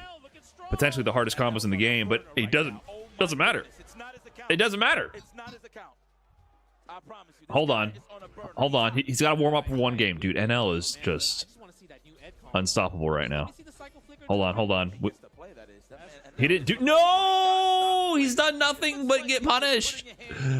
Oh, NL is just... His spacing button timing is immaculate right now. Oh, the flicker whiff as well. Brother. Yeah, NL's giving them no time to warm up to the new character pick. Hold on. Nightmare combo? Leshar, you're not warm. Do you have these? He's not warm. He lands those, man. I'm telling you, he lands those. That was the drop. That was not the dream combo. Not the Shin dream, not the regular dream. That was the nightmare. The nightmare is Akuma from NL and Grand Finals. What was supposed to be the victory lap for Leshar is starting to look a little questionable. Wow, what a neutral jump option. That's the game.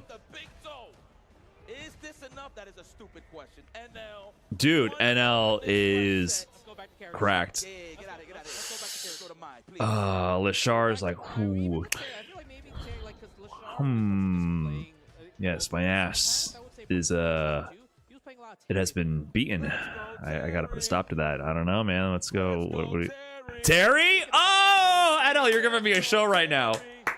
You're giving me a show right now. There we go. All right. Thank you. Beat the my out of this man. I've been waiting. Listen, I want Leshar all success to you, but I'm selfish. I want to see some Leshar Ed and some Leshar Terry. This is what I wanted to see. I mean, for my own selfish entertainment. Maybe it's not the best pick for Leshar to get the dub, but I want to see some fucking Terry. Let's go, man. Oh, God. That wasn't a bait. I think he just missed space. Okay. Oh, imperfect parry there. Nice DP on that one, but low drive gauge situation now for Leshar and level 1 to attack the drive gauge. Smart options here from NL. Oh my God, the Terminator's approaching. We used to call NL the Terminator back in the Street Fighter V era. He had a mechanical, persistent presence, omnipotent presence with the offense with his Cammy, always pressing forward no matter what, as if he was a robotic killing machine, the Terminator. I feel like we're seeing the return of that right now with his Akuma finally in Street Fighter 6. Leshar staying alive though, staving off another loss. Leshar's carry is really drive rush forward, and that's the one thing he's really Nice good at, tech. Fireball drive rush. Fireball drive rush with Terry is Whew. amazing. Drive rush DP. Tackle, great Overhead grab, denied. heat trap right there. Stand media punch that is buff for Terry a little bit better. Smelt the fake jump. Overhead again. Trying to overload the mental stack. Wait a minute. Hold on. Cross cut. Yes, sir. Level 3 on the side of Leshar. Next touch will kill. Oh, sweep. If that was blocked, that would have been punished. And that would have been death. Jumping out. He's paying the tax. Pay the cross-cut tax to reset the mid-screen into the OD. No fear. Next touch will kill. Ooh, oh, he burnt it. That's going to be punished. He really tried to sneak that one past him. Is he going to spend the CA? Oh, my God. That's death. If... Oh, NL's chugging. It should be death, right? Yeah. Oh my God. This is critical. This is a critical round, Leshar. Don't let him go up 2-0. Don't let the demon run away with this. No doubt. A lot of damage right there, but you know what? You going into round 3, Leshar level 3, right? Has availability. I can't believe he went for the quick burn there. That was just not space to be safe. That's crazy. He called it. He called the throw. Oh my God! Level 3. The drive gauge is going to be close to depleted. One string is what's the mix? Is it medium fireball or OD? He goes medium. Cross cut. Yes, sir. This is it. Oh, he parried. Okay, he can't kill, can he? No, he's going to set up the DP situation. Backdash. Okay, it was medium enough to be able to tech that throw. Interrupt. Counter hit. No conversion. Punish counter on the missed hit. Confirm. We got a set. We got a set. We got a set. Right here. 1-1 right here. Terry is working out so much better than the Ed. Terrence. Perfect parry to the crack shoot. Get in there. Drive reversal. Build some space. Push to the corner.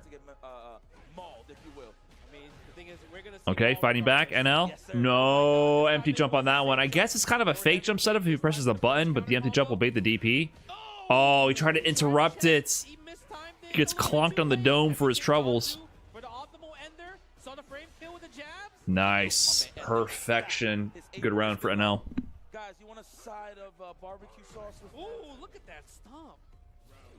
It's more of a pound, but we'll take it. Yeah. Terry in grand finals of a CPT premiere. He is the most, besides Ryu, probably the most buffed character from the latest Season 3 balance patches.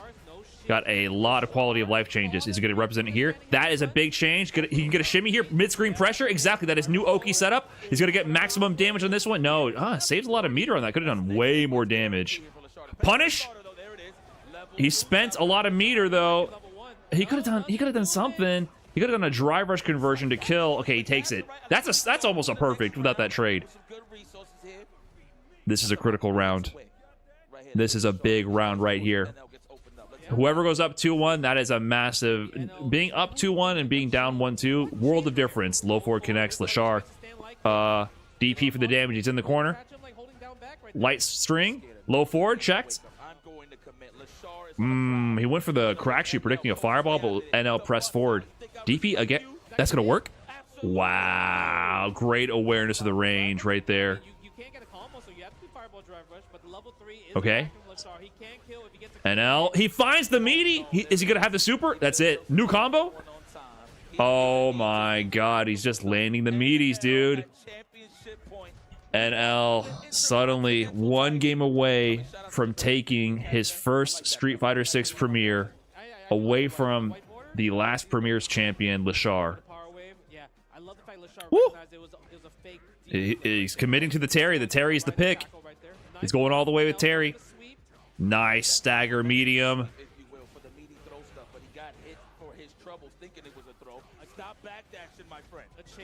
Wow.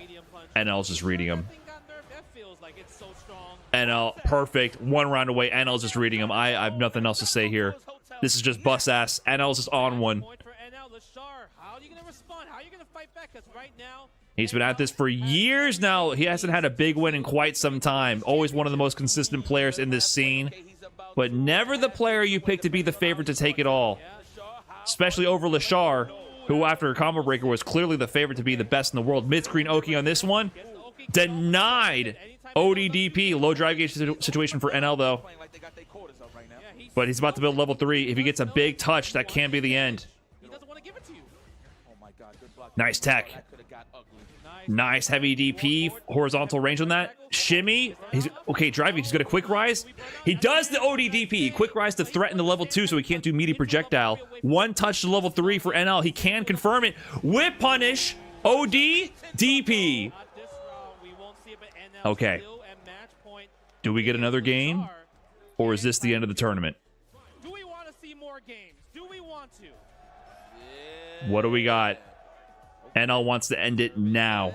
Wiggles his way in with the threat of the button to drive rush. Earns the throw mid-screen. Jockeying for positioning. Has Leshar in the left half of the screen where he wants him. Misses the check. Drive rush low connects. Plus frames on this. Doesn't have a DPOS on that one. Low lands, but he didn't believe in it. He didn't believe. Whip punish with the stand like. He's going to get the extension from the late tackle. +1 on that one. DP control. Yes, sir. Guess for your life. DP, level 3. He's so fucking ready. Jump back in the corner. This is going to be heavily scaled, but it's Akuma life. That's it. Oh my God. We got a set. DP to level 3 is very scaled with Terry, but that's 9K, baby. We got Terry in final game of a CPT premiere for Street Fighter 6 at CEO. Leshar trying to prove he's that guy. 2 in a row, 2 premieres in a row, or NL trying to get the big win he's been searching for so long. Leshar was searching for the character. Big whip punish. Baited that. That's going to be huge fucking damage if he lands the combo. That's so beyond dead. Full extension. He didn't even need to spend that, but he cashes out early with the level 1 for the perfect. He could have done that meterless, by the way. Terry, that you were beyond dead. You were beyond that. It takes the jacket off. Even Terry's popping off in game. Set point for Leshar. They're trading perfects back and forth. Standing light kick. Drive rush cancel. Gets the party started for NL here. Perfect parry in there. Trying to gain some ground. Crack shoot. That is the buff. Improved crack shoot over projectile allows him to actually punish Akuma for throwing a fireball. I haven't seen that until this patch. Driver's jab, trying to mix up the spacing with the button timing so Leshar is caught off guard for when he should place buttons to check the approach. Woo! Walk up stand MK, that's huge! Big setup here. You gotta guess, NL. What do you got? Check the walk back. One more touch for Leshar. It's gonna seal it. That's the check. That's it. He's gonna have level 2. That's it. Level 1 will do it. Buster Wolf 2 in a row with Terry after NL runs it back, gets the reset, forces out the Ed, then forces out the Terry. Terry has won a premiere after being one of the most buffed characters in the Season 3 bounce patch, and it's done by Leshar in back-to-back premiere victories. Unbefore seen in Street Fighter 6 history. We're back to the CPT, baby. We got the point system. We got the international players traveling. We are seeing the formation of new dynasties before our eyes. It used to be the Punks, the Tokitos of the world. Is it Leshar's era? And we're just living in it? NL will have to keep searching. He's been into so many high placing finishes. Still hasn't gotten the big win. It might be his time one day. But Leshar, the best?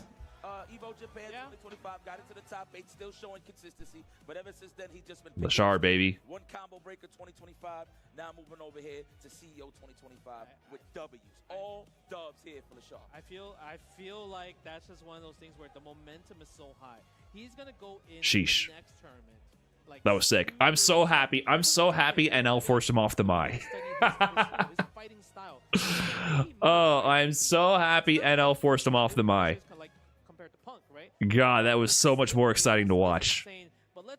Terry is so much cooler than Mai. I'm sorry. So much cooler. Leshar, Zhen starting early 3-1 dominance. Going to the winners finals, dominant. Leshar and chilling in the grand finals, of course.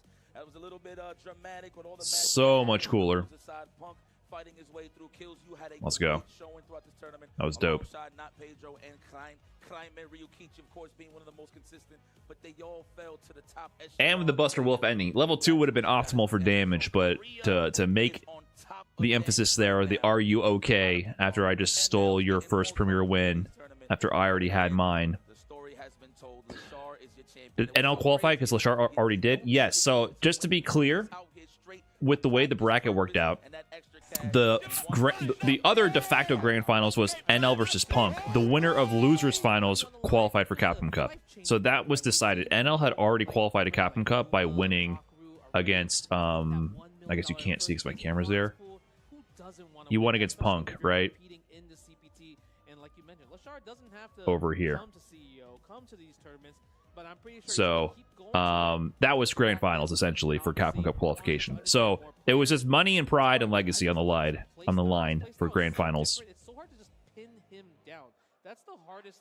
How many points for third? The point spread is as follows. So third is 200 points.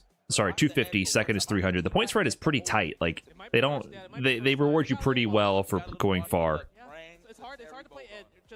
So Punk got 250 points, so he's in a good spot if he does well again. Is this the first Terry major win? Yeah, for sure. But it's one of those funny situations where, you know, they don't use that character at all except for grand finals as a counter pick. Do you really count that as a complete win for that character? Some people do, some people don't. I don't think he played Terry literally at all. We saw no other Terry besides Boost in top 48, and then I don't think he played Terry at all except for grand finals to clutch it out. That was sick. I said that Terry was definitely super strong. He represented a lot of the buffs during that set as well, right? The mid-screen Oki from Quick Burn after the heavy crack shoot, using crack shoot to go over Fireball much more effectively. He actually got over Fireball. There was a lot of subtle things there that were new to this balance batch, actually. All Ken should be switching to Terry. A lot of the Kens in NA are. Christy CH is, Boost is. Woo! Lembot, thanks for the 5 months. Appreciate that. Gundam OSRS earlier with the 3 months as well. Thank you. And with that, tied in 7th place, give it up to KC KillsYou. Well played, as always. Hey, Base Swami, thanks so much for the 5 gifted subs. Congrats to everyone who got dunked. Enjoy the mid-tier emotes, everybody. Did Blaz get far? He got 9th. NotPedro out of Brazil doing work. Craime and Zhen qualifying for Esports World Cup. Craime definitely made fans all over the world with his incredible performance. Ryukichi, one of the most consistent right now, man. Please give it up to Zhen.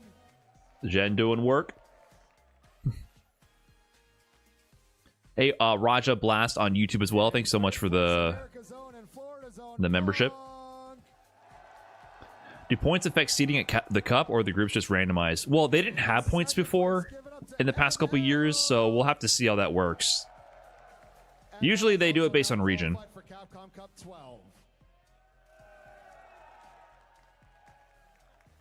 And your CO 2025 Street Fighter 6 champion, give it up to Leshar. Woo!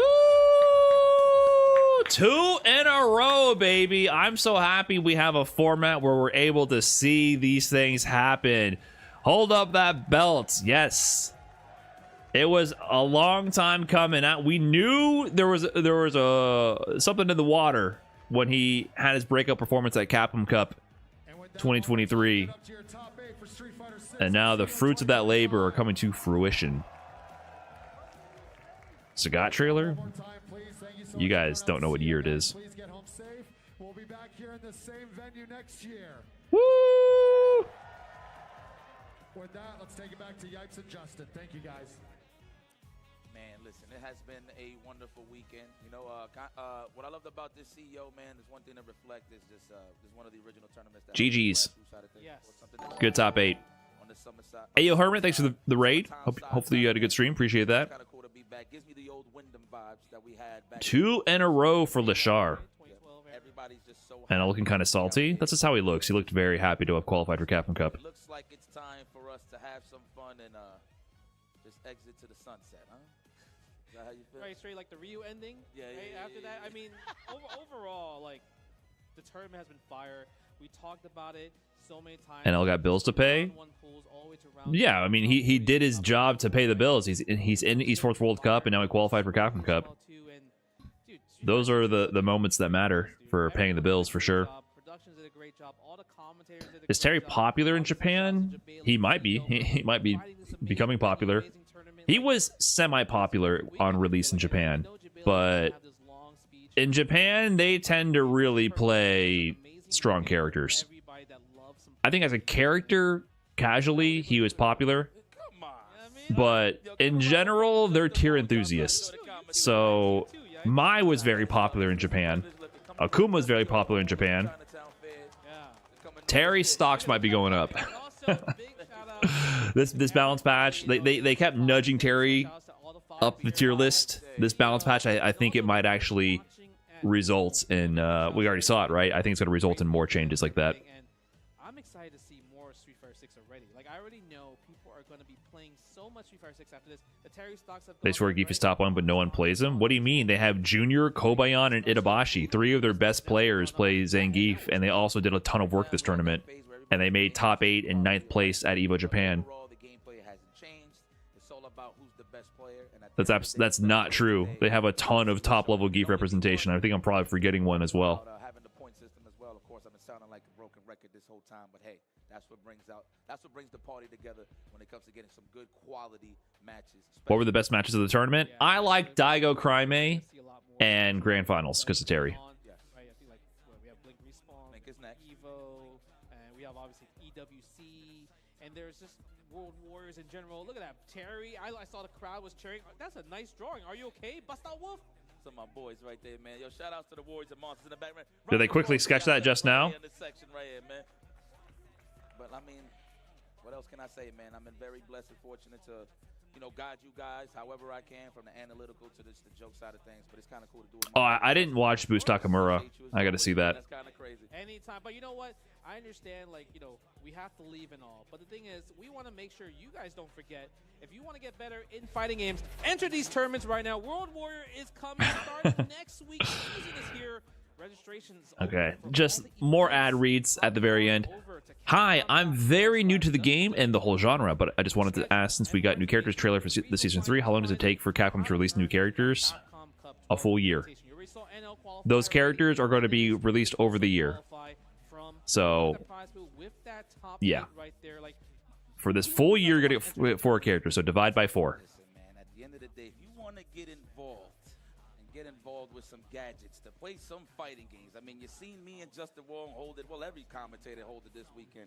Show some love to Victrix. You want to unlock 10% off at VictrixPro.com. If you want the Pro FS, the Pro BFG for the pad players, and of course the Pro KO for anybody that want to get on the levelist side. So please go on and visit Victrix Pro. Award-winning, by the way. 7th or 8th place getting 300, man. You don't. There's no money in the tournaments, dude. There is no money in these tournaments.